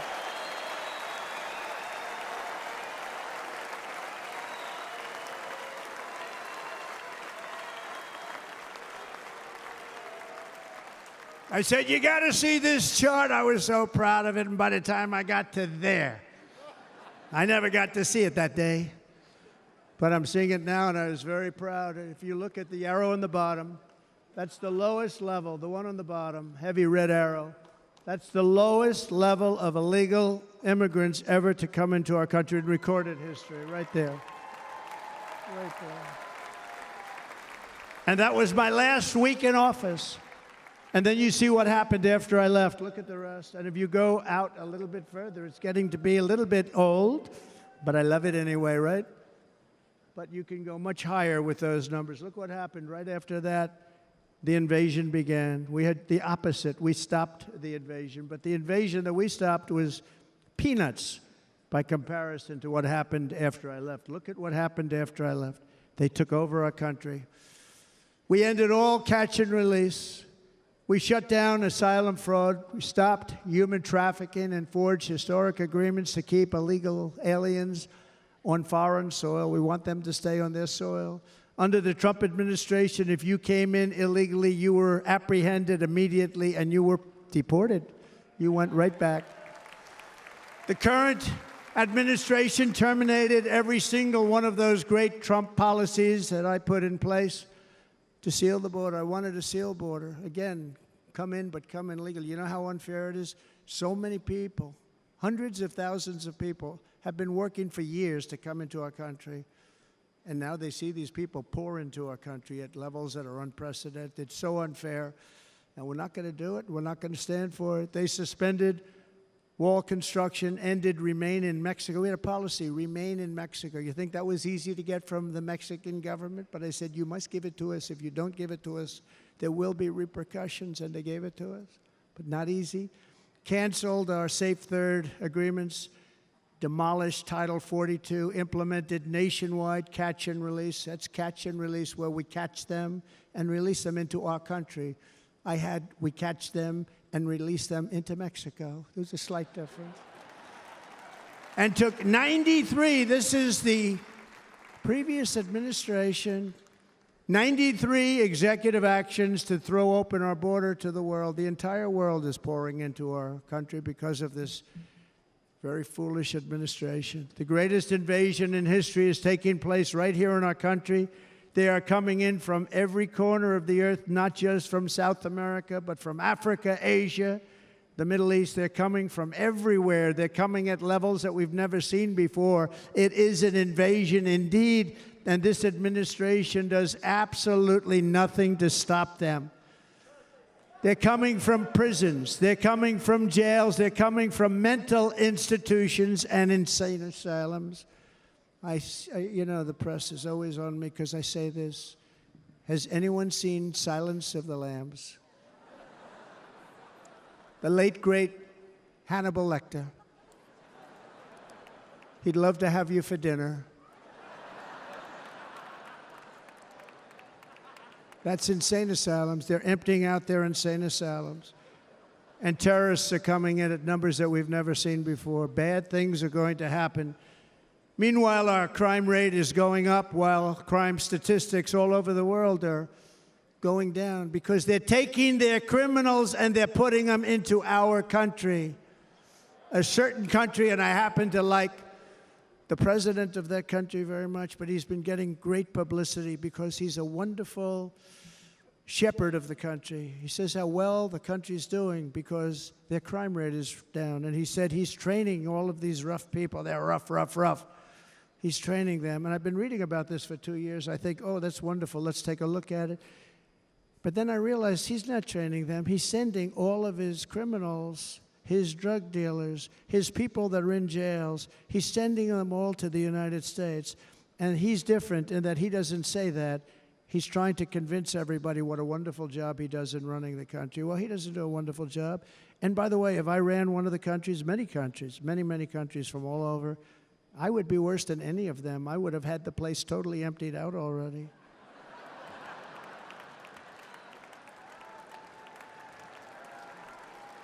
But we become a dumping ground for the rest of the world, which is laughing at us. They think we're stupid.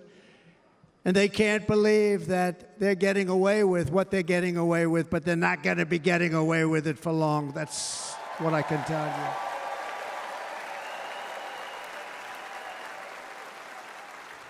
you. In Venezuela, Caracas, high crime. Caracas, Venezuela, really a dangerous place, but not anymore. Because in Venezuela, crime is down 72%. In fact, if they would ever win this election, I hate to even say that, we will have our next Republican convention in Venezuela because it will be safe. Our cities will be so unsafe, we will not be able to have it there. In El Salvador, murders are down by 70%. Why are they down?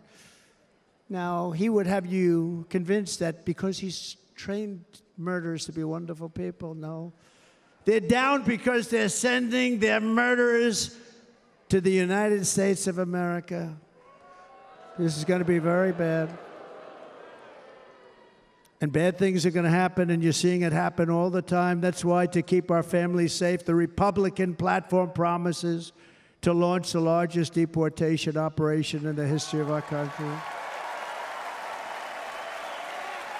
Even larger than that of President Dwight D. Eisenhower from many years ago. You know, he was a moderate, but he believed very strongly in borders. He had the largest deportation operation we've ever had.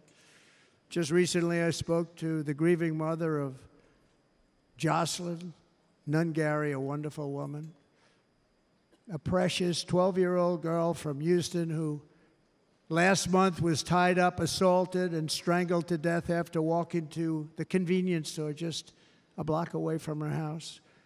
Her body was dumped near the side of the road in a shallow creek, found by some onlookers who couldn't believe what they had witnessed.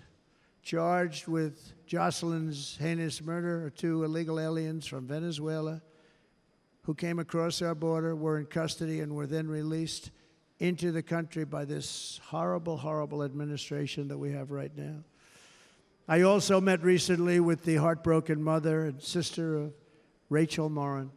Rachel was a 37-year-old mom of 5 beautiful children who was brutally raped and murdered while out on a run. She wanted to keep herself in good shape. It was very important to her. She was murdered. The monster responsible first killed another woman in El Salvador before he was led into America by the White House. This White House let them in. He then attacked a 9-year-old girl and her mother in a home invasion in Los Angeles before murdering Rachel in Maryland. Traveled all throughout the country, doing tremendous damage.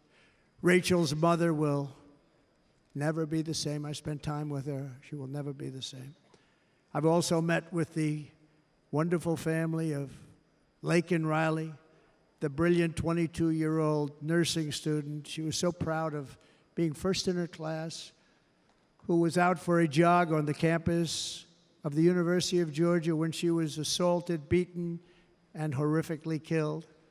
Yet another American life was stolen by a criminal alien set free by this administration. And these were incredible people we're talking about. These were incredible people who died. Tonight, America, this is my vow. I will not let these killers and criminals into our country.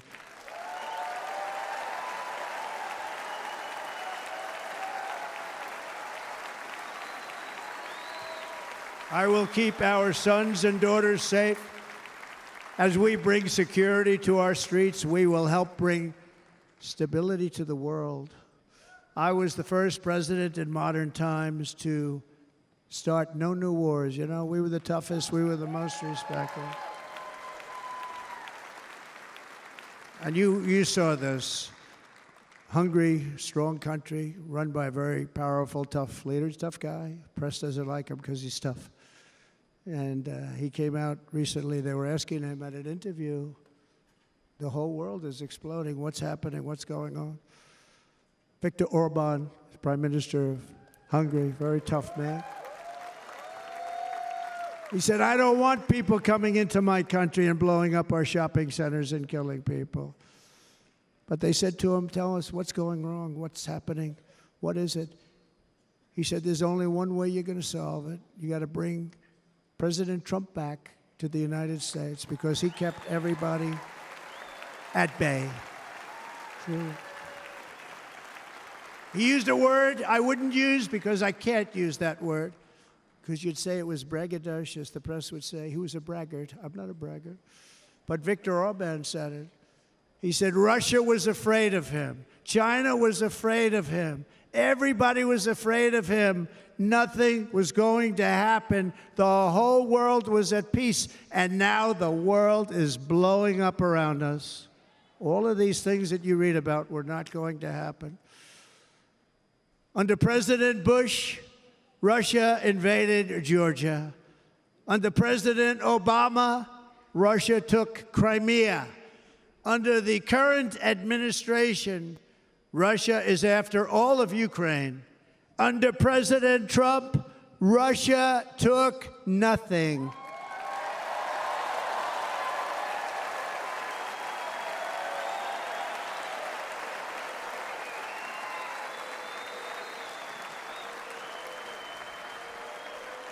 We defeated 100% of ISIS in Syria and Iraq, something that was said to take 5 years, sir. It'll take 5 years, sir.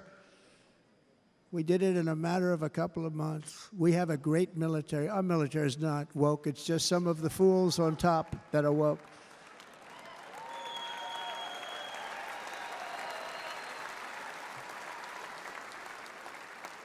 I got along very well. North Korea, Kim Jong-un, I got along very well with him. The press hated when I said that. How could you get along with him? Well, you know, it's nice to get along with somebody who has a lot of nuclear weapons or otherwise, isn't it? See, in the old days, they'd say, that's a wonderful thing. Now they say, how could you possibly do that? But no, I got along with him, and we stopped the missile launches from North Korea. Now North Korea is acting up again, but when we get back, I get along with him. He'd like to see me back, too. I think he misses me, if you want to know the truth. Our opponents inherited a world at peace and turned it into a planet of war. We're in a planet of war. Look at that attack on Israel. Look at what's happening with Ukraine. The cities are just bombed out. How can people live like that where buildings, massive buildings, are falling to the ground? It began to unravel with the disastrous withdrawal from Afghanistan, the worst humiliation in the history of our country. We have never had a humiliation like that. 13 heroic U.S. service members were tragically and needlessly killed. 45 others were horrifically wounded. Nobody ever talks about them. No arms, no legs, face explosions, horrifically wounded. And by the way, we have a man in this room who's running for the U.S. Senate from a great state, Nevada, named Sam Brown, who paid the ultimate price. Thank you, Sam. Thank you, Sam. Thank you. He paid the biggest price probably ever paid by anybody that is running for office, and I think he's going to do great. He's running against a person that is not good, not respected, a total lightweight. But Sam, I think, paid, really, we were talking about it with some of the senators that are working so hard for Sam, but he paid the biggest price of any senator ever to run for the Senate. I don't think anybody's ever what he did. He was a real hero, a really great person. And he's running, and I hope that everybody gets out and votes for Sam Brown.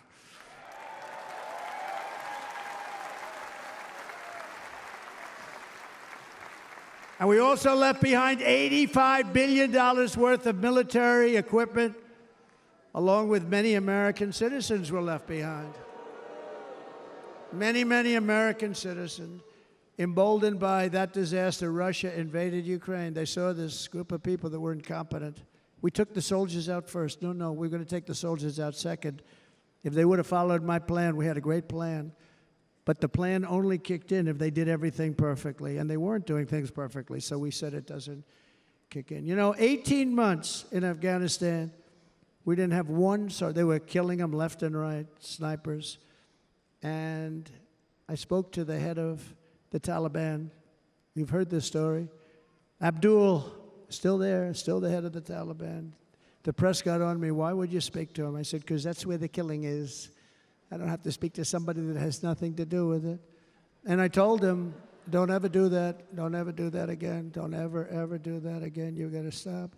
Because during the Obama administration, many great people and soldiers, but a lot of soldiers were being killed from long distance. I said, if you keep doing that, you're going to be hit harder than anybody's ever been hit by a country before.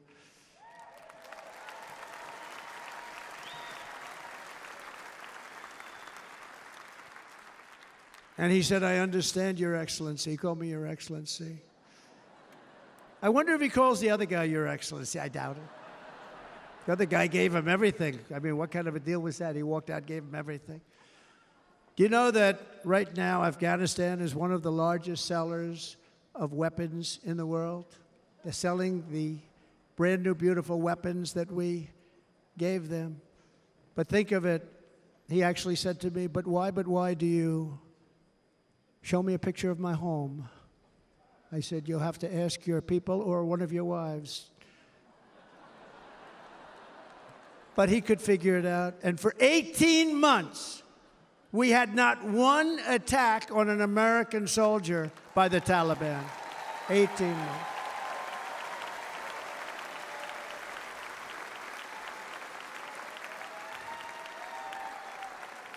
And then we had that horrible day where soldiers were killed. I was not there because of a ridiculous election. But we had that horrible attack. And they also gave up Bagram, one of the biggest bases anywhere in the world, air bases anywhere in the world, the longest runways, most powerful, hardened, thickened runways. We gave it up. And I liked it not because of Afghanistan. I liked it because of China. It's 1 hour away from where China makes their nuclear weapons. And you know who has it now? China has it now. We were keeping that. And now China is likewise circling Taiwan, and Russian warships and nuclear submarines are operating 60 miles off the coast in Cuba. Do you know that? No, the press refuses to write about it.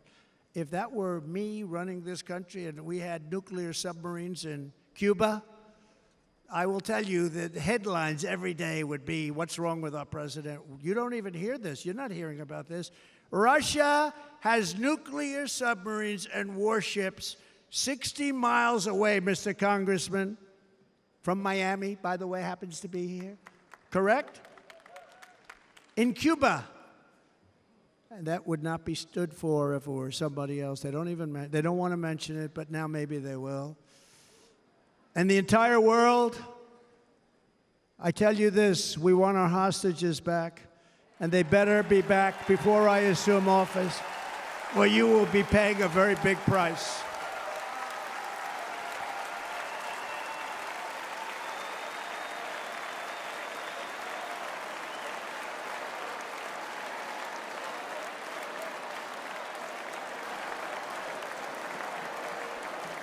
With our victory in November, the years of war, weakness, and chaos will be over. I don't have wars. I had no wars other than ISIS, which I defeated, but that was a war that was started. We had no wars. I could stop wars with a telephone call.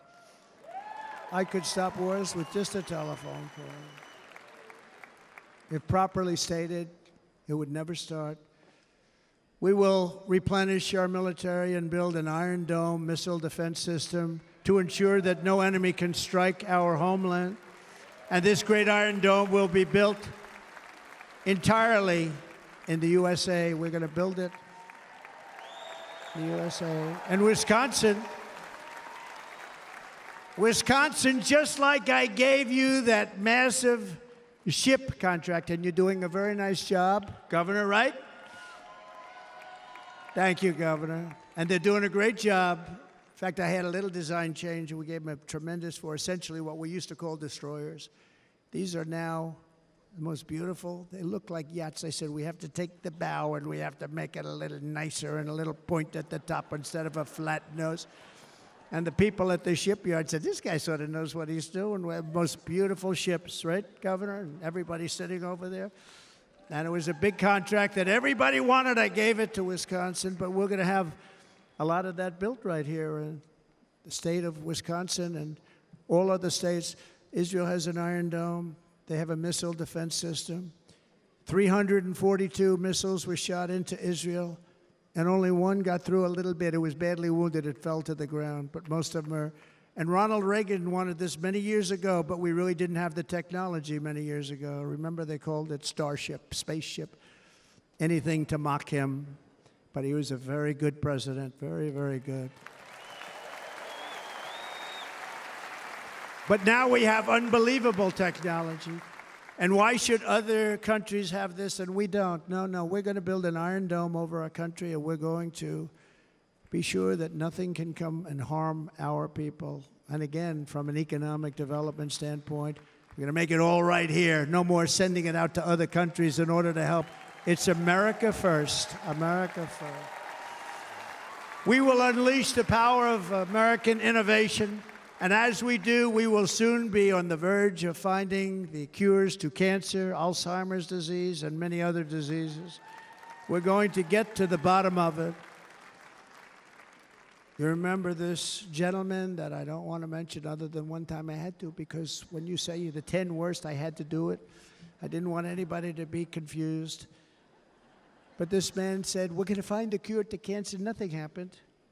We're going to get to the cure for cancer and Alzheimer's and so many other things. We're so close to doing something great. but we need a leader that will let it be done. We will not have men playing in women's sports. That will end immediately.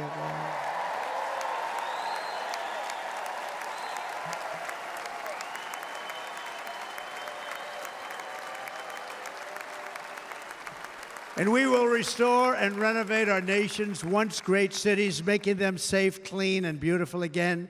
And that includes our nation's capital, which is a horrible killing field. So many things. They leave from Wisconsin, they go to look at the Washington Monument, they end up getting stabbed, killed, or shot. We will be very soon very proud of our capital, again, Washington, D.C.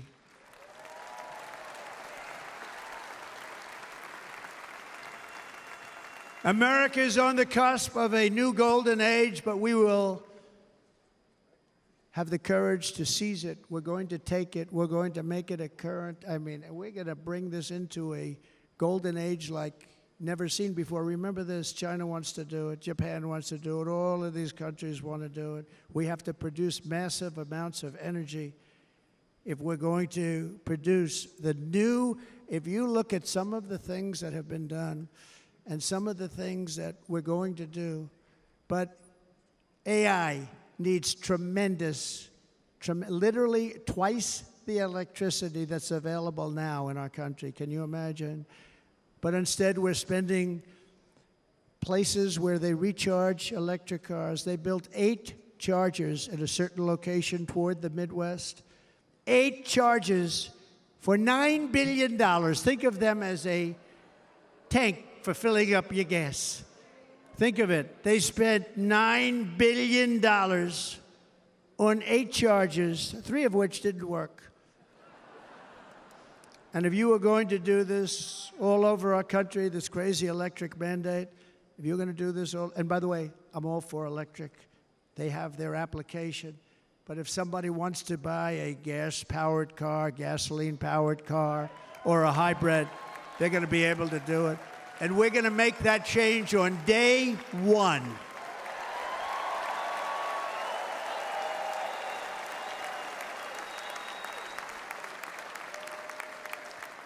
So to conclude, just a few short days ago, my journey with you nearly ended. We know that.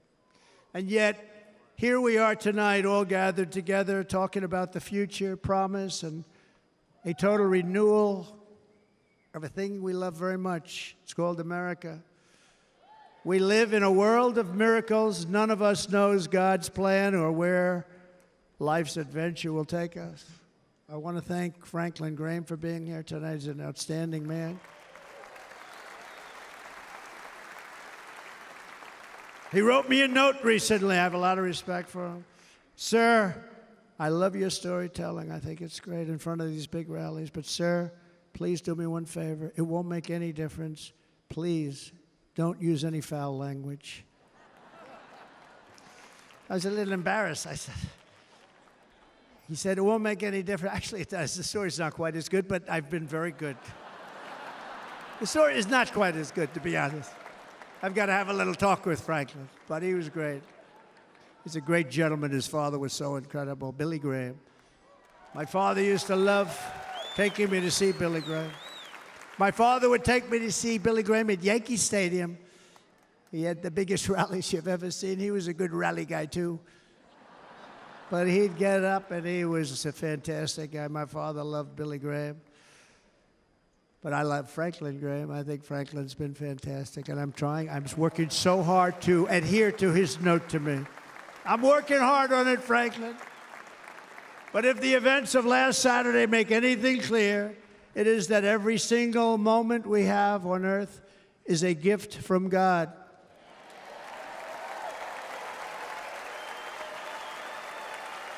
We have to make the most of every day for the people and for the country that we love. The attacker in Pennsylvania wanted to stop our movement, but the truth is the movement has never been about me. It has always been about you. It's your movement. It's the biggest movement in the history of our country by far.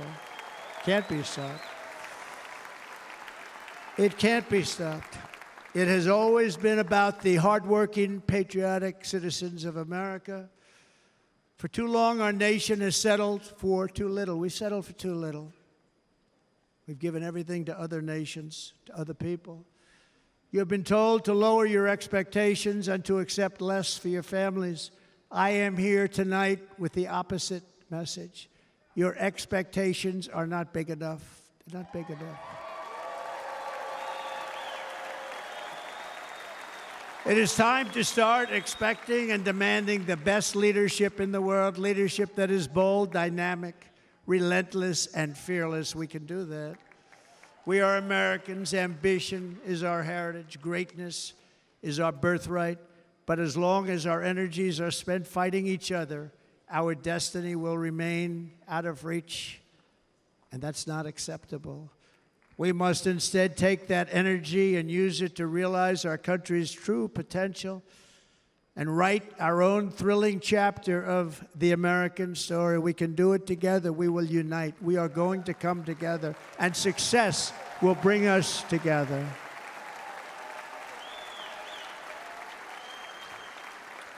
It is a story of love, sacrifice, and so many other things. And remember the word, devotion. It's unmatched devotion. Our American ancestors crossed the Delaware, survived the icy winter at Valley Forge, and defeated a mighty empire to establish our cherished republic. They fought so hard, they lost so many. They pushed thousands and thousands of miles across a dangerous frontier, taming the wilderness to build a life and a magnificent home for their family. They packed their families into covered wagons, trekked across hazardous trails, scaled towering mountains, and braved rivers and rapids to stake their claim on the wide-open, new, and very beautiful frontier. When our way of life was threatened, American patriots marched onto the battlefield, raced into enemy strongholds, and stared down death and stared down those enemies to keep alive the flame of freedom. At Yorktown, Gettysburg, and Midway, they joined the roll call of immortal heroes. So many just so many heroes, so many great, great people. And we have to cherish those people. We can't forget those people. We have to cherish those people.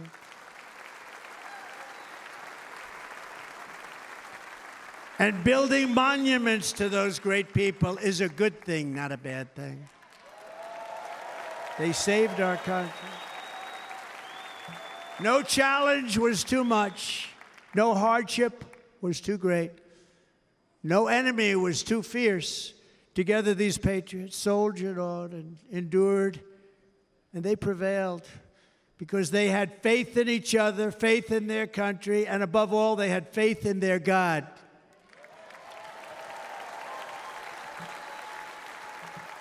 Just like our ancestors, we must now come together, rise above past differences.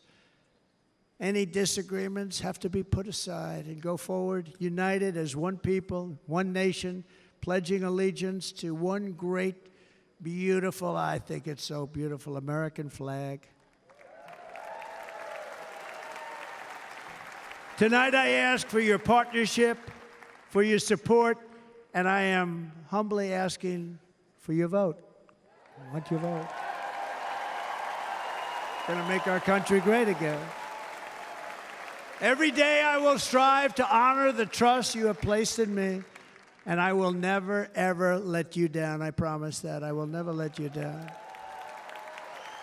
To all of the forgotten men and women who have been neglected, abandoned, and left behind, you will be forgotten no longer. We will press forward, and together we will win, win, win.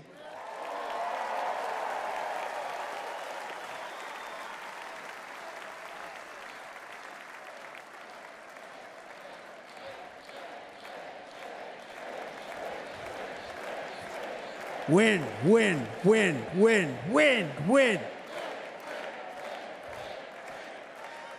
Nothing will sway us, nothing will slow us, and no one will ever stop us.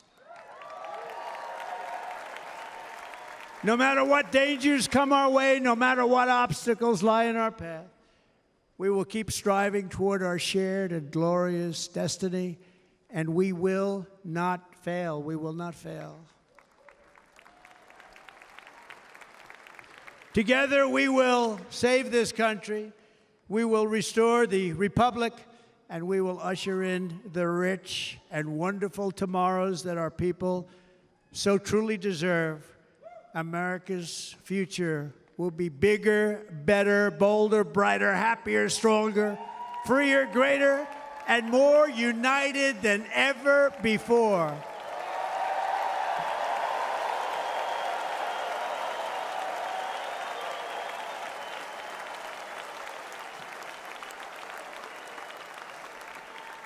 And quite simply put, we will very quickly make America great again. Thank you very much. Thank you very much, Wisconsin. God bless you. God bless you, Wisconsin, and God bless the United States of America, our great country. Thank you very much, everybody. Thank you.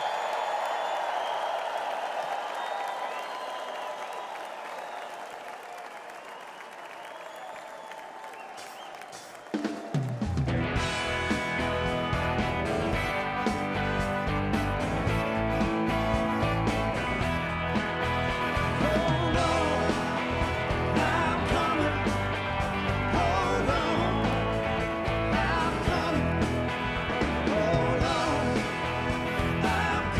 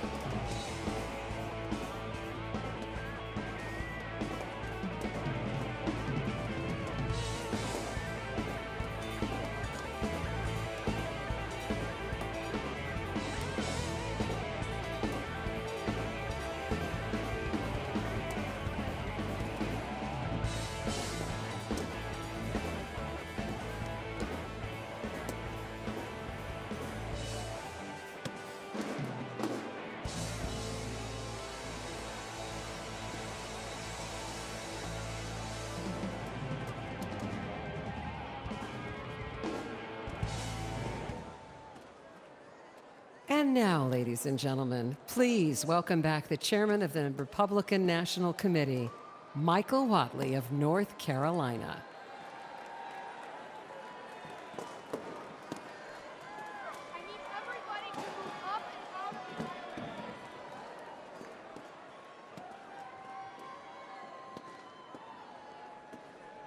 And now, to deliver this evening's benediction, please welcome Dr. Mario Dickens from Milwaukee.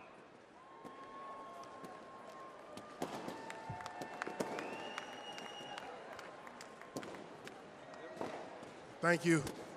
Thank you, Mr. Chairman.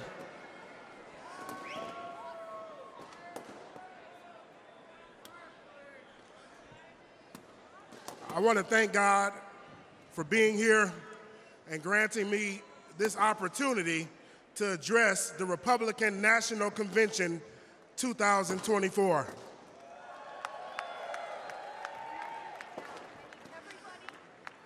I'm staying on script, but I got to say one thing. Just 4 hours ago, my granddaughter was born.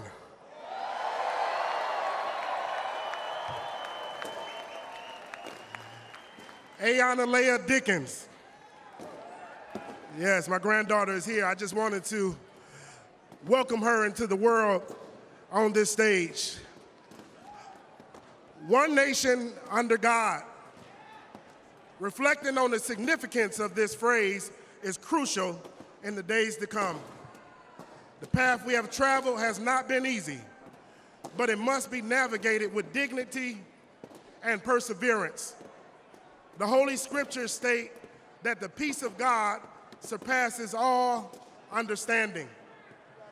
I pray for peace in this nation, peace on the campaign trail, peace on our streets, and peace in our homes. We extend prayers for Corey Comprator, who tragically lost his life in Saturday's assassination attempt, for the innocent bystanders injured, and for their grieving families. May the presence of God be with them. It is God who established governments, as explained in Romans 13, verse 1. And for that, we are grateful. My wife, Cherie, I love you. My parents and my children know that God is the ultimate answer. As you leave this Republican National Convention, do so with the confidence that He will guide your path and keep you in His grace.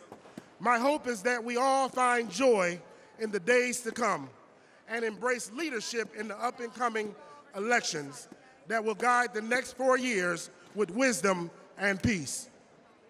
So please stand with me as I end this prayer. I pledge allegiance to the flag of the United States of America and to the republic for which it stands, one nation under God, indivisible, with liberty and justice for all. In Jesus' name we pray. God, we give you the honor, the praise, and the glory. Hallelujah. President Trump, Senator Vance, may God lead you and guide you. Amen. Thank you. Thank you. Great job. Great job. Thank you. The chair now recognizes the delegate from the state of Wisconsin for the purpose of making a motion. Chairman Mike Whatley, thank you so much for bringing this convention to the greatest state in America, Wisconsin, a great city of Milwaukee. It's been a great convention. I, Tommy Thompson, former governor of Wisconsin, along with my good friend, Governor Scott Walker, and our chairman, Chairman Brian Shimmy, the whole Republican delegation at this particular time wants to adjourn sine die the 2024 convention. Thank you, all of you, for coming. Drive safely home.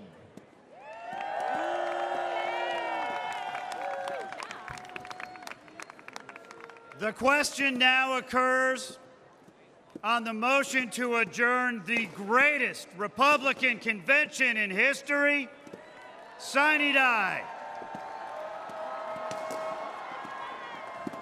All those in favor signify by saying aye. All those opposed signify by saying no. In the opinion of the chair, the ayes have it. Accordingly, the 2024 Republican National Convention stands adjourned. Sine die.